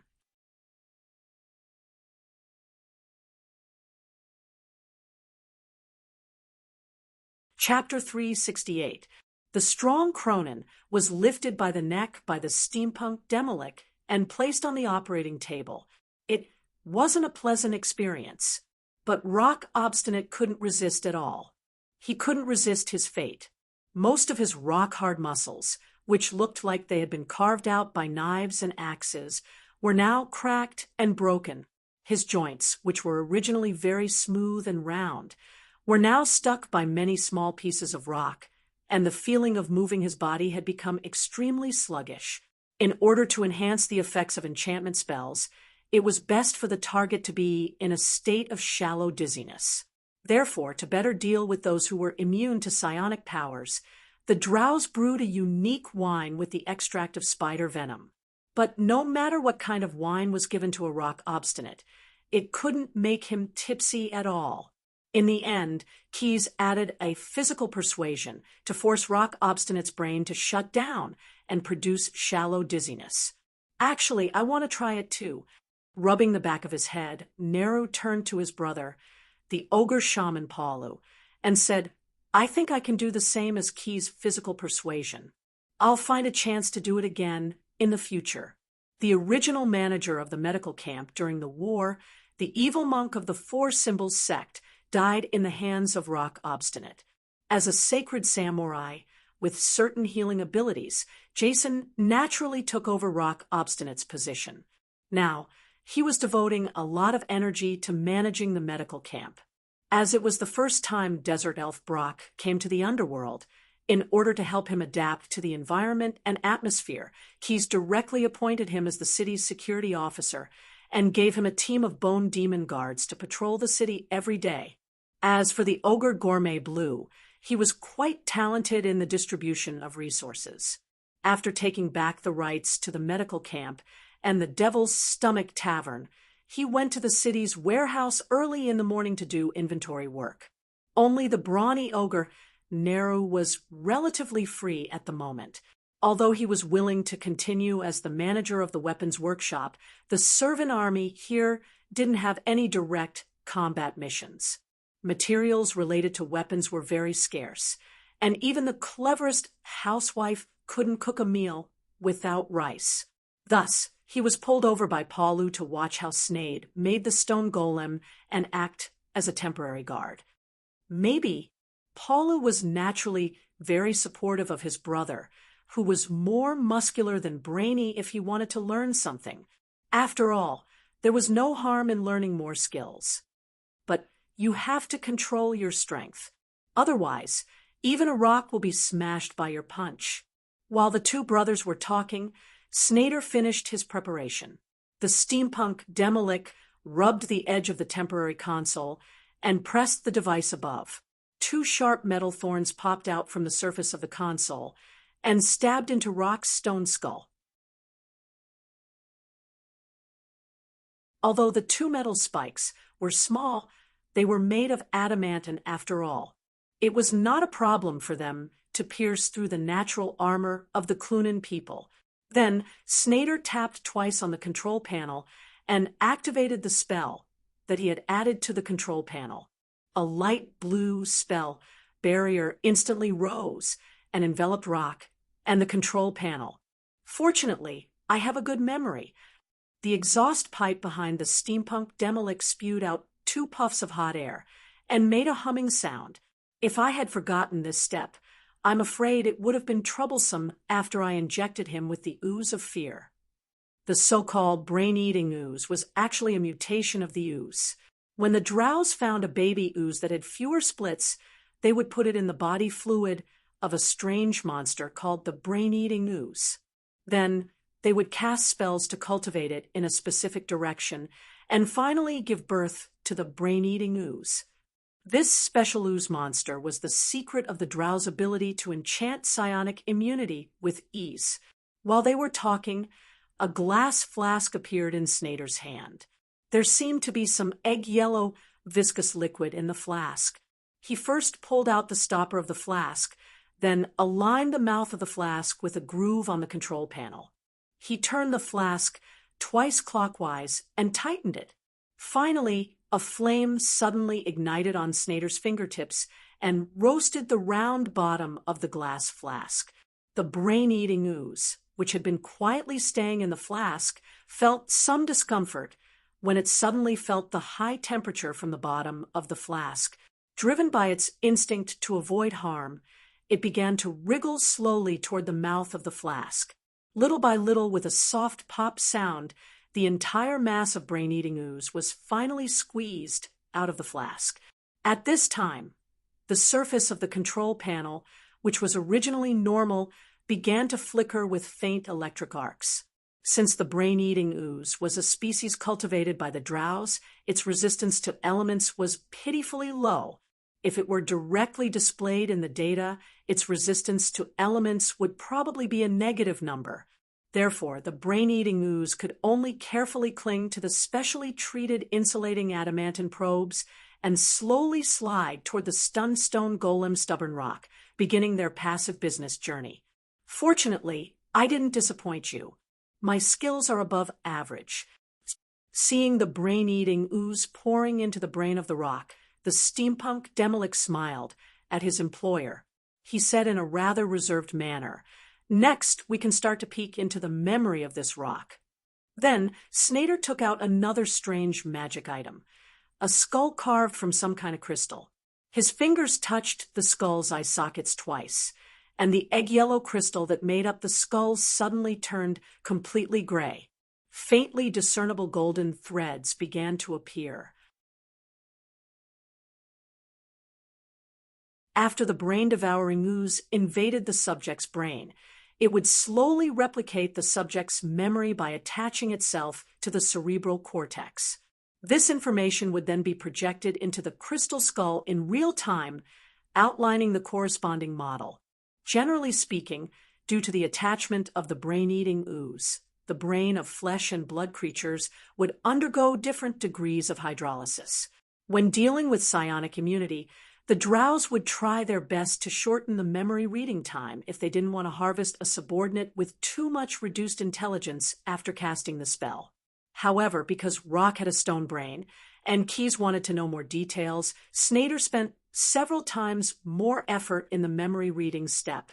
The bright golden threads twisted and intertwined, slowly outlining many very complicated models in the lead gray background inside the crystal skull.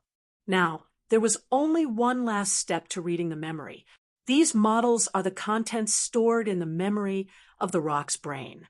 In my family, there were some masters who were proficient in this field. They could directly read the memory of the subject from these three-dimensional models. But I didn't put too much effort into this skill. Maybe it's because, as spellcasters, we can always provide some convenience for ourselves. As he spoke, Snyder took out two magic items that looked like magnifying glasses and handed one of them to Keyes. I invented the model analysis mirror. It's very convenient to use it to look at those models.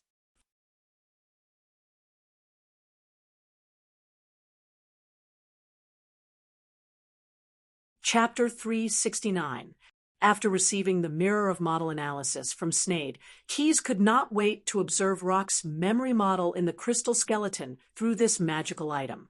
Sensing the will of the user, the runes engraved around the mirror of model analysis started to flicker. Following a slight trance, Keyes' perspective changed. He began to observe Rock's memory with Rock's eyes. The first thing that came into view was a vast land. Keyes guessed that this might be the Cronin Plain, where Rock was born.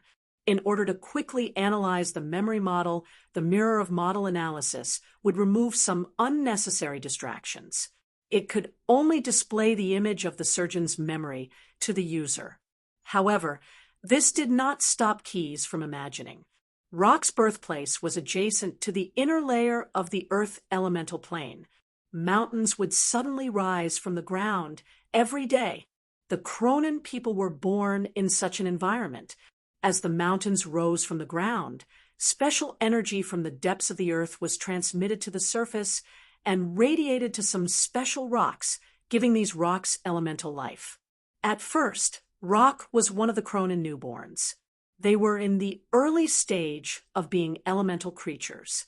Every day, these little stone people would fight each other according to their instincts and steal the rocks from each other's bodies that were affected by the radiation from the ley lines. Of course, killing each other did not mean that they were an evil species. It was just an instinct of life. In fact, even if the Cronin newborns' bodies were completely smashed and stolen, they would not die.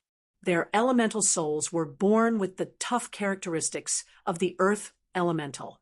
Moreover, the Cronin newborns whose bodies were smashed were similar to the players who opened a new save file. In a short period of time, their elemental souls would automatically attach themselves to other rocks and complete their rebirth. However, the frequent rebirth would definitely slow down their growth.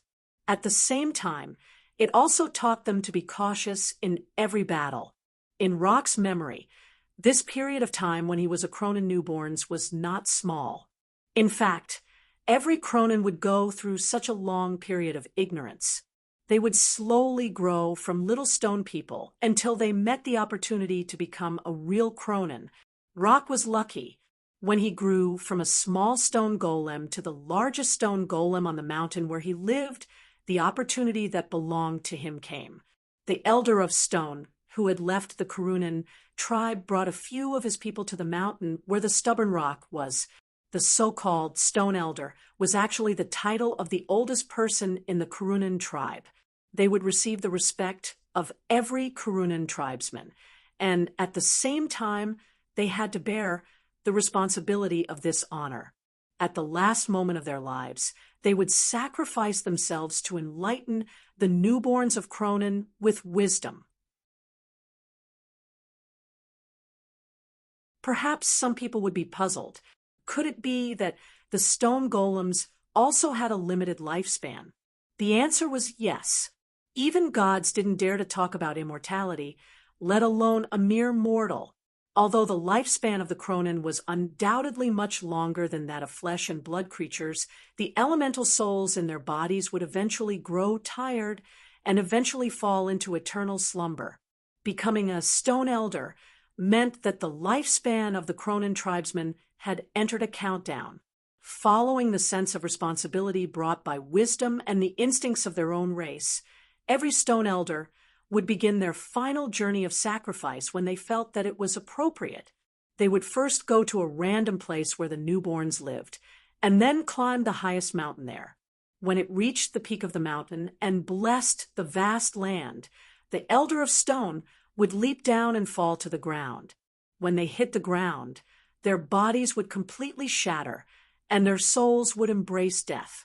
However, in the final deafening crash, some of the fragments that contained their wisdom would splatter in all directions. If a strong Cronin newborns were hit by the fragments, they would be enlightened by wisdom and transform into a real Cronin. As the Stone Elder was close to where the Stone Elder landed, Rock had obtained many fragments of wisdom, and so it was easy for him to transform. His body became more well-proportioned, and his body became more agile.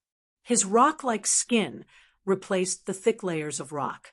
These changes made Rock stand out among the newborns, and he was quickly discovered by the tribesmen of the Stone Elder. They eventually brought him to the tribe where the Stone Elder had been. Rock spent the next few hundred years in this tribe. He experienced duels between warriors, wars between tribes, and battles against invaders from other planes. If not for other opportunities, the Rock King would eventually be like the Elder of Stone who had enlightened him with wisdom. As his soul gradually waned, he would find a mountain peak and jump down, returning to the embrace of the earth. But one day, this powerful Cronin stone golem met with a turning point in his life. He met a powerful god. Although the god looked like a weak life form of flesh and blood, he was much stronger than the largest Cronin. He was Cord. Perhaps it was on a whim, or perhaps he really liked the sturdy physique of the Cronin people. The wrestler gave him an entrance ticket and invited Stubborn Rock to the sacred arena that had given him his name. He wanted to participate in the battle for the championship. Naughty Rock, who had grown tired of his unchanging life, gladly accepted the kind invitation. He came to Cord's arena and naturally became a believer of Cord. Of course, part of it was the subconscious guidance of the god, but more of it was because Rock agreed with the god's ideals. Barbarism had its physique, and civilization had its spirit. Rock found a new goal in life through repeated battles and trials. He wanted to become stronger, because only then would he have the chance to become the champion of the arena. Indeed, compared to other weaker races, the Cronin people had a higher starting point. However, the multiverse was vast, and there were many strong people in the arena of the god of strength. There were titans, draconians, clockwork creatures, in the realm of machinery. Even in the aspect of strength, which he was best at, there were many people in Cord's arena who were far stronger than him. It was not easy to become the champion of Cord's arena. Rock was originally overjoyed because he had a new goal, but after reaching a certain rank, he encountered opponents that he could not compete with, and this made him feel defeated. That was until he encountered the second turning point in his life.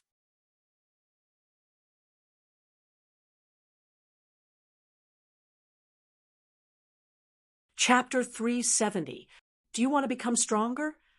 Rock, mischievous, saw a sticky note on the back of the registration form for a competition. He instinctively looked at the content. To become stronger. Of course, everyone here has this desire. Although he was surprised that the other party was able to tamper with the form signed by a god's chosen, he did not pay much attention to it. After all, the wrestler was a god of the chaotic good alignment. In his arena, there would naturally be people who liked to play pranks.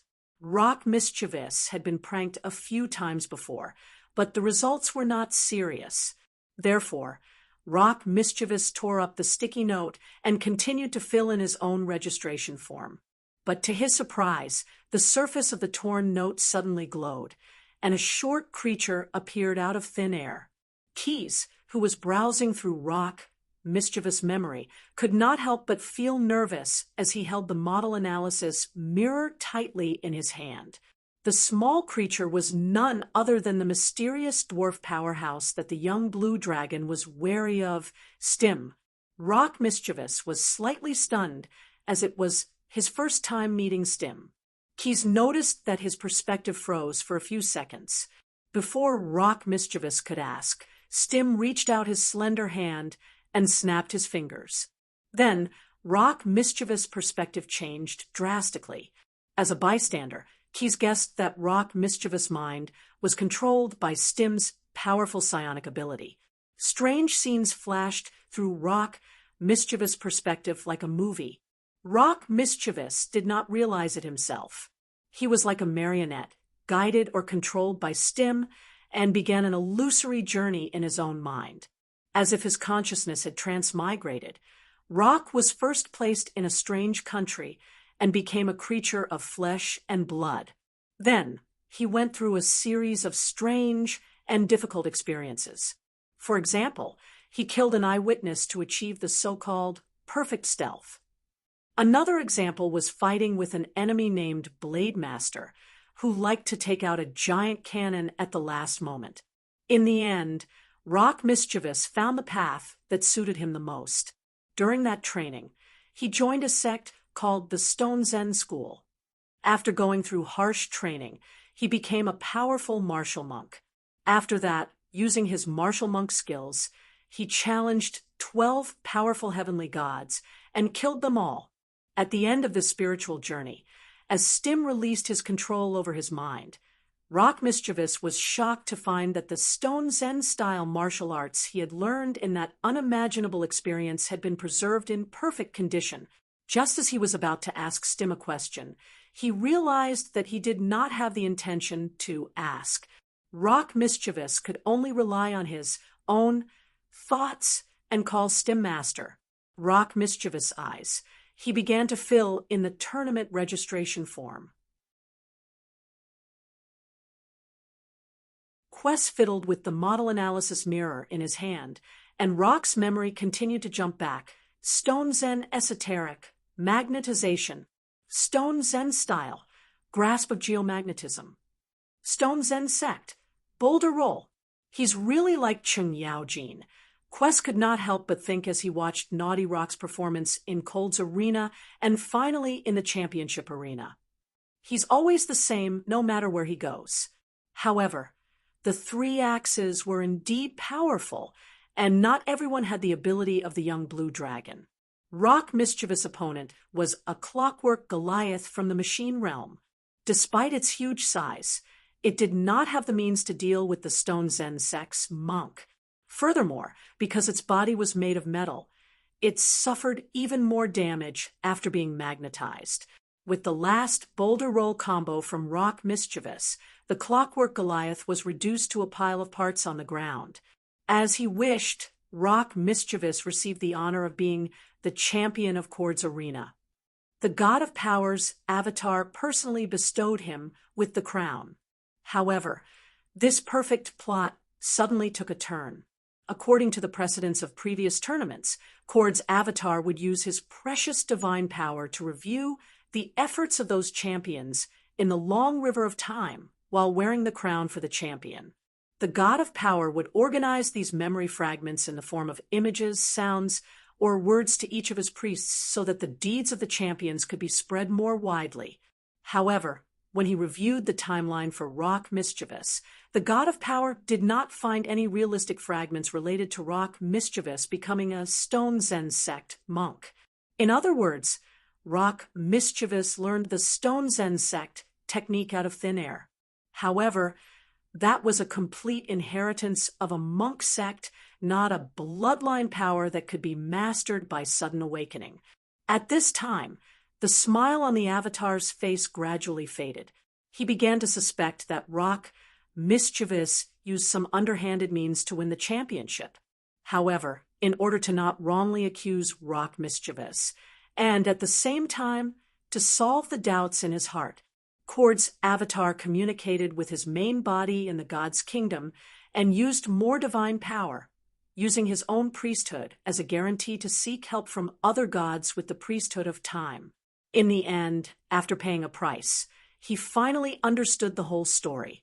The reason why Rock Mischievous was able to learn the Stone Zen sect monk technique was because he was controlled by the psionic power of a powerful being.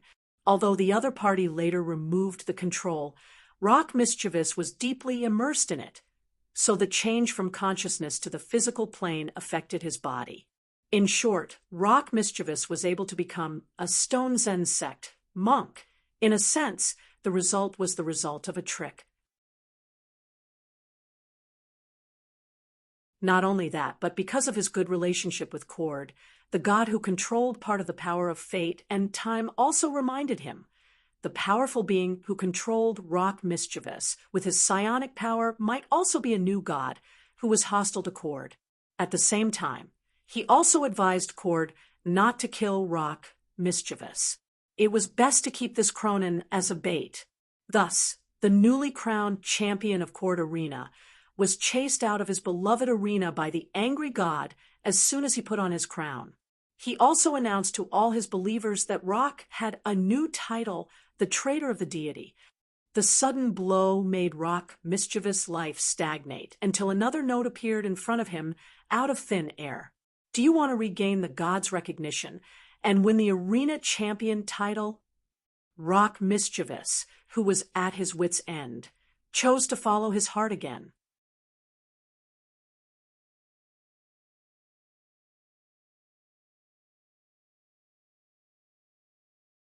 Chapter 371. That Mysterious Midget Expert is actually a god. Keyes had obtained the information he wanted from Cragg's memories. He could not help but be a little surprised. Then, what is the authority that he wields? Could it be that the mysterious dwarf is actually the god of VR? Although this was the young blue dragon's thought, he did not know that his words were actually not far from the truth. However, the current acid fog canyon was the front line of the blood war. Even if one was as noble as a god, one could not act recklessly. Knowing that he might be involved in the conflict between gods, Keyes decided to speed up the progress of his plan as a dragon following his heart. At the very least, he did not want to be unprepared when faced with some thorny problems. After leaving the Cronin stone golem, which had been squeezed dry of its last bit of value, to Snade, Keyes left his commander's camp. Just as tall buildings were built on flat ground, the Order of Bator originated from contracts. In order to speed up the progress of his plan, the young blue dragon had to personally go through a few procedures. Although he was a blue dragon, which was a little shameful to say, because of the administrative relationship, the servant army under his control was actually under the management of the Bator Expeditionary Army. Therefore, the first place Keyes went to was the Bator Expeditionary Army's camp. Perhaps it was a habit, but on the Blood War battlefield, the commanders of Batsu would usually only use one tactic to form a strong camp and fight the battle in a daze. Therefore, as long as it was not too far away, their camp was generally easy to find. There was no other reason other than the fact that it was eye-catching. As long as one saw a city wall that was as tall as a mountain range and stretched to the horizon, it would definitely be the outer wall of the Bator Expeditionary Army's camp. If resources and time allowed, they would try to build a few more inner walls. As long as it did not exceed 12, the number of walls of the Avernus Bronze Castle, it would not be considered excessive. Fortunately, the Bator Expeditionary Army had only been in the Acid Fog Canyon for a short period of time. The demons only had time to repair 2 walls. This meant that Keyes only had to pass through the city gates twice, be interrogated twice, and pay the city entrance tax twice. If they did not want to be marked as enemies by the Expeditionary Army, they would have to abide by these rules, even if they were on the same faction. They were not allowed to fly, jump, or teleport over the city walls. They could only enter through the city gates obediently. In order to avoid encountering some cliché scenarios, the young blue dragon did not transform into a human form. Instead, he transformed into the appearance of a horned demon. This type of devil had bat-like wings and a majestic physique. They were also famous for the single horn on their heads. They were the backbone of the Legion of Devils and the best candidates for commanding small tactical units. Compared to other types of demons, horned demons seemed to be braver. They rarely took the initiative to retreat in battle. In fact, this was actually a misunderstanding. They fought bravely in order to obtain the opportunity to advance. As long as horned fiends were promoted, they would be able to advance smoothly and become powerful pit fiends. It had to be said that Keyes had made the right choice as he walked through the camp of Bator's Expeditionary Army in the form of a horned demon. Faced with a horned demon walking towards them, the barbed fiends, steel fiends, and other low-ranked demons would all stop in their tracks and bow to express their reverence for the strong. You. That's right, I'm talking about you. Keyes raised his chin and gestured to the captain of a barbed fiend patrol nearby. The barbed fiend immediately jogged over and answered politely, "My lord, what orders do you have for me?" Keyes did not beat around the bush and went straight to the point. "Where is the logistics department's office? Give me the specific location." The captain pondered for a moment and replied, "There are 2 offices. There are 2 places in the office. If you wish to complain about the distribution of resources, you can go to the 6th sector, number 113. There's a small office there that specializes in handling logistical complaints.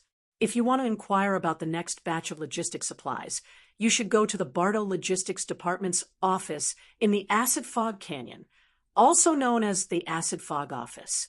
It's right next to the Sector 1 command post, but they don't accept complaints.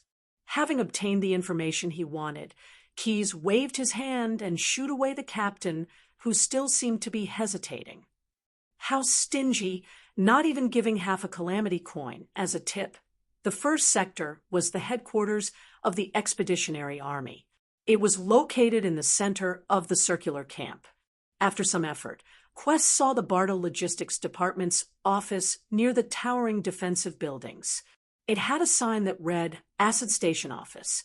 At first, Keyes felt that the office was a little shabby, but after pushing the door open, he discovered that it was a completely different world. The entrance with the sign was actually just a lift. The real office was more than 10 yards below ground.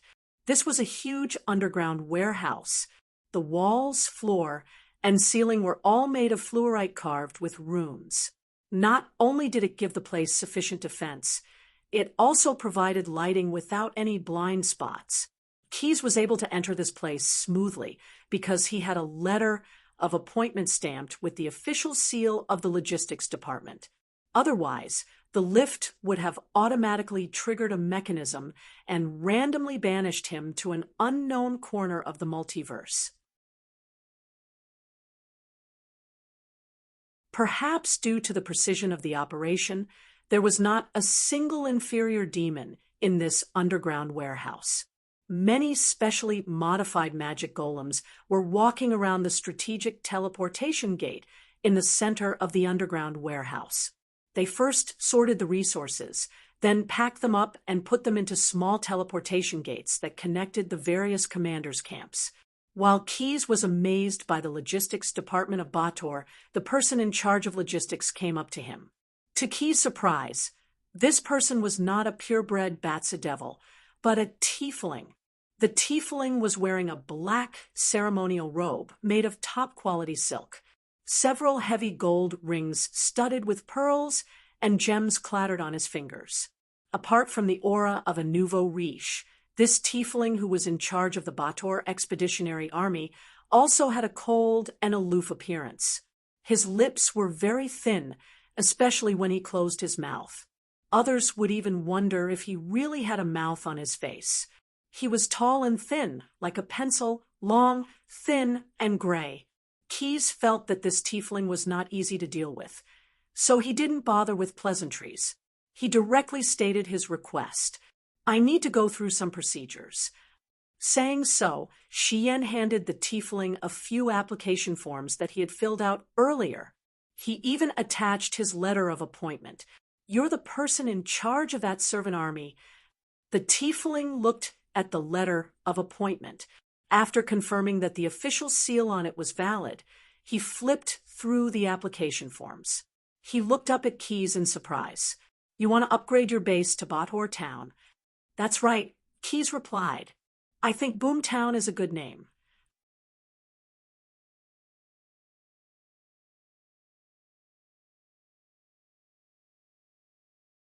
Chapter 372. Generally speaking, it was very difficult for a settlement to be promoted to a town within Bator's territory. Among them, not only did it involve an incomparably large number of audits, reviews, relationships, and innumerable procedural problems. More importantly, every town was equivalent to a territory. Devils who had their own territory would become Batsu lords. Becoming the Lord of Batsu was an honor that many devils yearned for even in their dreams. It was said that excluding the one in Nessus, the remaining 8 lords of the 9 prisons of Bator had all been ordinary Batsu lords in the beginning. It was easy to imagine how attractive it would be for a devil to obtain such a top-notch advancement. However, authority and duty were inseparable. If one wanted authority, one had to fulfill an equivalent duty. Every Batsu lord had to manage their territory diligently. If they didn't manage their territory well, the Batsu lord would lose the favor of the power of Batsu. In the worst case, they would directly suffer the humiliation of being demoted. In this world of Batsu, where compassion was withering and treacherous, not only did the Batsu Lord have to face the pressure of managing his territory, he also had to be wary of the schemes of other devils around him. However, it was easy to block a spear in the open, but hard to block a stab in the dark. There were many cases of people who had been careful for thousands of years only to lose everything because of one careless move. Some extremely powerful devils would not take the initiative to claim a territory and become an independent Batsu Lord, even if they were very confident in their own strength. This was because the risk of doing so was too high. Most rational devils would not be able to make such a decision. Therefore, in the end, if one wanted to become a Batsu Lord, they would have to at least pledge their loyalty to a certain devil duke to seek protection. However, what did this have to do with Keys? He was not a Batsu devil. Whether or not he could obtain the favor of the power of Batsu was not important to him. What Keys was really interested in was that after the settlement was promoted to a town, he would be able to obtain the right to manage it on his own. And this was closely related to the preparations that the Blue Dragon had made to deal with the possible troubles that might arise. Are you sure you want to make Boomtown your territory? To Keys' surprise, after he submitted his application form, the Tiefling leader, who didn't seem like an easy person to deal with, actually didn't make things difficult for him. In fact, the Tiefling leader even repeatedly confirmed whether or not Keys had made up his mind. Of course, I will manage this territory with all my heart, carry out Bartho's will, and bring glory to the 9 hells. In Demon Count Kanini's personal study notes, there was a summary titled 13 Standard Speech Techniques for Facing Questions from Superiors. At this moment, in order to make his answer more standard, Keys chose a certain paragraph and repeated it in its entirety. In that case, the Tiefling manager tilted his head in contemplation. The young Blue Dragon sensed a faint magical fluctuation. It seemed that the Tiefling manager was reporting the situation to a higher-ranked official in Bator. Yep, I'll provide you with the appropriate authorization procedures. So, what else do I need to do? For example, what form do I need to fill in? Keys asked. That won't be necessary. However, you'll need to pay 3 soul prisms as a service fee. One of the unwritten rules of the 9 prisons of Bator was that it was easier to get paid. After receiving Keys' payment, the Tiefling manager waved his hand and summoned a magical item that resembled a typewriter. The Tiefling manager reached out and tapped a few times on the keyboard, causing the machine to spit out a letter of authorization in the Infernal language. Keys left his own secret imprint on this letter of authorization, and the Tiefling manager stamped his own seal on it. After completing this final step, the ordinary-looking letter of authorization suddenly started glowing with a pitch-black light. The Tiefling manager heaved a sigh of relief as he solemnly handed the letter of authorization to Keys. From now on, you're the domain lord of Boomtown. Since Bator Town is located in the bottomless chaos abyss, the taxes you'll need to pay this year will be halved. Keys patiently listened to the Tiefling manager's instructions, especially the detailed explanation of the taxes he would need to pay. He gratefully thanked the Tiefling manager before he finally walked out of Bator's logistics department's office in the Acid Fog Canyon dimension. That horned demon really doesn't know what's good for him. He actually dared to apply to become the domain lord of Batsu in the bottomless chaos abyss. Still, that idiot has given me a new source of income. Due to the difference in power level, the Tiefling manager wasn't able to see through the young Blue Dragon's true form. Plus, he didn't have enough authority to read the letter of authorization that Keys received yesterday when he returned to the front lines. That was why the Tiefling manager believed that Keys was a horned demon. Although the tiefling manager didn't think highly of Keys's actions in establishing his own domain in Acid Fog Canyon, he still gave Keys a set of basic logistics resources due to Bader's logistics department's regulations. However, the tiefling manager personally felt that it would be better to delay the distribution of these resources so that they wouldn't be wasted. That Boom Town. Ha! With such a domain lord, this town probably won't be able to survive for much longer. So, the young blue dragon had been able to complete the paperwork so quickly only because the tiefling manager wanted a commission. In that case, did Keys really not know what was going on here? He truly didn't know what was going on here. However, the young blue dragon had already achieved his goal. He wasn't interested in those small profits. He still needed to gather more wealth. That was the most important thing of all. And for a 5-colored megalosaurus, especially a blue dragon, it was perfectly normal for him to urge his old acquaintances who had conflicts with him and wanted to scam him to pay taxes. After all, the laws of the ancestors couldn't be ignored. After completing the paperwork, Keys returned to Boom Town, which he had just obtained a new name for himself. He didn't even have time to take care of other matters as he directly went to his own camp and started reading the Lord of Boomtown's authorization letter to learn how to use his authority. The Lord of Bader Town has the right to collect taxes from merchants who evade taxes. The Lord of Bader Town has the right to set different taxes for different merchants depending on the situation. The Lord of Bader Town has the right to set prices for certain goods. Depending on the situation, the Lord of Bader Town can set prices for certain goods. The Lord of Bader Town has the final right to interpret all business matters within Bader Town. Keys revealed a gratified smile as he read these friendly terms. It was great to have order.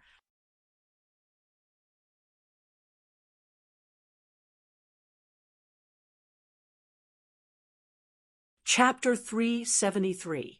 In the Acid Fog Canyon Plain, in a certain corrosive cave, several acid fog worms were happily sucking in the highly concentrated acid fog that had been deposited. Poof, poof, poof, poof, poof. A few wisps of steam suddenly rose from the mouth of the dried-up spring.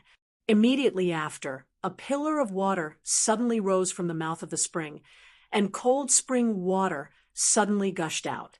The acid fogworms that were originally eating began to flee towards the mouth of the cave, but they were too late. In the end, they still died beside the mouth of the spring, but they did not drown. Instead, they were all crushed by the bottom of the boat. Just now, as if it had appeared out of thin air, a large boat suddenly sailed out of the spring water and instantly filled half of the corrosive cave. This was a disaster crossing boat. Many merchants in the lower realms relied on this kind of boat to sail on the river Styx. It was the same for the Ugro's Judgment Demon's caravan. They had just finished a trade on the 10,000 Abyss Plains. In order to prevent the Thanner demons from finding trouble with the goods they had traded, the caravan hurriedly set sail and followed a tributary of the river Styx to the Acid Fog Canyon Plain. You lazy fellows, you've already arrived at your destination. Hurry up and set up camp. The sound of someone wiping glass with a wet rag tore apart the silence in the corrosive cave. This was the roar of a shrieking Anababa. Keep your voice down. The Anababa leader slapped the back of the shrieking Anababa's head. Because the noise had affected her meditation, the Anababa leader threatened fiercely. My lord is still checking the accounts. If you disturb him, be careful of your tongue being cut off. After being reprimanded, the shrieking Anababa, who had been shouting arrogantly just a moment ago, immediately changed her attitude. She carefully smiled obsequiously and said, "Thank you for your reminder. I didn't think it through. Stop your chatter and shut your mouth." Yes, although the shrieking Anababa wanted to strangle the other party to death, the Anababa leader was a knight Anababa that she could not afford to offend. She could only smile obsequiously. The weak obeyed the strong. This was the first sales lesson that the old Anababa had to learn as the salespeople of the Yugros caravan. Finally, under the command of the Anababa leader, the group of old Anababas began their work in an orderly manner. The dozen or so half-purgatory giants who were rowing the boat put down the oars in their hands under the urging of the old Anababas.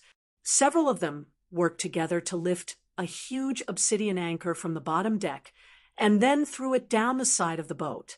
The ship's anchor collided with the ground of the cavern with a muffled bang. Strange black lines extended from the ship's anchor to the ground. The ship's anchor worked. The ship broke free from the tributary of the Nether River and connected with the plain of the Acid Fog Canyon. After completing this important task, the half-purgatory giants became movers again. They walked to the warehouse at the bow of the ship, picked up the crates that the old ghost nannies had just marked out, and carried the goods needed by this plane. They put the crates on their shoulders and walked off the ship with the crates. Those old ghost nannies were also busy, but most of them were busy dressing themselves up. If they felt that they had applied enough powder, these ugly creatures would transform into new figures with a poochie sound. Because they had to cater to the aesthetic standards of this plane's customers, the old Anababas chose to transform themselves into humanoid creatures with beautiful faces. Those with average skills would directly transform into female humans. Those with better skills would transform into female elves that were even more different from their original forms. She even has to spray perfume on herself.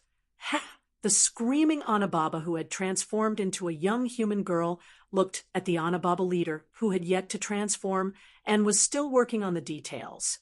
She was full of malice. This time, she must also want to make a cameo appearance as a street lady to earn some extra money. She definitely won't hand over all her earnings to the boss. If I get the chance, I'll definitely. Just as the screaming Anababa was imagining the wonderful life she would have after reporting her leader and gaining the favor of the Yugros boss, the sound of hinges creaking pulled her back to reality. The door of the ship's stern opened, and the Yugros judge walked out of the captain's room. Who was making a racket just now? Don't worry, I was just a little curious. The screaming Anababa instinctively shrunk her head and wanted to retreat into the group of old Anababas. However, the Anababa leader's powerful palm once again slapped the back of her head. She couldn't control her body and staggered 2 steps to the center of the deck. So it's you. Don't worry, I won't cut off your tongue. The judge with a wolf's head cracked a smile and said, because that will devalue your value. The screaming Anababa let out a sigh of relief. After all, without a piece of meat, those boatmen might not be able to eat their fill. Dispel the spell. The judge pointed his finger, and a red light flashed on the screaming Anababa's body. She returned to her original appearance. Before she could beg for mercy or explain, a palm 10 times stronger than the Anababa leader's grabbed her throat. The half-purgatory giant boatman, with a slave collar around his neck, bowed to the judge, then pulled the screaming Anababa to the boiler room at the bottom of the deck. These half-purgatory giants hadn't eaten meat for many days.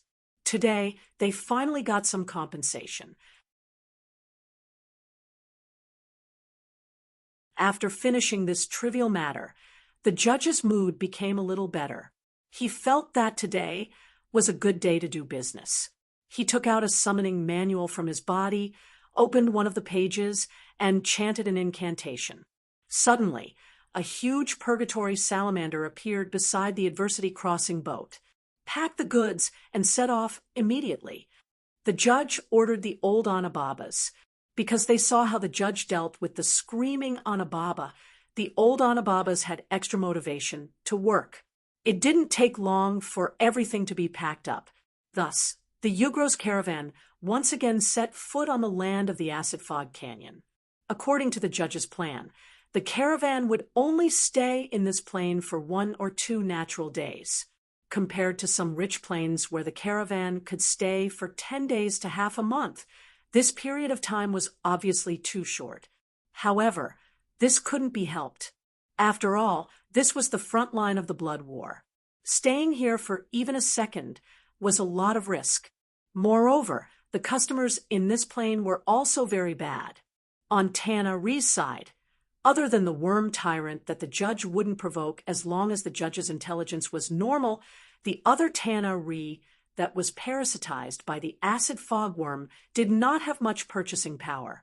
On the Batsa Devil's side, according to the news spread among the Ugros, because of the cooperation of the Megalosaurus army, the supplies in this blood war frontline were provided according to the highest standards. They definitely wouldn't be interested in the judge's grocery store. In the previous few times, the judge's only business customers were the servant army that provided services for the Megalosaurus. In the settlements of those bumpkins from other planes, the Ugros caravan's goods had a certain market. Even if it's just a mosquito's leg, it's still a piece of meat. The judge sitting on the purgatory salamander's back comforted himself. Moreover, there's an initial investment here. If it's done well, maybe we can get revenge.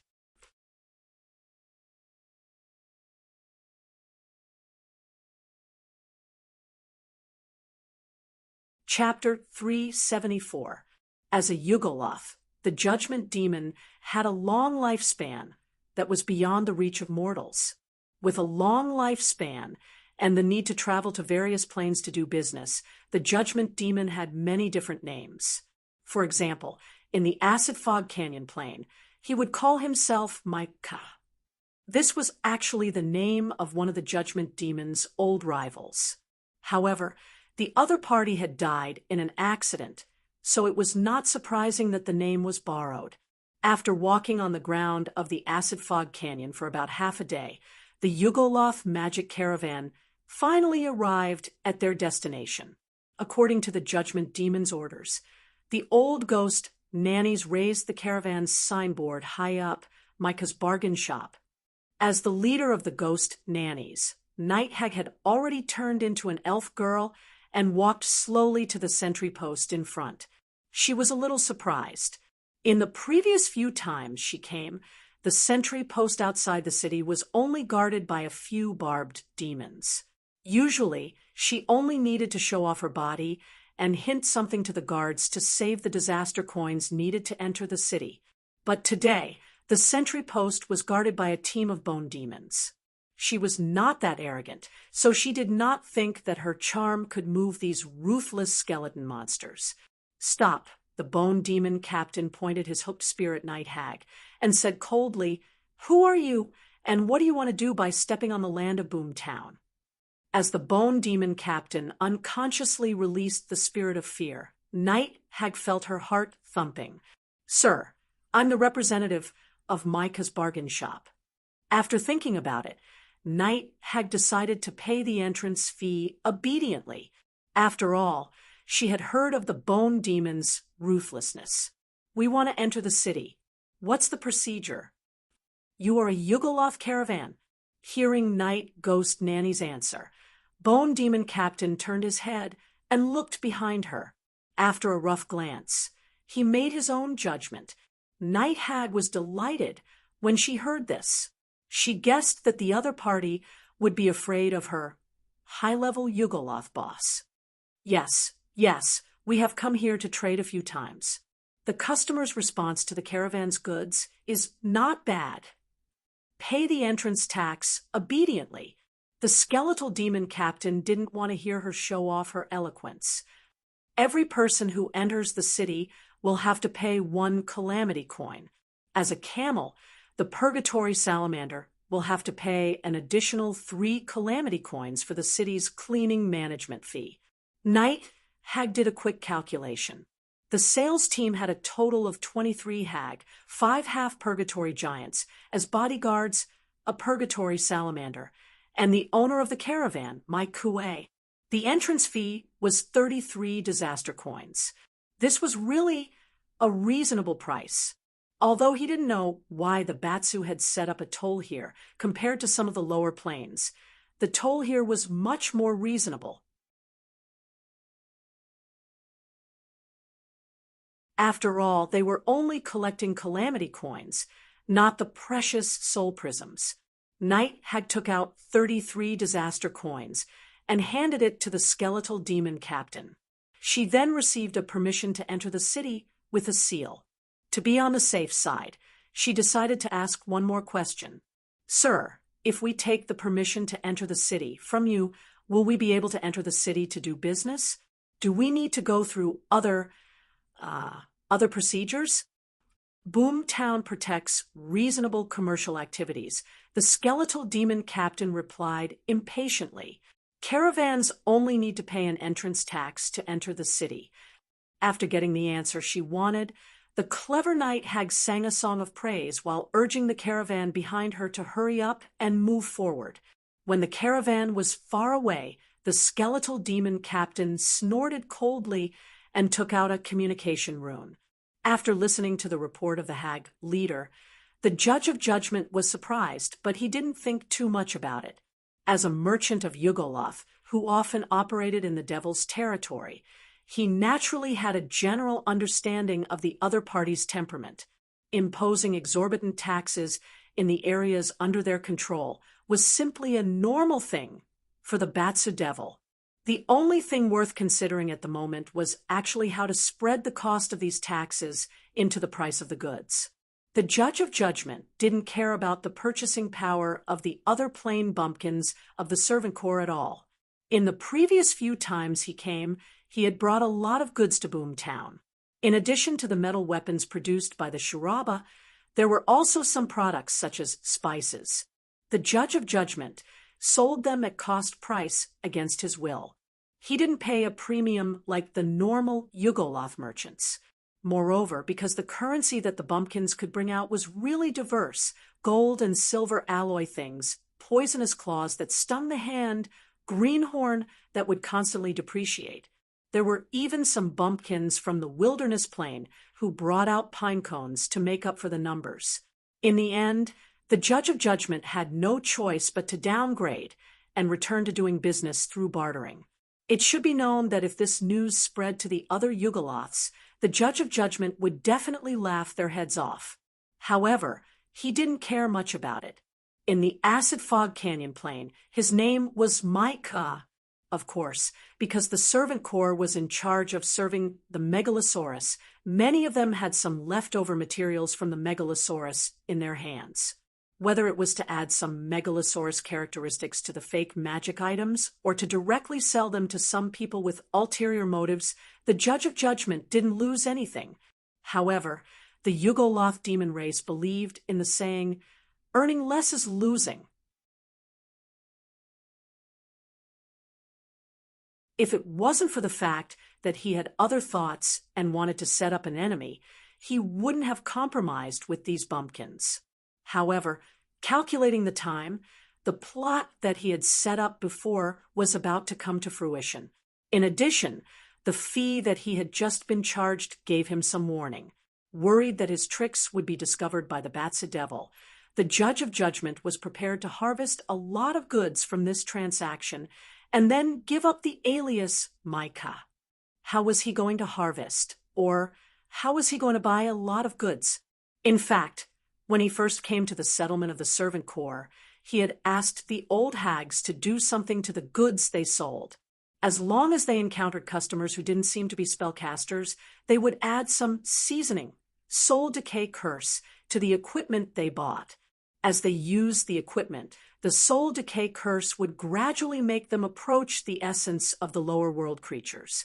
When the judge of judgment wanted to harvest them, they would turn into soul prisms with a ding sound. Moreover, some of the equipment on them could be taken off and sold again in another place. Big discount, Micah's old trick. As if he thought of something, a smile appeared on the judge of judgment's face. It's very easy to gather the customers together without any effort. Thinking that he would soon be able to harvest a batch of beautiful soul prisms, this Yugoloth merchant was immediately motivated. you're tuning into the Mystic Fist YouTube channel.